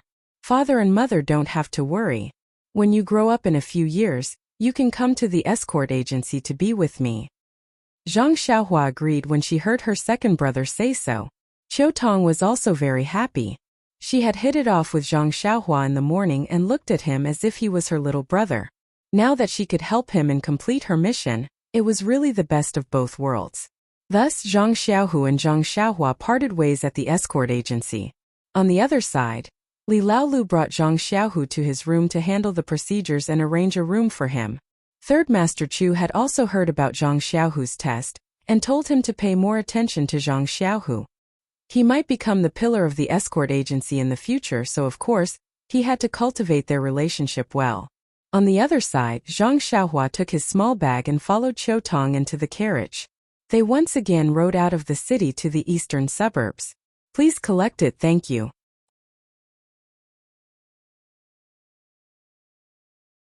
Chapter 72. Sitting in the carriage and looking at the familiar scenery, Zhang Xiaohua felt like she was in a dream. This was the third time she had taken this road today. However, her second brother, Zhang Xiaohu, was not in the carriage this time. Looking at Qiu Tong sitting beside her, she felt even more amazed by the mysteries of fate. If the thief had not stolen Qiu Tong's money pouch in the morning, if she had not run too slowly and had not recovered the emerald green money pouch, if she had not met this elder sister Qiu Tong, she would be on the carriage back to Lu Town now. After all, the escort agency and the Misty School did not want her. She could not possibly hold up her second brother's future here. Thinking of Zhang Xiaohu, Zhang Xiaohua's lips curled into a smile. Her second brother had originally wanted to explore the world in Pingyang City. She did not expect him to be dragged here to learn martial arts. His aptitude had even been praised by a martial arts master. It was only a matter of time before he learned martial arts. Fate made fools of people. Qiu Tong saw that Zhang Xiaohua's eyes were blurry and couldn't help but ask with concern, Xiaohua, are you tired? If you're tired, then take a nap. When you see the young miss later, you must be alert. Zhang Xiaohua smiled and said, I'm fine, elder sister Qiu Tong. I just feel that my arms are a little sore and I can't exert any strength. I'm not tired. Usually, I work from morning to night in the fields and I don't feel tired. Of course I won't feel tired now. Qiu Tong looked at Zhang Xiaohua lovingly and said, looking at you is like looking at my younger brother. However, he is a student and can't endure hardships like you. The heavens have pity on you. You have to work in the fields at such a young age. It must be hard on you. Zhang Xiaohua shook her head disapprovingly and said, Elder sister, you don't know if you haven't worked in the fields. In the countryside, if you don't work in the fields and plant crops, you won't be able to eat. All the boys in the family have to work in the fields when they reach a certain age. I'm not the only one. I'm already used to it. However, Qiu Tong, who was overflowing with motherly love, didn't think too much about it. She felt that this Zhang Xiaohua was a replica of her younger brother. Zhang Xiaohua had suffered enough in the countryside. Now that he was under her wing, she had to ensure that he had a stable life. The love in her eyes intensified. Suddenly, Zhang Xiaohua seemed to have thought of something and asked, That's right, Jejia, you just said that Miss wanted to see me in a while. Who is that? Is there anything I need to pay attention to? When Qiu Tong heard this, she smiled and said, Young mistress is the manor lord of our Huanxi manor. She treats us very well, so you don't have to pay too much attention to her. You just have to respectfully say some good things about her. Young mistress has always been kind. She will definitely take you in when she sees a little strong man like you. When Zhang Xiaohua heard the word take you in, she couldn't help but feel uneasy again. After all, she was still a teenager. Although her state of mind was mature, she had been rejected again and again today. Although she didn't have the blindness of entering the world, the confidence in her heart had also diminished. However, this was a process of maturity after all. It was inevitable that she would sharpen herself in the cruelty of reality and find a balance from her uneasiness. The carriage still took the same road as it did in the morning. However, when it reached a junction, it didn't go forward to the main road of the Misty Mountain Villa. Instead, it turned to a small road on the right. There were many people living on the side of the small road. At this moment, it was already dusk and smoke was everywhere. For a moment, Zhang Xiaohua actually felt that she was in the Guozhuang house. The carriage walked for a while and passed through many small alleys. Suddenly, a large square appeared in front of them. There were many trees planted around the square, and it was very lush. Directly in front of it was a door bigger than the one of the Lotus Escort Agency. On both sides of the door were two stone lions, which looked more mighty than the stone lions of the Lotus Escort Agency. The red-painted door was not open and no one was standing there. There was a black plaque above the door, just like the escort agency. There were also 4 words on it. Unfortunately, Zhang Xiaohua only knew the 2 words, manor. She guessed that this was the Huanxi manor. Sure enough, Qiu Tong whispered to Zhang Xiaohua, Xiaohua, this is our Huanxi manor. At this time, Zhang Xiaohua's heart skipped a beat. She asked, Sister Qiu Tong, our Huanxi manor is so close to the Misty Mountain Villa. Do we have any relationship with the Misty Mountain Villa? Qiu Tong looked at Zhang Xiaohua and said, I didn't expect your thoughts to be so meticulous. When you really stay in the manor, I will naturally tell you. However, I can't say it now. When Zhang Xiaohua heard this, she didn't ask further. In fact, she was secretly cursing in her heart. What relationship can we have? We are so close. Are you bullying me because I am a child? In fact, even Zhang Xiaohua didn't think about it at this time. Why did she think so much? And according to Qiu Tong, how did she know so much? If it was her a year ago, would she still be able to obtain as much information from clues as she did now? The carriage sped to the main gate of the manor, but it didn't stop. Instead, it turned left in front of the gate and continued forward along the high wall. After a while, it stopped at a corner gate. Although it was called a corner gate, it was very big. At least 4 carriages could pass through it. There were guards at this corner gate. The guard was very familiar with Qiu Tong. He looked at the things in the carriage and asked about Zhang Xiaohua. He waved his hand and let the carriage in. Zhang Xiaohua had never entered the manor before. She thought that she would have to get off the carriage after entering the gate.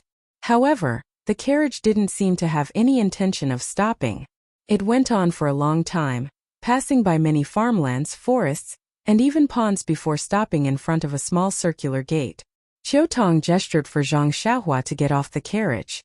Then the carriage went straight away. Walking through the small circular door, it was a completely different world inside. In the courtyard, there was a huge shelf covered with green plants. The leaves were triangular and moved with the wind. Under the shelf, there was a stone table and stone stools. In the corner of the courtyard, there was a pond. Looking from afar, there were some red and green fish swimming in it. On the right side of the courtyard, there was a row of more than 10 houses.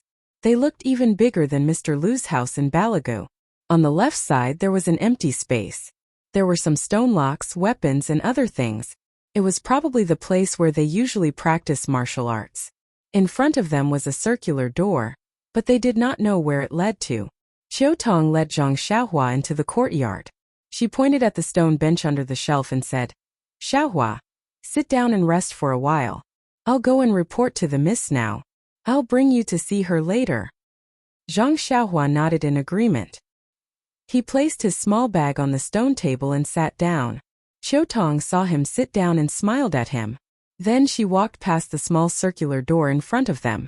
After a few turns, she disappeared from his sight. Zhang Xiaohua sat on the bench and waited. After a while, she still didn't see Qiu Tong return. She got a little impatient and stood up. She walked around, looking at the unknown plants on the shelf and the small fish swimming in the pond. In the end, she walked over to the weapons. She picked up a knife from the shelf and slashed it twice. Then she picked up a spear and stabbed it twice. Zhang Xiaohua also fiddled with a few other weapons that she didn't know the names of. Just as Zhang Xiaohua was fiddling with the weapons with great interest, she suddenly heard a cough. Then someone said sternly, "Put the weapons there. Don't touch them." Zhang Xiaohua was so frightened that she quickly put the hammer-like thing back on the shelf. Then she turned around and saw a tall, red-faced old man standing by the small gate.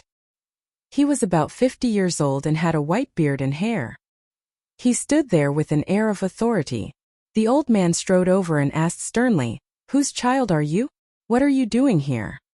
When he got closer, Zhang Xiaohua saw that the old man's left sleeve was tucked at his waist.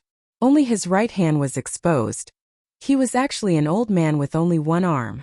Zhang Xiaohua quickly replied, "My name is Zhang Xiaohua. Big sister Qiu Tong brought me here. She said she wanted me to plant herbs." The old man was even angrier when he heard her. He stomped his foot and said, "What is this Qiu Tong doing? She brought a child here. How strong can she be to do farm work?" After speaking, he didn't wait for Zhang Xiaohua to reply. He turned around and walked through the small gate. Like Qiu Tong, he also disappeared after a few turns. Only Zhang Xiaohua was left standing under the shelf, confused. But this time he didn't dare to move around blindly. He sat down obediently and counted the ants on the ground. Qiu Tong left Zhang Xiaohua in the courtyard while she entered the inner gate. She passed through several courtyards, gardens, and corridors before arriving at a rather large courtyard with red walls. If Zhang Xiaohua had been following behind Qiu Tong, she would have gotten lost long ago. She would have been overwhelmed by the scenery. Across the courtyard was a large hall. The doors and windows of the hall were carved with beautiful patterns. It was very beautiful. The sky wasn't completely dark yet, but the hall was lit. There were a few tables and chairs in the hall. There were also some decorations, all of which were very ornate. There was even an incense burner in the corner. The smoke from the incense drifted up, filling the hall with a faint fragrance. Qiu Tong entered the hall. Seeing that there was no one, she went to the side room. Still there was no one. She had no choice but to go out and search elsewhere. Not long after, Qiu Tong accompanied a girl in her 20s through the door. The girl was dressed in a red robe commonly seen in the Jianghu. A sword hung at her waist. Her black hair was casually curled and draped over her shoulders. Her skin was very fair and smooth. She had a pair of phoenix eyes and beautiful eyebrows. She looked very valiant and didn't have the weakness of an ordinary girl. She was probably the manor lord of Huanxi Manor. The girl asked as she walked, "What's wrong? You didn't find anyone familiar? But you can't find someone who's new here. How can you bring someone to the manor without knowing their background?" Although it was a reproachful tone, it didn't sound like she was angry. Qiu Tong smiled and said, "My good miss, are you still worried about Qiu Tong? Moreover, third Uncle Chu didn't stop me. He knows the severity of the matter. Why would he recommend someone to me if he wasn't 100% sure?" When the girl entered the hall, Qiu Tong carefully poured a cup of water for her and continued, "Moreover, his second brother is also in the Lotus Escort Agency. The Lotus Escort Agency will definitely investigate their house. If there's anything unusual, they'll naturally find out. Moreover, this little fellow is very interesting." Please add it to your collection, thank you.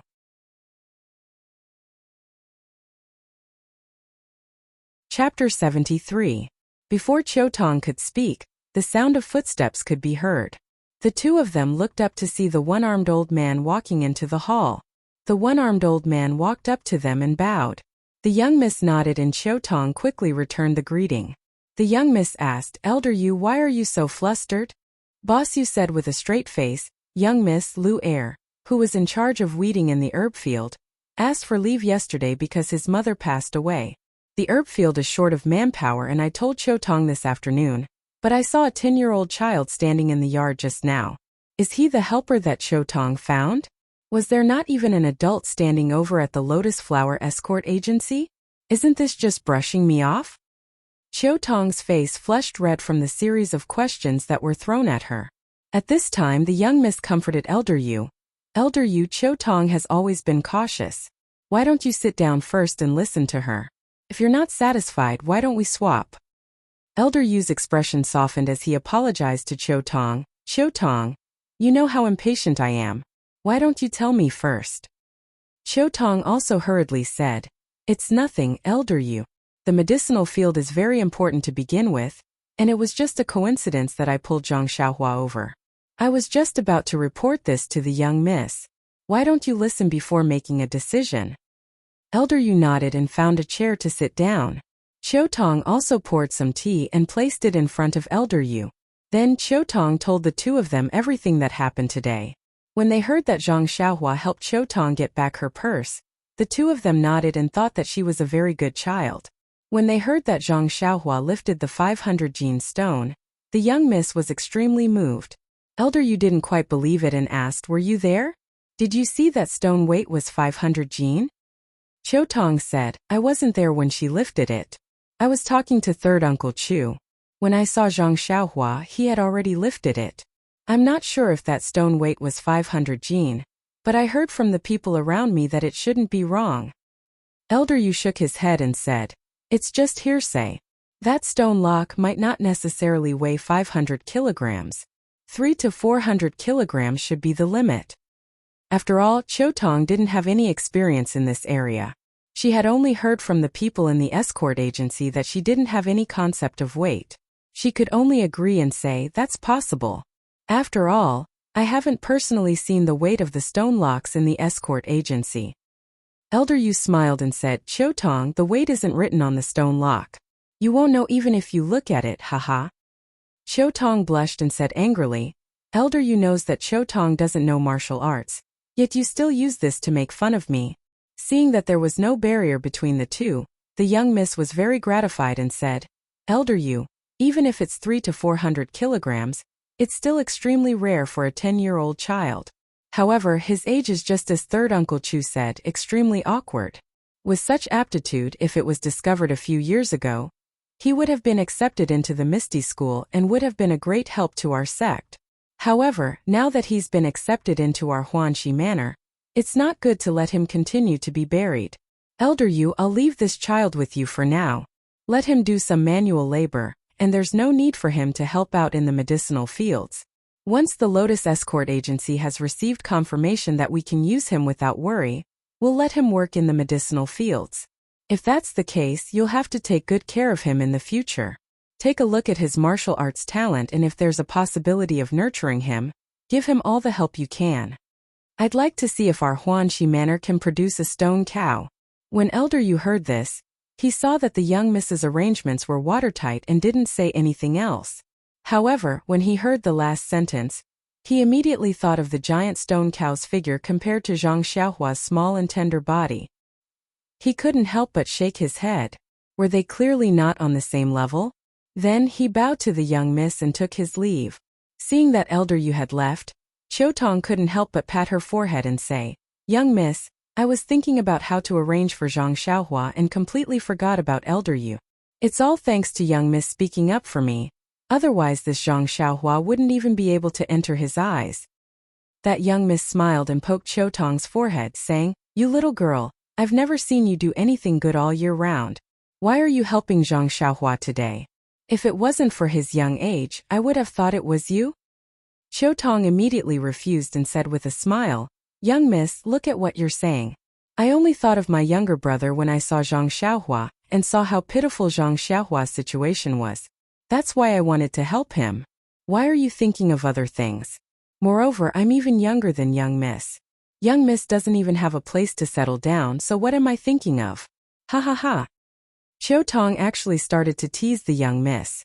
It seemed that this young miss really didn't put on any airs and had a very good relationship with the servants.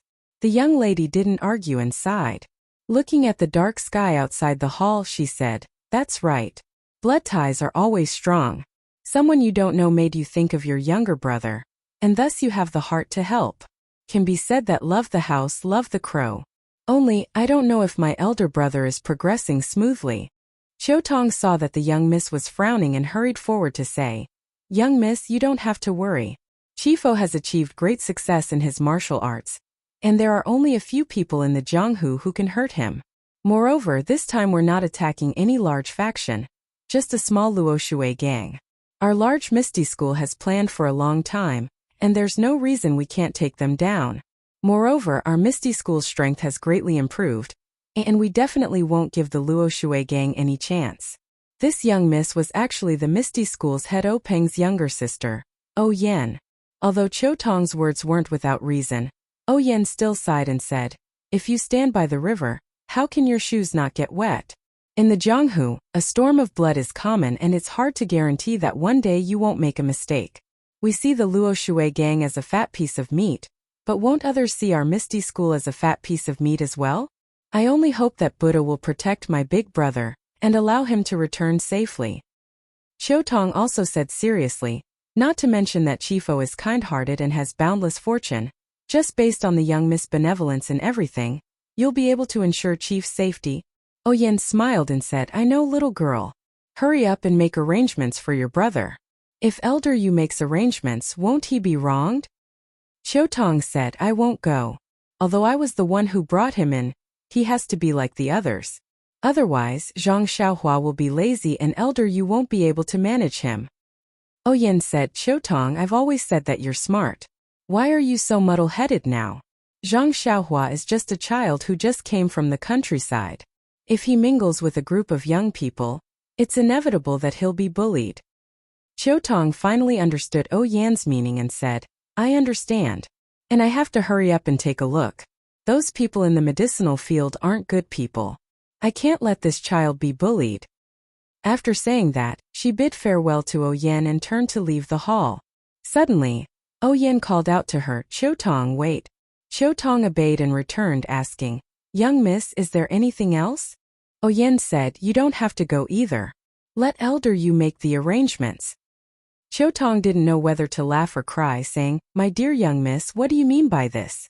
One moment you want me to go, and the next moment you don't want me to go?" O Yan smiled and said, "I'm not teasing you. I wanted you to go just now because I was afraid that the child would be wronged. I'm not letting you go now because I want the child to be wronged a little and see his mentality. He's a child after all. Being wronged a little is good for him to understand the ways of the world and grow up well. Zhang Xiaohua grew up in the countryside and doesn't know how to scheme against others. It's good to let him experience it. Isn't there a saying that when the heavens are about to bestow a great responsibility, they must first torment the heart?" Qiu Tong nodded thoughtfully. She was secretly happy for Zhang Xiaohua in her heart. The young miss must have meant that she wanted to nurture Zhang Xiaohua well. It was also an opportunity for Zhang Xiaohua. Thus, she gave up on the idea of going out and stayed to chat with O Yan. Zhang Xiaohua's heart couldn't help but be in a mess after Elder Yu's harsh words. He didn't know whether to sit or stand. He was afraid that the hateful one-armed old man would come back and tell him that he should leave. Huanxi Manor didn't want someone like him. Then where should he go in this boundless night? Just as Zhang Xiaohua was worrying about his gains and losses, there were noises and footsteps outside the door. Zhang Xiaohua hurriedly stood up and carefully looked at the small round door. Not long after, the light of a fire could be seen. A group of people holding torches or lanterns walked into the small courtyard. The person at the front was a young man who was as thin as a bamboo pole. He was in his early 20s and wore a green robe and a small hat. He held a lantern in his hand. When he saw Zhang Xiaohua standing under the shelf, he couldn't help but be stunned. He walked up and asked, "Who are you?" Before Zhang Xiaohua could reply, the group of people had already entered the courtyard. Zhang Xiaohua didn't count them, but there were about 10 people. Most of them were holding lanterns and wearing green robes and small hats. There were also some who held torches and were dressed in martial attire. Zhang Xiaohua noticed that the people dressed in martial attire didn't mingle with the people in green robes and small hats. They didn't even walk into the courtyard together. The people in green robes and small hats came in first, and the people in martial attire walked in last. Moreover, the people in martial attire were obviously burly and looked very powerful. The people in green robes and small hats were slightly more ordinary. Zhang Xiaohua knew that the young man in front of him was probably the leader of this group of people. Thus he respectfully replied, "This one is called Zhang Xiaohua. I'm here to plant the medicinal herbs. However, there seems to be a problem. Just now, a one-armed old man went inside to look for someone." "Zhang Xiaohua? Haha, Xiaohua, this name is not bad." Hearing Zhang Xiaohua introduce himself, some of the people in green robes and small hats couldn't help but laugh. They all whispered, "Hearing this name, it's a girl's name. However, he looks ordinary. Now that the sky is dark, I wonder how his skin is. How can he be worthy of the name Xiaohua?"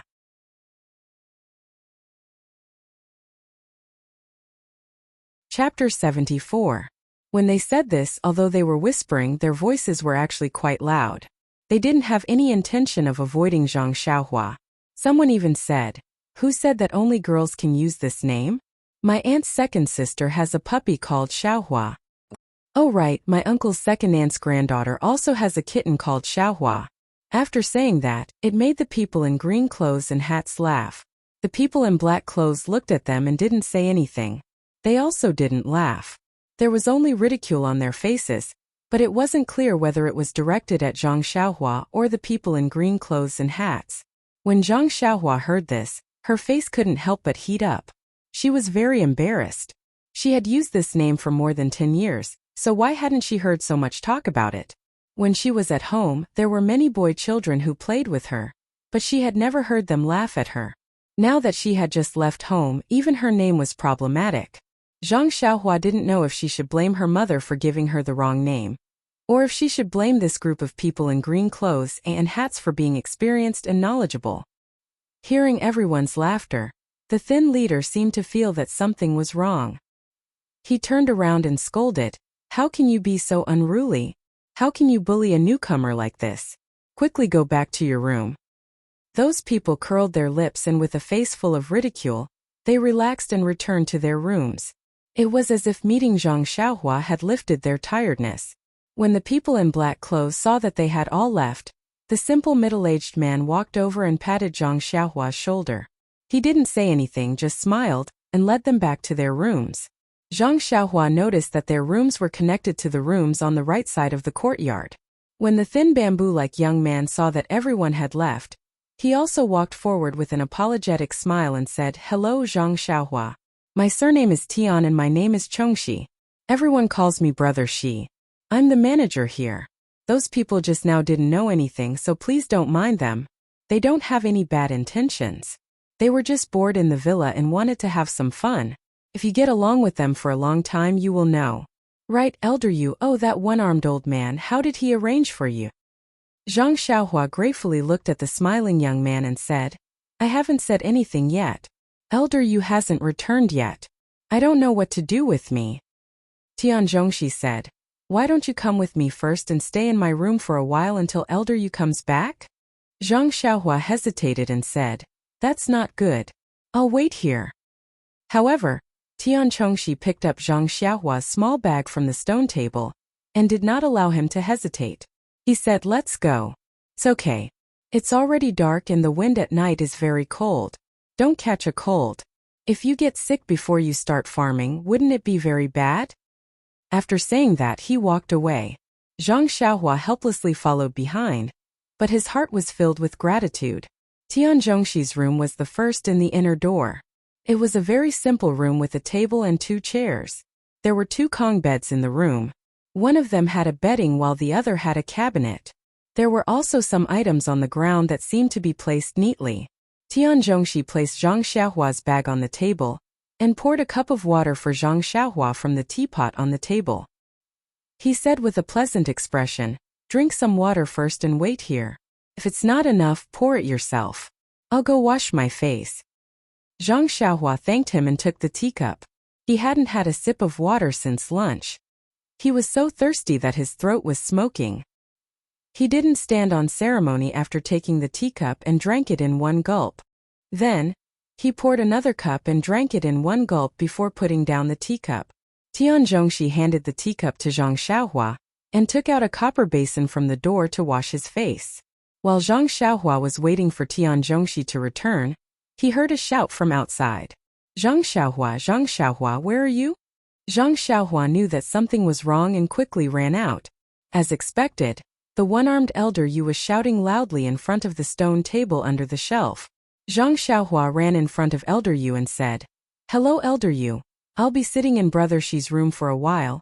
Elder Yu's old face was still stiff as he said, "And, since you know that I'm called Elder Yu, then you should know that I'm in charge of the medicine field. I don't care who brought you in, but since you're here you have to listen to me. The higher-ups haven't assigned you any work yet, so you should first familiarize yourself with the environment." At this moment Tian Zhongxi also walked over with the copper basin. Elder Yu called out to him, "Zhongxi, come over. You guys already knew each other just now, right? This is Zhang Xiaohua from the Lotus Flower Escort Agency. Don't assign any tasks for now, familiarize yourself with the environment first. You can make the arrangements." When Tian Zhongxi heard the words Lotus Flower Escort Agency, his face couldn't help but twitch. However, he quickly put on a smile and said, "All right, Elder Yu, don't worry. I'll properly familiarize Zhang Xiaohua with the environment." That Lu heir left in a hurry and didn't even put away the bedding in his room. "Why don't we let Zhang Xiaohua stay on Lu heir's Kong bed?" Elder Yu nodded and said, "You can make the arrangements as you see fit." When he finished speaking, Elder Yu didn't even look back as he walked into the inner door and quickly disappeared. Tian Zhongxi then brought Zhang Xiaohua with him to a room. The moment Zhang Xiaohua entered the room, she smelled a strong stench of stinky feet. She looked up and saw a skinny middle-aged man wearing green clothes and a small hat sitting at the head of the Kong bed with his eyes narrowed. He was humming a little tune while rubbing his stinky feet with both hands. From time to time, he would even bring his fingers to his nose to sniff, as if his hands were stained with Yi Lai Xiang. Not only did Zhang Xiaohua furrow her brows, that Tian Zhongxi even called out, "Ma Jing." Then he quickly walked over and pushed open the window. When Ma Jing heard Tian Zhongxi's call, he quickly jumped down from the Kong bed and put on his shoes. He rubbed his hands on his clothes and said, "Brother Shi, why did you come to my room? What's the matter?" Tian Zhongxi didn't walk over but stood by the window and furrowed his brows as he said, "Ma Jing, it's not that I want to criticize you, but you're already in your 30s and you're still like this. No wonder you can't even find a wife." Ma Jing wasn't happy and said in a strange tone, "Brother Shi, can you not always talk about this? No one wants to marry me because no one has discovered my golden inlaid jade. I'm an inner beauty, unlike those pretty boys who need careful and deep communication to discover it." Not only was Tian Zhongxi happy, Zhang Xiaohua looked at this shifty-eyed wretched man who was only half a head taller than her and laughed out loud. Ma Jing immediately asked Zhang Xiaohua, "Could it be that you have an opinion?" Zhang Xiaohua quickly gave him a thumbs up and praised, "Brother Ma is a character. I just saw you and felt that you have a dignified appearance. How could I have an opinion? I'm just thinking about how to learn from you in the future." After saying this, a layer of goosebumps appeared on her skin. She thought to herself, "These flattering words aren't something an ordinary person can say. I'm new here, so it's better to be careful. This place isn't like the Guozhuang house. If I want to survive, it's better to change. Maybe it's good to be simple, but Lu Kai was right. Survival of the fittest. If I can't survive, how can I be simple?" Inadvertently, Zhang Xiaohua's mind had matured greatly. An embarrassed country boy was gradually growing up in the world of mortals. When Ma Jing heard Zhang Xiaohua's words, he happily said, "Brother, there's nothing to say. In the future I'll take care of you. Come sit." As he said this, he reached out to pull Zhang Xiaohua. Zhang Xiaohua looked at the pair of hands and felt uncomfortable in her heart. She quickly said, "Oh, wait a moment. Let's listen to what Brother Shi has to say." When Ma Jing heard this, he stopped and nodded, "And what you said makes sense. Brother Shi, should we let Zhang Xiaohua stay on Lu Er's Kong?" Tian Zhongxi nodded and said, "Yes, it's already late today. There's no time to prepare. For the time being, let's let Zhang Xiaohua stay here. We'll see how Lu Er is doing." Ma Jing said, "No problem. Since you've entered our Huanxi mountain village, you're our brother. Everything can be discussed. Come, brother, I'll put your bag down." As he said this, the pair of hands reached out to take Zhang Xiaohua's bag. In the blink of an eye, Zhang Xiaohua took 2 steps forward and walked to the empty Kong. She shook her hands and threw it on top of it, saying, "Brother Ma, you should rest more. I'll do this myself." Ma Jing stood there, chuckling and not saying anything. Tian Zhongxi glanced at Ma Jing and Zhang Xiaohua and said, "Zhang Xiaohua, you can stay here for the time being. If there's anything you can't solve, come find me. You can't wear this here. However, what clothes you wear is a problem. I'll have to ask Elder Yu later." Ma Jing said from the side, "Brother Shi, Zhang Xiaohua's height is a bit small. However, there are many manservants like him in the village. The steward has many clothes of his size. Just find him a set. Why do you have to ask Elder Yu?" Tian Zhongxi didn't say much to him. He smiled and turned to leave the room, leaving behind a sentence. Zhang Xiaohua was found from the Lotus Flower Escort Agency. It's not good to use the style of the village. Ma Jing was stunned and muttered, "Lotus Flower Escort Agency?" He turned back to look at Zhang Xiaohua and laughed wildly, "You Lotus Flower Escort Agency? Ha ha ha."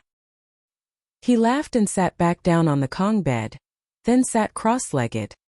His hands naturally supported his legs as he said, "A child from the Lotus Flower Escort Agency? Who would believe that? However, this is fun." Then he curled his lips.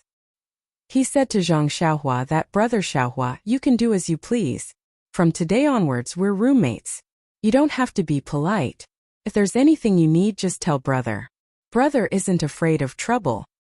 Zhang Xiaohua smiled and said, "Okay, Brother Ma. I know. If there's anything I need, I'll definitely tell you." Although this roommate had a different quirk from ordinary people, Zhang Xiaohua was also very satisfied when she saw this spacious and bright room. This room was bigger than 2 of the rooms in her house. Staying here, she could sleep soundly at night. However, she didn't know how second brother was doing. There was also her mother and father at home. She had only left for a few days and she was already missing them.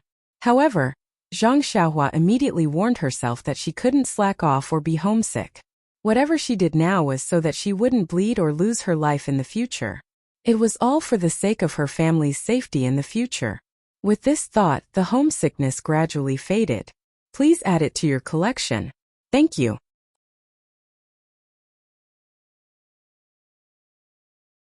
Chapter 75. Zhang Xiaohua tidied up the bedding on the Kong, opened his own bundle, and took out all the things he needed to use. Afterwards, he put the bundle into the small cabinet on the Kong.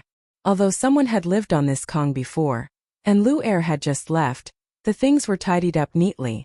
Lu Er didn't leave anything behind, so Zhang Xiaohua didn't have to tidy it up for him. After tidying up everything, Zhang Xiaohua sat on the Kong, waiting to carefully look around the room. At this time, he heard his stomach rumble. Zhang Xiaohua blushed and stole a glance at Ma Jing. Sure enough, he was also looking in this direction. Ma Jing looked at Zhang Xiaohua and also looked at him. He laughed and said, "Brother Xiaohua, you must be hungry. Don't worry, wait a moment and we'll go eat." Zhang Xiaohua nodded and said, "Okay." Ever since he ate a little at noon in front of the Misty Mountain Villa and lifted the stone lock at the Lotus Flower Escort Agency in the afternoon, he hadn't eaten anything until now. He didn't feel anything, but after drinking some water in Tian Zhongxi's room, he felt extremely hungry.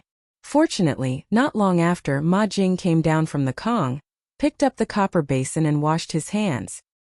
He called out to Zhang Xiaohua and said, "Let's go, brother. Let's eat." Zhang Xiaohua happily followed behind Ma Jing and walked out of the room. The dining hall was inside the inner door. They walked through several inner doors in a disorderly manner. Zhang Xiaohua felt a bit dizzy as he followed Ma Jing. Each courtyard seemed to be the same size as the one they lived in. Some were occupied while others were dark. Zhang Xiaohua didn't dare to ask too much and just followed along. Just when he was about to get lost, he finally saw Ma Jing stop and walk into a brightly lit hall. The dining hall was very large, unexpectedly large. As for how big it was, Zhang Xiaohua couldn't tell. He could only see that there were 6 rows of tables in the rectangular hall. Each row had about a dozen tables. However, there didn't seem to be anyone eating at this time. The entire hall seemed empty.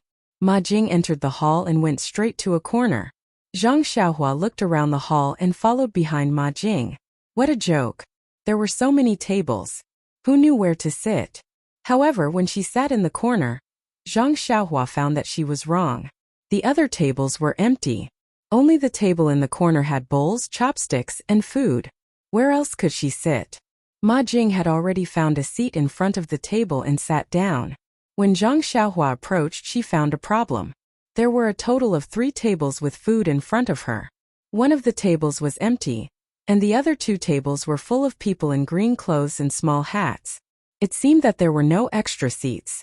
Zhang Xiaohua couldn't help but wonder, where did Lu Er usually sit to eat? Ma Jing picked up the bowl and chopsticks and was about to eat. Seeing Zhang Xiaohua standing there, he was stunned. He looked up again and smiled, saying, "There are no seats. Xiaohua, you sit at the empty table." Zhang Xiaohua nodded and was about to go over. At this time, a strange voice sounded, "You just came and you're already picky about food? You don't even look at yourself. You want to eat first-class food?" Zhang Xiaohua was stunned. She looked back and didn't see who said it. However, Zhang Xiaohua looked carefully at the food on the empty table, and then looked back at the food Ma Jing and the others were eating. Her heart couldn't help but move. There was indeed a difference. Not to mention what the food on the 2 tables were. Zhang Xiaohua couldn't distinguish clearly. However, from the plates and bowls she could see the difference. The plates that Ma Jing and the others were eating were obviously bigger, and the number of plates were fewer. On the other table, there were obviously more plates, but the plates were smaller. Of course, the quality of the plates and bowls were different, but Zhang Xiaohua didn't know. At this time, even if Zhang Xiaohua was stupid, she knew that he couldn't eat on that table. What's more, Zhang Xiaohua wasn't stupid. She just didn't go out to the countryside and didn't see the world. Therefore, Zhang Xiaohua stopped. There was a trace of doubt in her heart. What did this Ma Jing mean? Just as he was thinking about it, someone else came in. Zhang Xiaohua looked up and saw that it was the 4 men in tight clothes. They walked straight to the empty table and started eating. They didn't even look at the people at the other 2 tables. Instead, it was the simple middle-aged man who had patted Zhang Xiaohua's shoulder. He glanced at Zhang Xiaohua but didn't say anything, nor did he invite him over to eat. Just as Zhang Xiaohua was abnormally embarrassed and didn't know what to do, a voice sounded behind her, "Zhang Xiaohua? Why don't you sit down and eat?" Zhang Xiaohua looked back. It turned out that Tian Zhongxi was walking over. Zhang Xiaohua said, "The tables are full. There's no place to sit." Tian Zhongxi was stunned. Looking at the people at the 2 tables who were eating, he couldn't help but frown. Immediately he smiled and said, "There is. Come with me." After that, he walked to Ma Jing's side and pulled out a stool from under the table. He said to Zhang Xiaohua, "You can sit here." Then he patted Ma Jing and the person next to Ma Jing on the shoulder and said, "You two make way. Make room." Ma Jing said with a cheeky smile, "Brother Shi, there's no place. How can we make room?" Tian Zhongxi glared at him and said, "Lu Er usually sits here. Zhang Xiaohua is even thinner than Lu Er. How can she not sit?" The other person didn't say anything and moved away. When Ma Jing saw this, he had no choice but to move. Although the space wasn't big, it was enough for Zhang Xiaohua. Tian Zhongxi walked to another table. The person who was eating quickly pulled out a stool from under the table, leaving a big space for the people beside him. Zhang Xiaohua sat on the stool and wolfed down the sumptuous dinner. Not to mention that his stomach was already growling from hunger. Just the delicious food on the table made his mouth water. Our poor Xiaohua. When had she ever seen such a sumptuous meal? This plate of meat, who knew how it was made? It was even better than braised pork. What was that plate of meat? It was even better than streaky pork. And this fish, why was its head so big? Where did its body go? And this staple food was also unusually sweet. Alas, if only Grandma could eat it. As he thought about it, Zhang Xiaohua ate slowly. At this time he noticed that almost the people next to him had stopped eating. Everyone's eyes were fixed on his bowl. There were sneers, mockery, disdain, smiles, and gratification. There were also people who whispered, "One look and I can tell that they are from the countryside. They have never seen food before." Unfortunately, at this time Zhang Xiaohua seemed to have adapted to everyone's gazes. He had a cool breeze on the mountain feeling. He ate by himself and ignored the gazes of others. When everyone saw this, they felt very bored and didn't pay attention to him anymore. However, they still ate and chatted. Zhang Xiaohua even noticed that those people were looking at other first-class meals while eating. He even whispered in his ear, "We all do the same job. Why can't they eat first-class meals and we can't?" However, this had nothing to do with Zhang Xiaohua. It was good enough to eat these every day. Who cared about first-class meals? Although there were many varieties of food there, it was not as good as here. Eat more, eat well. This was Zhang Xiaohua's theme in the dining room tonight. Although Zhang Xiaohua had eaten to his heart's content, there was still a lot of food left on the table. The others didn't seem to have eaten much either. Looking at the leftovers, Zhang Xiaohua's only thought was how good it would be if he could give it to his pig. This thought lingered in his mind until he followed everyone back to the house. Back in the house, Ma Jing and Zhang Xiaohua each drank a cup of water and returned to their kong. Ma Jing was still picking at his smelly feet. Zhang Xiaohua looked at him and couldn't help but think disdainfully, Ma Jing's feet are going to be given to others someday? He should take advantage of this opportunity to pick at them properly. However, the smell in the house was getting worse and worse. Zhang Xiaohua even thought maliciously whether Lu Er had used his mother's death to corpse escape. Because of this, at this time he wanted Lu Er to come back quickly so that he could move to another house. He didn't think about whether he could still stay in Huanqi Mountain Villa if Lu Er came back. In the end, Zhang Xiaohua couldn't stand it anymore. He got up and walked to the window. He opened the window and looked at the night outside. He took a few deep breaths and asked Ma Jing without leaving a trace, "Brother Ma, why were there two kinds of dishes when we were eating just now? Can you tell me?" Ma Jing took the finger away from his nose and said with his small eyes narrowed, "Xiaohua, you see clearly. You are very motivated. You know the principle of asking when you don't understand. You can make progress. Then I won't hide it and tell you." After that, his eyes looked through the window through the night and also through time and space. It seemed that he had returned to the past. Ma Jing's deep voice sounded in Zhang Xiaohua's ears, "A long, long time ago." Zhang Xiaohua was stunned and asked, "A long, long time ago?" Ma Jing answered, "Yes, before the new year." Bang! Ma Jing looked at Zhang Xiaohua, who fell in thought. He is still a child. Even when he falls, he is still handsome. Birds of a feather flock together. Only he is qualified to live in the same house with me. Then he asked with concern, "What's wrong?" "Oh, nothing. I was tripped by your thoughts of traveling through time and space," Zhang Xiaohua said with a smile. Ma Jing continued, "Before the new year, the people in charge of the medicine fields in Huanqi Mountain Villa were us manservants. Although it was very hard and we didn't eat the best food, everyone was very happy and enjoyed a peaceful and harmonious life. However, since the new year, it seems that starting from the 18th of the first month, a few more medicine fields were opened on the side of the medicine fields. Do you know what kind of medicine it is?" Zhang Xiaohua was at a loss. "I don't know." Ma Jing said, "Why don't you guess?" Zhang Xiaohua was at a loss. "I really don't know. I have never planted medicine before and have never seen it. How can I guess?" "Yes." Ma Jing nodded and said, "I guess you won't be able to guess. Then what kind of medicine is it?" Zhang Xiaohua asked eagerly. Ma Jing said slowly, "This I don't know either." Bang! Zhang Xiaohua's head fell to the ground. Ma Jing exclaimed again, "What a handsome posture. This is a bit of a joke. Please vote for me. Please add it to your collection, thank you."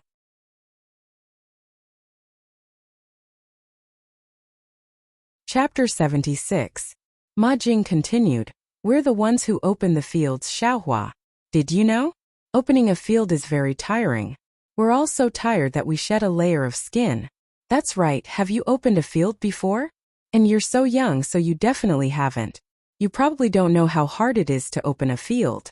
When the cold wind blows and the snowflakes fall, our hands are all frozen and cracked. Look, my fingers haven't even healed yet. When the wind blows and it rains, my bones ache. Zhang Xiaohua looked at the dancing Ma Jing. On one hand, she wanted to kick his mouth until it was broken so that he could finish his words. On the other hand, she was afraid that he would put his fingers in front of her and let her see them. She didn't dare go forward. She secretly despised him in her heart. This hand is frozen and cracked, but the bones are still injured. Who knows what Ma Jing is made of? Seeing that Ma Jing still wanted to continue, Zhang Xiaohua quickly said, "Brother Ma, I've also done this work of opening a field before. It's really tiring. And you should continue talking about the medicine field. Oh, you've opened a field before. And then you should know the hardships of opening a field." Ma Jing smiled and continued, "After opening the field, we were chased away and not allowed to come close. The pharmacy hall's hall master by an elder. He personally planted the seeds of the medicine. After planting them, we thought that they would leave it to us to take care of. Did you know? Zhang Xiaohua, this is definitely a rare medicine. If we take care of it well, the manager will definitely give us more money. They'll definitely give us a raise in salary. With a raise in salary, our lives will be better. Then I'll definitely earn a lot of money. When the time comes, I'll definitely be able to marry Little Peach." As he spoke, Ma Jing's deep eyes seemed to pierce through the night and return to the future. Zhang Xiaohua quickly said, "Who is this Little Peach?" "Little Peach is Drunken Fragrance Houses." Ma Jing immediately stopped and said, "Oh, I've said too much. Even if we don't get a raise, the higher-ups will still see how precious we are. Giving me a bit more responsibility and making me a manager is also good." But then, Ma Jing said bitterly, They actually separated these few fields from the other fields and even set up rules to prevent us from getting close. They picked 4 sons of bitches from the Misty School's pharmacy to steal our jobs and put them in charge of those few fields. The most important thing is, their treatment is actually better than ours. Not only do they get 3 taels of silver a month, but their meals are also better than ours. They can actually eat first-class meals. Moreover, when they go on business trips, their carriages are all first class and the hotels they stay in are also 4 stars higher than ours. Tell me, isn't this infuriating? It's not just me, all of us brothers are holding back our anger. We want to teach them a lesson, but... Ma Jing, who was gnashing his teeth just now, stuttered a little. Zhang Xiaohua asked curiously, "But what?" Ma Jing sighed, his head hung low. His fingers stopped drawing circles in the air and said, "But we don't know any martial arts. How can we beat them?" "Ah, you guys don't know any martial arts?" Zhang Xiaohua cried out in alarm. "What's wrong? Is it strange that we don't know any martial arts? Who said that servants need to know martial arts?" Ma Jing said unhappily when he saw Zhang Xiaohua cry out. But Zhang Xiaohua couldn't continue and thought, "You guys don't know any martial arts. Who can teach me martial arts?" "But what? Don't tell me you know martial arts? That's right, you came from the Lotus Flower Escort Agency. You definitely know some martial arts. Brother, when will you teach your big brother a few moves?" Ma Jing seemed to have woken up from his daze and wanted to get down from the ground to find Zhang Xiaohua. Zhang Xiaohua quickly waved her hand and said, "Brother Ma, do I look like I know any martial arts?" Ma Jing looked Zhang Xiaohua up and down and said doubtfully, "I can't tell. I heard that the disciples of the Misty School all start practicing martial arts at the age of 4 or 5. At your age, you're already very strong." Zhang Xiaohua smiled wryly and said, "If I started practicing martial arts at the age of 4 or 5, would I still be able to come to the villa to grow herbs?" Ma Jing tilted his head and thought for a moment before saying, "That's true. Then you would have been at the Misty Mountain Villa and not at the Huanxi Villa." As he said this, he sat down again and began to do his idle business. However, Ma Jing immediately asked curiously, "Then how did you end up at the Lotus Flower Escort Agency and how did you come here? Isn't the Lotus Flower Escort Agency a lot stronger than this place?" Zhang Xiaohua smiled wryly and explained, "It's not that I don't want to be at the Lotus Flower Escort Agency. It's just that I wanted to be a guard at the Lotus Flower Escort Agency. But they didn't want me. Coincidentally, just as I was talking to Fourth Master 1, Big Sister Cho Tong from the villa went over to ask for someone and took a fancy to me. I didn't have anywhere to go anyways, so I came here." Ma Jing narrowed his eyes and said, that's right. Guards need to be escorted. With your small body, who would dare to take you? What? Qiu Tong, how did she take a fancy to you? Do you know her? Ma Jing's small eyes immediately widened and shot out a divine light. Zhang Xiaohua hurriedly explained, how could I know big sister Qiu Tong? She saw that I was pitiful and didn't have anywhere to go, so she came looking for me. Ma Jing nodded and said, that's right. Qiu Tong is a kind-hearted girl. Not only is she a good person, but her figure is also very good. That butt, that chest, sigh. Ma Jing's deep gaze seemed to pierce through the night and space to see Qiu Tong, who was busy taking care of Yan. Ma Jing mumbled to himself for a while and suddenly smiled mysteriously at Zhang Xiaohua. Brother, although Qiu Tong was the one who found you, don't have any improper thoughts about her. Qiu Tong is everyone's dream lover. Who knows how many people have a crush on her, did you know? The one next door. Zhang Xiaohua was speechless. This Ma Jing wasn't just an ordinary gossiper. He'd spied on most of the privacy of the dozen or so people in the courtyard. At the same time, this made Zhang Xiaohua secretly raise his guard. He had to avoid this gossipy man if he had any matters to discuss. After eating and drinking to his fill, Zhang Xiaohua was still listening to Ma Jing's endless chatter at first. As he listened, he wondered how he was going to sleep with the smell of feet in the house. In the end, as he listened, his eyes became blurry and he unknowingly fell asleep. It wasn't until Ma Jing's mouth was dry, and he got up to drink some water that he realized that Zhang Xiaohua had already fallen asleep. He had played the lute to a cow for so long, so he could only sulkily drink some water, kick off his shoes and go out to visit. It was late at night, but the house wasn't quiet at all. Fortunately, Zhang Xiaohua had fallen asleep early. Ever since Ma Jing fell asleep, his earth-shattering snoring continued like a long river. Occasionally, he would say something in his sleep that couldn't be understood. Occasionally, he would stop talking and only the sound of teeth grinding could be heard. Sigh, poor Xiaohua. Fortunately, he didn't wake up at night. Otherwise, wouldn't he be so frightened that he wouldn't be able to sleep? Well, even if he woke up, he would be immediately fainted by the stench in the house. There was no chance for him to hear so much noise. It turned out that Ma Jing didn't wash his feet. However, our Xiaohua couldn't smell the smell of Ma Jing's stinky feet at this time, because his breath was long and faint. If you put your finger on Zhang Xiaohua's nose, you couldn't feel that he was breathing. Perhaps he wasn't breathing air? Perhaps at this time he wasn't breathing through his mouth and nose, but through all the pores on his body? No one knew. The next morning Zhang Xiaohua woke up on time. Before he could figure out where he was, the pungent stench immediately rushed into his nose. Zhang Xiaohua moved like a rabbit and rushed to the door like an arrow. After rushing out, he took a few deep breaths of fresh air, and then remembered that he was in Huanqi Villa and his situation. Looking back at the hut, which was no different from other rooms, he really didn't want to go in. Seeing that the yard was still quiet, he thought that everyone was still sleeping, so he walked out of the round door outside. When he came here yesterday, it was already dark, so he didn't see very clearly. Although he had a general understanding of Huanqi Villa, he was still frightened by the scene in front of him when he went out now. In front of him was the foot of a mountain.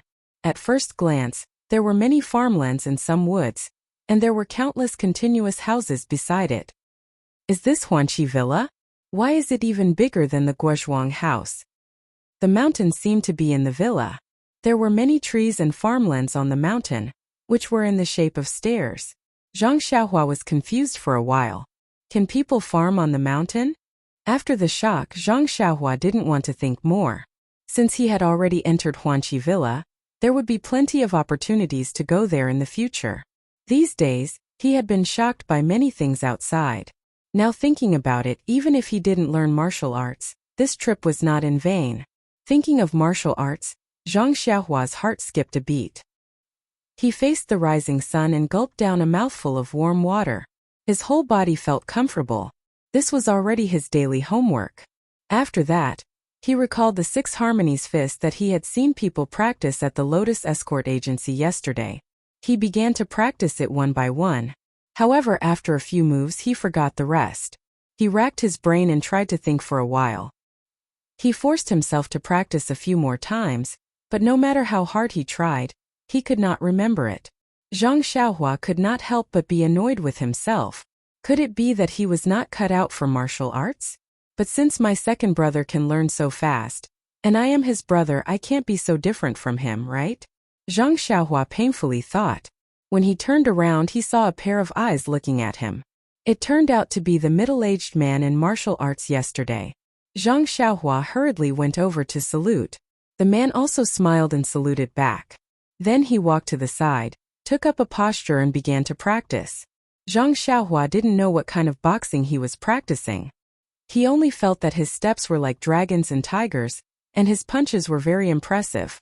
Zhang Xiaohua's eyes were full of stars and he was very envious. Not long after, the other three people also came out in martial arts clothes. They stood in different positions and began to practice martial arts. Zhang Xiaohua watched from afar. When they finished practicing and returned to the small courtyard, Zhang Xiaohua followed them back. Looking at the backs of the four people, Zhang Xiaohua couldn't help but think, if I can have their skills, I should be able to protect my family's safety. But I don't know if they are willing to teach me.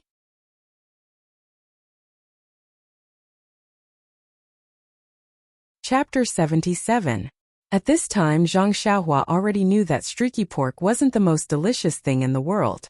Being able to eat streaky pork wasn't his dream, and martial arts was his new streaky pork. However, how to eat this streaky pork still needed to be thought about.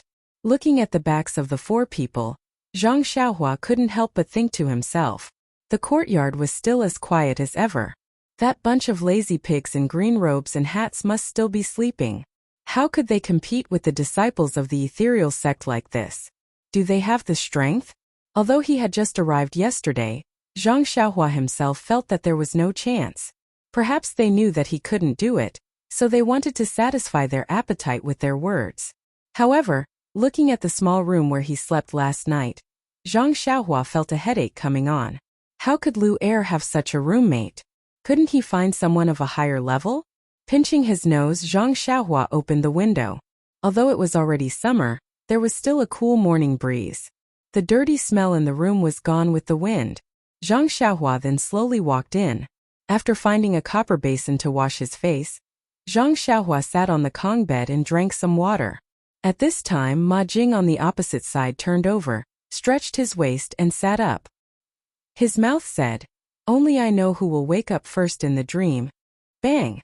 This time it wasn't Zhang Xiaohua who fell, but the cup that fell on the Kong bed.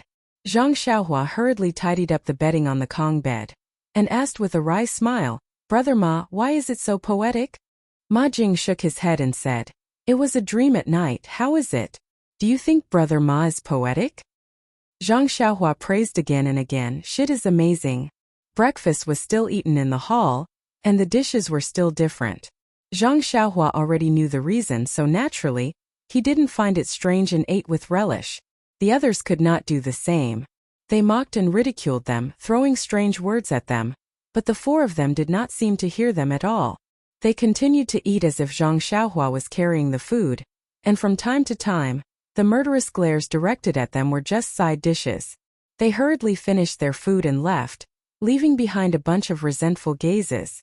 After everyone finished eating and left, Zhang Xiaohua patted his belly and left the dining hall. Looking at the leftovers on the table and thinking about how they ate, he couldn't help but wonder, wasn't the work in the medicine field heavy? Why did they eat so little? Did they have the energy to work? Zhang Xiaohua returned to the room and saw that Ma Jing had finished tidying up and was about to go out, so he quickly followed behind. However, when he passed the outer door, he was stopped by Tian Zhongxi. Tian Zhongxi smiled and said to Zhang Xiaohua, "Xiaohua, you're new here, so don't rush to work. You wait here for a while. I'll arrange it for them, and then I'll come over to greet you. You can first understand the situation with me." Zhang Xiaohua was stunned, and immediately responded, "Okay, you go ahead. I'll wait here." Seeing Zhang Xiaohua standing at the door, Tian Zhongxi took Ma Jing and the four people who were dressed in neat clothes and left first. Zhang Xiaohua didn't find it strange, but Ma Jing secretly asked Tian Zhongxi, "Brother Xi, can't you just let me take care of Zhang Xiaohua? Why do you have to take care of him personally?" Tian Zhongxi said, although Zhang Xiaohua came from the Lotus Escort Agency, his background and other things haven't been clarified yet. Although it seems that there's no problem, it's better to wait until it's clear. That's what the supervisor said last night. We'll just do as he said. Ma Jing was stunned and said with a crying face, "Why didn't you say so earlier? Yesterday, I told him a lot about our mountain villa's secrets." Tian Zhongxi was stunned, and then said with a smile, "What secrets can you know? When you know it won't be a secret anymore. Even I don't know the important secrets of our mountain villa. So how do you know? Don't think too much. Zhang Xiaohua shouldn't have any problems, otherwise he wouldn't have let Qiu Tong bring him back." Only then did Ma Jing relax. Zhang Xiaohua stood outside and watched Tian Zhongxi and the others walk away. When he heard footsteps behind him, he turned around to see Elder Yu walking over. Zhang Xiaohua quickly bowed in greeting. Elder Yu walked over and patted him on the shoulder with a smile. "Zhang Xiaohua, I heard that you want to learn martial arts?" Zhang Xiaohua's eyes lit up. "That's right, Elder Yu." Elder Yu asked again. "Yesterday I heard from Qiu Tong that you're very strong. You can actually lift 500 jin of stone weights?" Zhang Xiaohua shook his head. "Elder Yu, my strength is a bit strong. I also lifted 2 stone weights yesterday, but I don't know how heavy they are."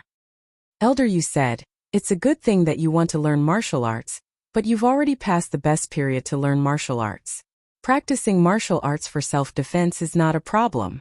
Do well and I'll find someone to teach you. How about it?" Zhang Xiaohua couldn't believe his ears. He said in surprise, "Really, Elder Yu, you're not lying to me, right?"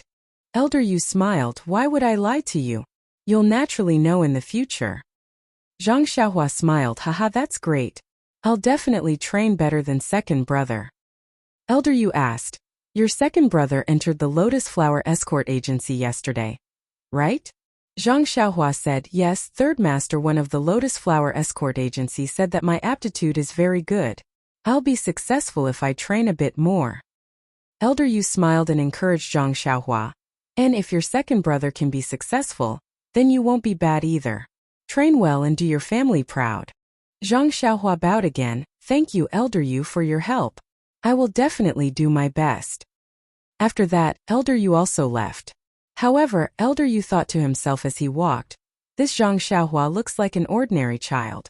It's fine if he's strong, but why does the young miss value him so much and want him to learn martial arts?" Actually, Elder Yu didn't understand Yan's intentions. Yan didn't really think highly of Zhang Xiaohua. It was just that yesterday, Qiu Tong's love for Zhang Xiaohua had made her think of her own elder brother. She was just casually saying it out of compassion. Besides, it was just a matter of saying a few words for a high and mighty person like her to let a small guard learn some martial arts, let alone a child who had long passed the age of learning martial arts.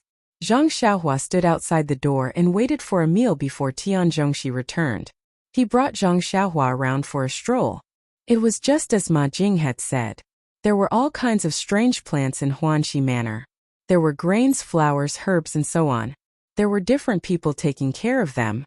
Tian Zhongxi and the others were in charge of planting these herbs. Tian Zhongxi pointed at the herb field from afar and gave Zhang Xiaohua a rough description of the herbs. Zhang Xiaohua had never seen them before, so she could only memorize them. Fortunately, it was just planting, weeding, and watering. It wasn't much different from taking care of the crops. Zhang Xiaohua had done farm work for a long time at home, so she didn't have to worry about these things. In the next few days, Tian Zhongxi still brought him around and didn't let him do any work. Even when Tian Zhongxi was busy with the herb field and didn't have time to take care of Zhang Xiaohua, he didn't let Zhang Xiaohua do any work. Zhang Xiaohua was very strange. She just watched people practice martial arts in the morning, followed him around during the day, slept under a tree when she had nothing to do, and listened to Ma Jing talk nonsense at night. This simple life was very boring. Zhang Xiaohua had come here to learn martial arts, but he was thrown here instead. Although he had never eaten anything before, and heard things that he had never thought of before, he still felt uncomfortable. Not to mention the stinky feet in the house every night. In the beginning, Zhang Xiaohua also felt embarrassed that she had just arrived. But later she couldn't stand it anymore. She had to indirectly tell Ma Jing that it would be best if he could wash his feet before sleeping. But that Ma Jing still did things his own way. Don't you think this made Zhang Xiaohua feel vexed? In the end, Zhang Xiaohua had no choice but to open the window to sleep at night for some fresh air. However, it was the same every night before going to sleep. In the morning, Ma Jing would close the window again. The air in the house was still very dirty. Ma Jing must have woken up from the cold at night and got up to close the window himself. That afternoon, Ma Jing mysteriously looked for Zhang Xiaohua and whispered to her, "Xiaohua, do you think my feet are very smelly?" Zhang Xiaohua said embarrassedly, "It's not too smelly, but a little." Ma Jing nodded and said, "I know. From today onwards you don't have to worry." "Really?" Zhang Xiaohua asked in disbelief. "You've started washing your feet?" "No." Ma Jing shook his head and said, "I just told Brother Shi about this. Brother Shi said to let you move into his house." "Really? Brother Shi said that to you?" Zhang Xiaohua asked. "Yes, that's right. Brother Shi said that." Ma Jing nodded affirmatively. Zhang Xiaohua said gratefully, "Brother Ma, you're really a good person. Thank you." Ma Jing chuckled and didn't say anything. He went out to the herb field. In the afternoon, Zhang Xiaohua packed her things, which were the small bag and a roll of bedding. In the small courtyard, the rooms were not locked. In the evening, she put her things on Tian Zhongshi's empty Kong bed. Before dinner, Ma Jing and the others came back. They didn't see Tian Zhongxi. Zhang Xiaohua naturally didn't thank Tian Zhongxi and followed Ma Jing and the others to the dining room to eat. While they were eating, Tian Zhongxi came in. He was covered in dust and seemed to have not washed. As soon as he sat down, he picked up the bowl and chopsticks and quickly ate. The person next to him asked softly, "Brother Shi, the water is not ready yet?" Tian Zhongxi was eating and answered vaguely, "Yes, not yet. I still have to do it later." Zhang Xiaohua saw that he was eating in a hurry and didn't dare to go forward immediately. When he was almost done eating and was about to get up to leave, she went forward and said, "Brother Shi, thank you. I put the bedding on the Kong bed first." Tian Zhongxi was stunned and asked, "Thank me for what? Where did you put the bedding?" Zhang Xiaohua said strangely, "Brother Shi, didn't you let me stay in your house? I put my bedding on the empty Kong bed." When Tian Zhongxi heard this, his face darkened and said, "When did I tell you to stay in my house? Can you just enter other people's houses?" After saying that, he didn't wait for Zhang Xiaohua to explain and hurriedly left. Please add it to your collection, thank you.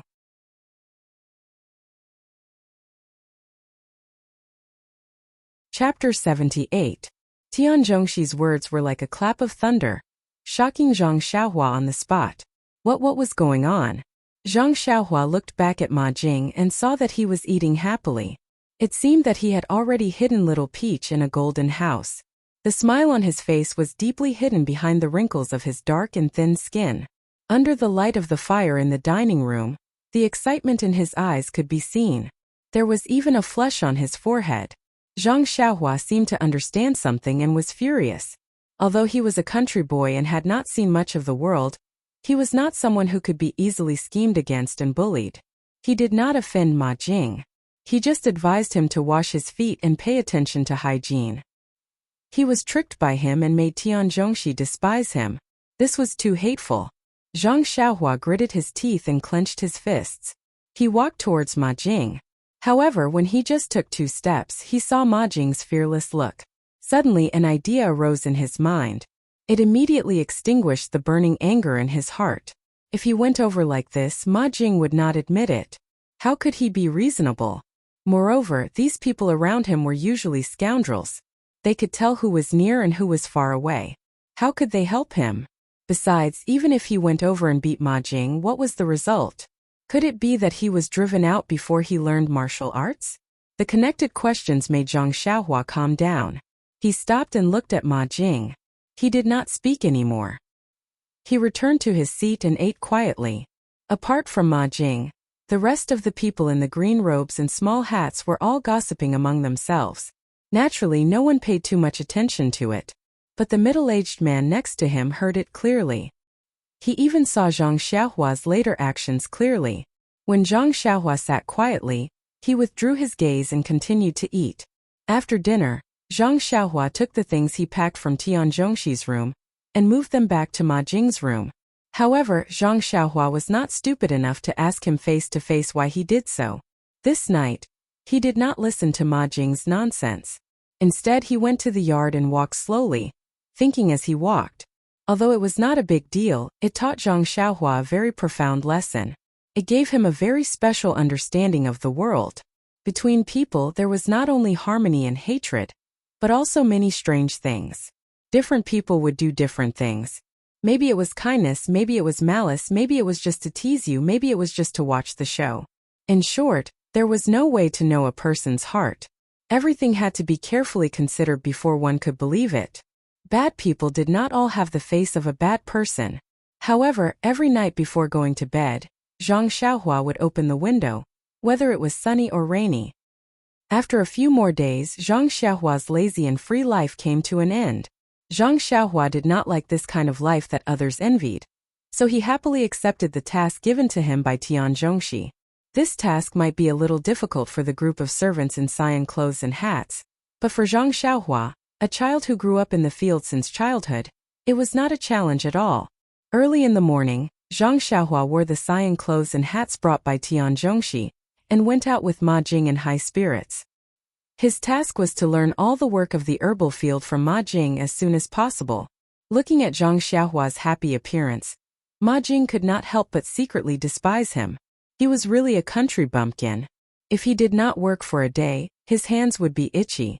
He could only be a farmer for a lifetime.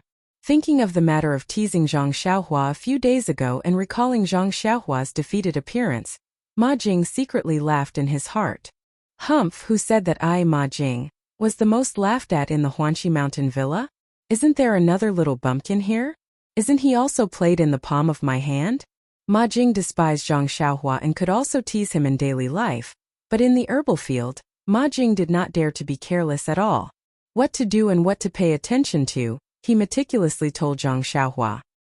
He was very clear that the herbs in the Huanqi Mountain Villa were the most important.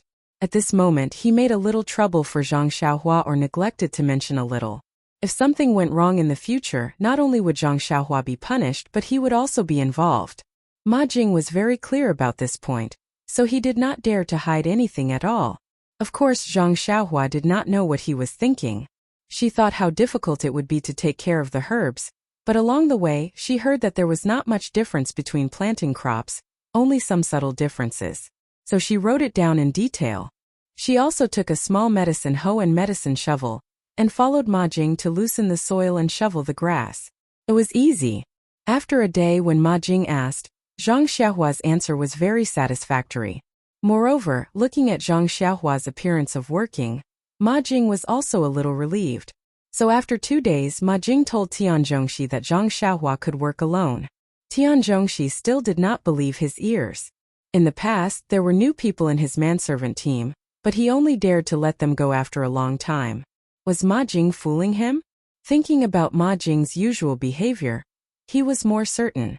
However, after he also took care of Zhang Xiaohua for a day, he really believed that Zhang Xiaohua could work alone. He felt a little guilty that he had wronged Ma Jing. After he asked Zhang Xiaohua in detail, he then found out the reason. This kind of medicinal herbs was no different from planting crops. In the past, the manservants recruited by the Huanqi Mountain Villa were mostly from the vicinity of Pingyang City and had a certain family background. How could the poor children of farmers be qualified to be taken in by the Huanqi Mountain Villa? Only Zhang Xiaohua was an exception. She was a child from a poor family and had farmed before. The bunch of manservants under him were all arrogant at home. How could they work in the fields? Therefore, it gave them the illusion that the work in this medicinal herb field was very complicated and difficult to do. After thinking through this, Tian Zhongxi could not help but let out a long sigh. Habitual thinking killed people. After that, Zhang Xiaohua finally got rid of the decadent days of reaping without sowing and returned to the fields that she was familiar with. The small medicinal hoe and spade were really cute. It was much more convenient to use than the big hoe at home. Zhang Xiaohua also had the strength now. She could easily finish a day's work. These days were really comfortable. However, Zhang Xiaohua was pleasantly surprised by what happened next. This morning Zhang Xiaohua was still watching the middle-aged man in martial arts training. However, that person did not leave immediately after he was done. Instead, he walked in front of Zhang Xiaohua and said, "Your name is Zhang Xiaohua." Zhang Xiaohua blinked and nodded. Then she heard a very pleasant sentence. "Miss asked me to teach you martial arts when I have the time." Zhang Xiaohua opened her mouth and said, "Really?" That person smiled and said, "It's true. My name is He Tianshu. You can call me team leader He. Wait for me here after dinner tonight. I will start teaching you today." Zhang Xiaohua was stunned again. She was obviously happy. He Tianshu saw that Zhang Xiaohua did not say anything and knew how he was feeling. He patted his shoulder and turned to leave. Only Zhang Xiaohua was left digesting the news that she wanted to hear the most in her life. This miss was really a good person. Zhang Xiaohua almost wanted to rush into the inner courtyard and worship the Mississippi. However, thinking about the inner courtyard's complexity, if she got lost, wouldn't she be chased out as a peeping Tom? Only then did she extinguish the thought. In short, her gratitude towards Oyen could not be expressed with words. She instantly placed this unknown miss on the same level as her sister-in-law Lu Qian in her heart. Zhang Xiaohua spent the whole day waiting anxiously and excitedly. There were even a few times when she almost made mistakes in the medicine field. This made Zhang Xiaohua immediately alert. How could she forget about this small beginning? Calm down, calm down. Zhang Xiaohua warned herself as she worked hard. From time to time she would raise her head to look at the sky. Why was the sun going so slowly today? In the torment, the sun finally set in the west. Tian Zhongxi's shout came from afar. Zhang Xiaohua immediately rushed out of the medicine field. She had long left her calmness behind. This state of mind that was not happy with external gains and not sad for oneself, Zhang Xiaohua was still far from it. Zhang Xiaohua hurriedly finished her dinner and came to the outer courtyard early. The moonlight was like water, but Zhang Xiaohua's mood was like boiling water. She was so excited. The wish that she had been thinking about for a long time was finally going to be realized. Who could still calm down? But why was He Tianshu not here yet? When she was eating just now, she saw that he was almost done eating. Usually, he would finish eating early and come out early. Why was he so slow now? Zhang Xiaohua walked back and forth under the moonlight, anxiously waiting. After an unknown amount of time, she finally heard footsteps coming from the courtyard. Zhang Xiaohua hurriedly went to greet them. Sure enough, it was He Tianshu. Zhang Xiaohua happily said, "Captain He, you've come." He Tianshu looked at Xiaohua and said with a straight face, "Xiaohua, although I'm teaching you martial arts, I'm not your real master. Captain He is just a title. Do you understand?" Zhang Xiaohua blankly nodded. He Tianshu said again, "Although I'm not your real master, I'll teach you to the best of my ability. It just depends on how much you can learn." Zhang Xiaohua nodded again. He Tianshu continued, "Then I'll tell you the first thing today. When practicing martial arts, you must practice with a calm heart. Don't be impatient. Look at you now. How can you practice martial arts in peace?" When Zhang Xiaohua heard this, she immediately understood a lot. Yes, what had she become today? She was completely dazzled by this good news. She immediately gathered her thoughts and calmly said to He Tianshu, "Thank you, Captain He, for teaching me." At this time, He Tianshu nodded in satisfaction and said, "That's good. No matter what happens in the future, you must be as calm as an ancient well. Come with me." Geyser suggests that I update faster. I plan to start from chapter 90 and try to write 5,000 words per chapter. However, I'll still update every day. Thank you, reading friends. Please bookmark, thank you.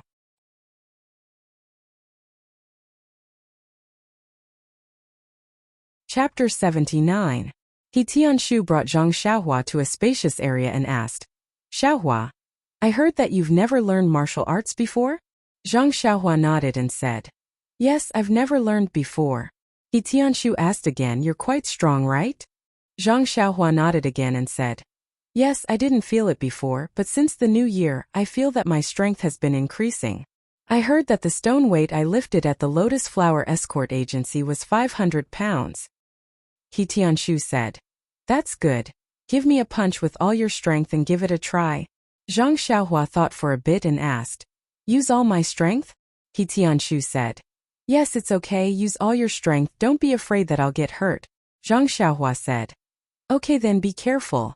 After saying this, Zhang Xiaohua took a deep breath and used all her strength to raise her right fist and punch towards He Tianshu's body. He Tianshu looked at the incoming fist and also raised his right palm, but he only used 20% of his strength, thinking that it was more than enough. When the two people's fists collided, He Tianshu knew that he was wrong and immediately used another 30% of his strength to block Zhang Xiaohua's fist. His body swayed slightly and his right arm became numb from the shock. He thought to himself, this Xiaohua really does have 500 pounds of strength, she's born with divine strength. Zhang Xiaohua was even more shocked and thought, oh my god, Captain, he is too strong. When my fist hit him, his body only swayed a little. The difference between whether or not he knows martial arts is too big. This won't do, I must learn martial arts properly. He Tianshu's right arm was numb and he couldn't raise it. He wanted to use his left hand to rub it and move it, but when he saw Zhang Xiaohua's worshipful expression, he was a bit embarrassed to do so. He could only secretly frown and praise Zhang Xiaohua. Not bad, Xiaohua, your strength is not small. Then he patted Zhang Xiaohua's shoulder and moved his shoulders without a trace, saying, now I'll officially start teaching you martial arts. Zhang Xiaohua nodded excitedly. Thank you, Captain. He Tianshu smiled, then got into a horse stance and said, watch my posture and learn from me. This is called the horse stance. Come you two. Zhang Xiaohua carefully looked at He Tianshu's posture and imitated him in the horse stance. He Tianshu stood up and pointed out a few of Zhang Xiaohua's mistakes.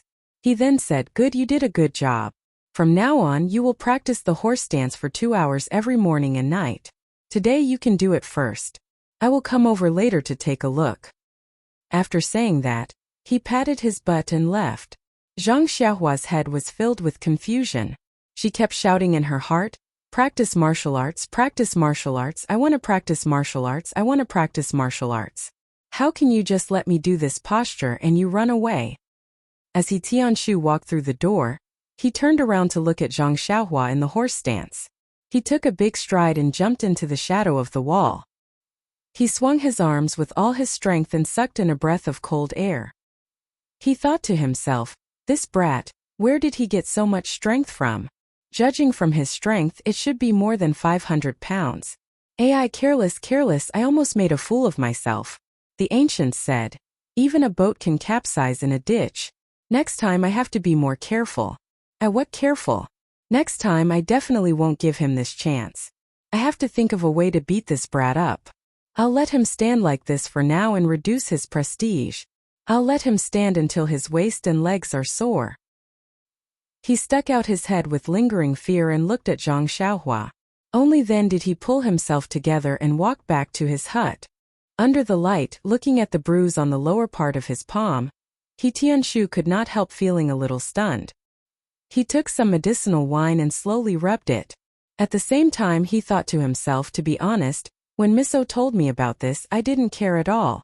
This Zhang Xiaohua was a simple and honest good boy who had not seen the world and was teased by the manservant in the villa.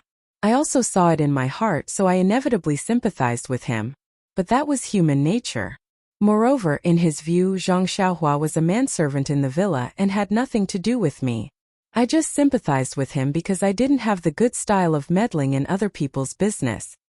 Although there was no precedent in Huanqi Villa to teach a manservant martial arts, the master of the villa said that he could just do it casually. Who didn't know the superficial skills? Everyone would have the vanity of being a teacher, so there was nothing wrong with giving some pointers. However, Oyen seemed to have seen through his thoughts, but she didn't say it clearly. She just told him that Zhang Xiaohua had the strength of 250 jin with one arm. Thinking of his disapproving expression at that time, He Tianshu couldn't help but feel ashamed of his arrogance. Although hearsay was wrong, it was not desirable for a frog at the bottom of a well to take things for granted. Therefore, after thinking about it, He Tianshu temporarily cancelled the idea of teaching Zhang Xiaohua martial arts directly. Instead, he let him practice the horse stance first and lay a good foundation for learning martial arts. Presumably, this was the real idea of the master of the villa. Otherwise, he could have found a subordinate to teach him directly. Why did he have to do it himself? Looking at the time, He Tianshu was about to get up and take a look at Zhang Xiaohua's pitiful appearance. Thinking back to the first time he performed the horse stance, he still felt a lingering fear. Just as he got up, he changed his mind and sat down again. He rubbed his already fine palm and laughed. Let Zhang Xiaohua perform the horse stance for a while longer. How dare he embarrass himself? If he didn't vent his anger, How could he be his master? However, he didn't think about who asked him to use all his strength. He was careless and only used 50% of his strength. After the time it took to smoke a cigarette, He Tianshu was a little ashamed. Forget it, he should hurry up. It was the child's first time learning martial arts. He shouldn't dispel his enthusiasm after just one time. If Zhang Xiaohua didn't learn, he wouldn't be able to explain it to the master of the villa. When He Tianshu walked quickly to the place where Zhang Xiaohua was practicing the horse stance, the situation in front of him surprised him. Zhang Xiaohua wasn't like he imagined, lying on the ground like a pile of mud. He also wasn't standing there pitifully, waiting for him, the savior, to save him. Zhang Xiaohua's horse stance was steady, just like when he had just left. He Tianshu couldn't help but feel a burst of joy in his heart. Why was this kid the same as him when he practiced the horse stance for the first time? Even if he was lazy, he didn't do it properly. How could there be a kid who didn't have any aches and pains after practicing for such a long time? No matter what, he had to give him some face and put on a decadent appearance. However, thinking of himself and his master in the past, He Tianshu didn't have the intention to point out Zhang Xiaohua's laziness. When Zhang Xiaohua heard that He Tianshu had returned, she turned around and asked with concern, "Captain He, why did you take so long to come back? Is there something wrong with the dishes tonight? Did you eat something bad?" Then she said to herself, "This Huanxi manor is good in every way, but there are too few toilets. Every day we have to line up to use the toilets. That day, I should have asked Elder Yu to give some reasonable suggestions to the manor lord to improve our living environment and increase our enthusiasm for work." Then Zhang Xiaohua seemed to have thought of something and said mysteriously to He Tianshu, "Oh right, Captain He, if you encounter this problem next time, you can go to the fields to solve it. Don't line up there like an idiot. I always do this at home. The sky is so dark no one will see. Moreover, isn't that good for the crops? Doing this is also a contribution to the manor." Bang! He Tianshu fell to the ground. Zhang Xiaohua hurriedly asked, Captain He, what happened?" Looking at Zhang Xiaohua's expression, she really wanted to help He Tianshu up. However, without He Tianshu's instructions, she still remained in the horse stance and didn't dare to get up. He Tianshu jumped up from the ground like a carp and said in a bad mood, "It's nothing, I just stepped on dog poop." Zhang Xiaohua suddenly understood and said, "Oh, I see. This dog is too much. Why doesn't it know how to poop in the fields? It would save people the trouble of picking it up." "All right, Captain He, your posture just now was so cool. When can you teach me?" He Tianshu smiled and said, "No problem, this is called a carp jumping up. I'll teach you one day." Zhang Xiaohua was stunned. "I'm talking about the posture when you fell just now. That's called a carp jumping up? This name is really strange." He Tianshu was also stunned. He Tianshu walked in front of Zhang Xiaohua and carefully looked at her from top to bottom, left to right, front to back, and said to her with a smile, "Xiaohua, your memory is not bad. You were lazy for so long just now, but your posture is exactly the same as mine. Not bad, a genius has fallen from the sky. All right, that's all for today. We'll continue tomorrow morning." After saying that, he didn't wait for Zhang Xiaohua to speak and turned to leave, yawning as he walked. When Zhang Xiaohua heard this, she quickly got up and said with grievance, "Captain He, I wasn't lazy. I really wasn't." He Tianshu thought to himself, this kid, even his answer is as cool as mine in the past. He's a promising talent. He didn't turn around and ask, "Are your legs sore? Can you still walk now?" After saying that, she quickened her pace and ran back to her room. As she walked, she thought, the feeling of being a teacher is really satisfying. Back then, did Master smile like this in his heart as he went back to his room? Leaving her blushing, she slowly slipped back to her room. When she thought about how she was exposed for being lazy, she was so shy that she didn't dare to raise her head, afraid that Master would see. When she got back to her room, she let out a sigh of relief. Now that I think about it, Master had already found out but just didn't punish me. It's also because of this that I worked hard and stood out. And looks like I did the right thing today. Tomorrow morning, Zhang Xiaohua will definitely be like me back then, working hard and no longer being lazy. However, He Tianshu didn't hear Zhang Xiaohua's different answer. "My legs are sore?" "My legs aren't sore, Captain He. I'm not tired at all. Of course I can walk." "Hey Captain He, don't run. Didn't you say you were going to teach me martial arts? Hurry up and teach me boxing. I'm really not tired. I can still do boxing. Unfortunately, He Tianshu didn't hear it. While Zhang Xiaohua was praising what a cool qigong, he slipped back to his room, leaving Zhang Xiaohua to walk back to his room in confusion. He continued his battle with smelly feet at night. Please add it to your collection, thank you.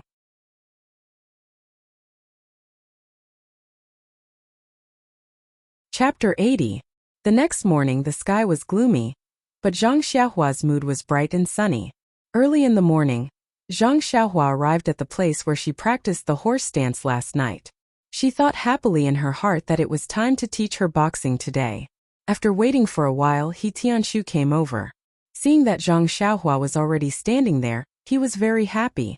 He nodded and said, Zhang Xiaohua, you're really not bad. You woke up early. That's good, let's start today. Zhang Xiaohua asked, what boxing technique are you going to teach me today? He Tianshu was stunned. Boxing technique? Don't be in a hurry. First practice the horse stance well. The horse stance is the foundation of boxing. If you don't practice the horse stance well, your lower body won't be stable. As the saying goes, if you want to practice martial arts, first practice the horse stance or practice the horse stance for 3 years. Once your lower body is stable, it'll be easy to learn anything. Zhang Xiaohua opened her mouth wide. What? I have to practice the horse stance for 3 years? What else can I learn? Right, what's the lower body? He Tianshu smiled and said, 3 years is just a metaphor. But it's also possible that you have to learn the horse stance while practicing boxing. Anyway, if you don't practice the horse stance well, it won't be easy to master boxing. The lower part refers to the area below your waist. Only when your legs are stable can you not be at a disadvantage in a fight. Oh right, didn't you see how you punched me yesterday? Although you used a lot of strength, you didn't notice my legs, right? I used the horse stance at the last minute. Didn't you feel that I was standing very steadily yesterday? That's right. If the lower body is floaty and your punch makes me retreat, you'll have the upper hand. If you continue to fight, you'll be suppressing me. If I want to take the upper hand and beat you, it'll be very difficult. Do you understand? Zhang Xiaohua nodded as if she didn't fully understand. Then she asked weakly, Captain He, what's the upper hand? He Tianshu immediately assumed the horse stance and stood there firmly saying, that's a good question, but I won't answer it today. You'll slowly understand it in the future. Alright, let's begin today's lesson. Zhang Xiaohua, continue assuming the horse stance, the same stance I taught you yesterday. Continue. Of course, it's difficult at the beginning, but you must persevere. Don't think about slacking off. At the beginning, you only need to persevere for the time it takes to brew a cup of tea. Take a rest, then continue. If you can persevere for 1 or 2 months and persevere for a meal, or even better, then I can teach you fist techniques. Zhang Xiaohua said in surprise, Captain He, you said that I can hold it for a meal's time? He Tianshu nodded and asked curiously, yes, what's wrong? Practice. He Tianshu was to practice. Captain He Tianshu's Master He Tianshu understood, and said with a smile, it doesn't matter if it's breakfast or dinner. You have to do it to my satisfaction. Zhang Xiaohua said resentfully, okay, I got it. I'll do the horse stance for you now. With that, she faced the east, raised her head, and put her hands on her waist. She took the horse stance steadily. He Tianshu smiled as he looked at Zhang Xiaohua's movements. He pointed out a few small mistakes, nodded and praised Zhang Xiaohua, not bad. You still remember what I taught you yesterday. Let's see how long you can hold it. If you're tired, let me know and you can rest. Zhang Xiaohua didn't say anything after answering. Her eyes looked at the gloomy sky in the distance, as if she wanted to find the sun there. He Tianshu also walked to the side and began his daily practice. At this time, the other 3 also came out and found a place to practice. He Tianshu was practicing the 1,000 leaves palm today. When he first started, he paid attention to Zhang Xiaohua and waited for him to say that he was tired so that he could let him rest first. But as he practiced, he started to focus on his own palm technique and put everything else to the back of his mind. The 1,000 leaves palm was very complicated, and it took a lot of effort to practice it from beginning to end. He Tianshu didn't practice it often, so sometimes there would be some inconsistencies. But today, for some reason, from the first move to the last move, it was very smooth. When He Tianshu exhaled and finished, he heard a burst of cheers from the side. He couldn't help but feel a little smug and thought, this group of little brats, they can tell that my 1,000 leaves palm has improved. How rare. As he thought, he turned around and said, you guys. Halfway through, he swallowed the rest of his words. Why? There was no one around He Tianshu to watch. The three people were cheering at the place where Zhang Xiaohua was in the horse stance. After He Tianshu finished practicing the 1,000 leaves palm, he was already far away from where he was standing. Before he reached the place where Zhang Xiaohua was in the horse stance, he heard someone say from afar, do you dare to bet with me? This Zhang Xiaohua can still stand for 2 meals. If you win, you have to wash my socks for 3 days. Another person said, you're really shameless. How about this? I won't take advantage of you. I bet that Zhang Xiaohua can still stand for 3 meals. If you win, you have to wash my socks for 2 days. The last person said to the other two with contempt, you guys can forget about it. Look at the situation. Zhang Xiaohua can stand for an entire morning and still be fine. What's the point of betting? Then the 3 people said in unison, Zhang Xiaohua, you can do it.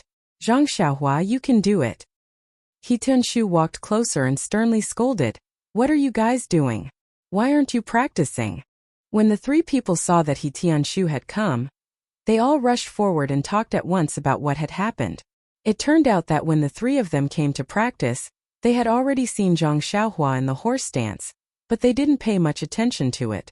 After all, they had all practiced the horse stance before, so they didn't get too engrossed in the practice. The 3 of them secretly glanced at Zhang Xiaohua as they practiced, wanting to see how he would be unable to hold on and sit on the ground. But as they watched, they realized that something was wrong. Zhang Xiaohua wasn't like them when they first started practicing the horse stance, where the horse stance got lower and lower until he finally sat on the ground. Instead, he was in the same position and didn't move at all. It was as if he had been in the same position for 3 years. The 3 of them watched and stopped practicing. They looked at each other and gathered around Zhang Xiaohua to ask about Zhang Xiaohua's situation. Zhang Xiaohua continued to practice the horse stance while talking to them. His face wasn't red, his heart wasn't beating fast, and he wasn't even panting. He was actually as relaxed as sitting on a chair. When the 3 of them heard that Zhang Xiaohua was really practicing the horse stance for the second time, they really didn't know what to say. Since they couldn't say it out loud, they could only shout. The 3 of them cheered together. He Tianshu looked at Zhang Xiaohua suspiciously, then looked at the 3 of them and asked, are you sure that Zhang Xiaohua didn't slack off? The 3 of them nodded in unison. He Tianshu said to Zhang Xiaohua, Xiaohua, you were also in the horse stance last night. You didn't slack off, right? Zhang Xiaohua nodded and said, yes, Captain He. I really didn't lie to you. I didn't slack off. He Tianshu said solemnly, yes, I believe you, Xiaohua. By the way, are your legs sore now? Are there any other parts of your body that don't suit you? Zhang Xiaohua thought for a moment and said, it's fine, Captain He. My legs are a little sore, but there's nothing else on my body that's uncomfortable. He Tianshu thought for a moment and said, Zhang Xiaohua, if you were to stay in the horse stance the entire time, how long do you think you could stay in it? Zhang Xiaohua thought for a moment and said, probably until noon. I feel quite relaxed.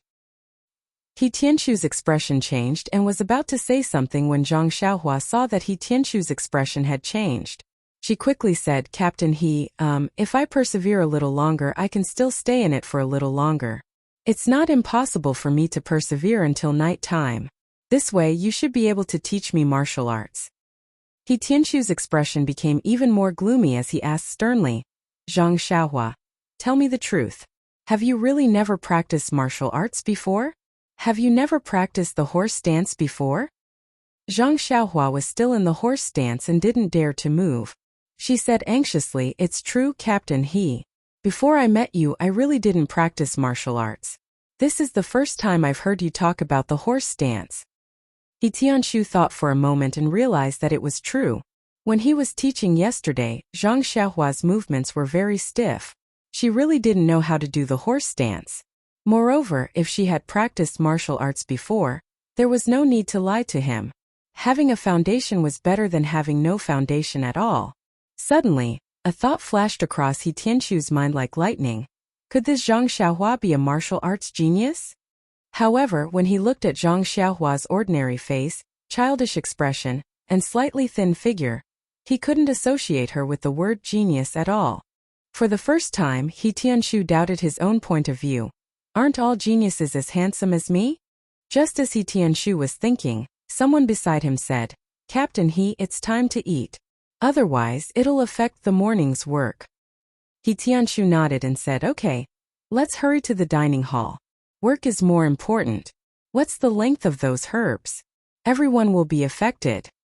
After he finished speaking, he led everyone into the small courtyard and rushed to the dining hall. Only Zhang Xiaohua, who was still in the horse stance, was left there crying and shouting, Captain He, I'm hungry too. What should I do? He Tianshu, who had already run to the small courtyard, slapped his head and said, I forgot about Zhang Xiaohua. He quickly turned around and shouted, Xiaohua, I'll let you pass. Hurry and eat. If there's anything else, we'll talk about it at night. Zhang Xiaohua responded and stood up. She was as nimble as a rabbit, without the slightest pain in her waist and legs. She followed the four people and rushed to the dining hall. In the dining hall, the people in green clothes and hats had already finished eating. When they saw Zhang Xiaohua rush in, everyone had a look of schadenfreude. When Zhang Xiaohua sat down and didn't pick up her chopsticks, Tian Zhongxi came over and said, Zhang Xiaohua, I know you're young and growing. It's inevitable that you're sleepy, but you also have to know your limits. You can't be too late. I won't pursue this matter this time, but if you're so late next time, I'll deduct your wages. Do you understand? Zhang Xiaohua wanted to explain. Tian Zhongxi immediately said earnestly, don't say so many reasons. Being lazy is being lazy. Being late is being late. I've heard from Ma Jing. Don't find any excuses. I hope you can correct yourself in the future. If you correct yourself, you'll still be a good servant in Huanxi Manor. Then he patted Zhang Xiaohua's shoulder and walked away. Zhang Xiaohua looked up at Ma Jing. That guy smiled at Zhang Xiaohua, threw down his chopsticks, and slipped out of the dining hall. Zhang Xiaohua was disgusted. She thought, who did I provoke? I'm just a newcomer. I just want to practice martial arts. Why does this Ma Jing want to bully me? You're tuning in to the Li Mei Sword of Destiny YouTube channel. We're so grateful for your support, and don't forget to subscribe to join us on this incredible journey through captivating stories. Your generosity through donations truly makes a world of difference, as it's the primary source of revenue that allows me to expand and enhance this channel for you. Thank you from the bottom of my heart for being a part of this adventure.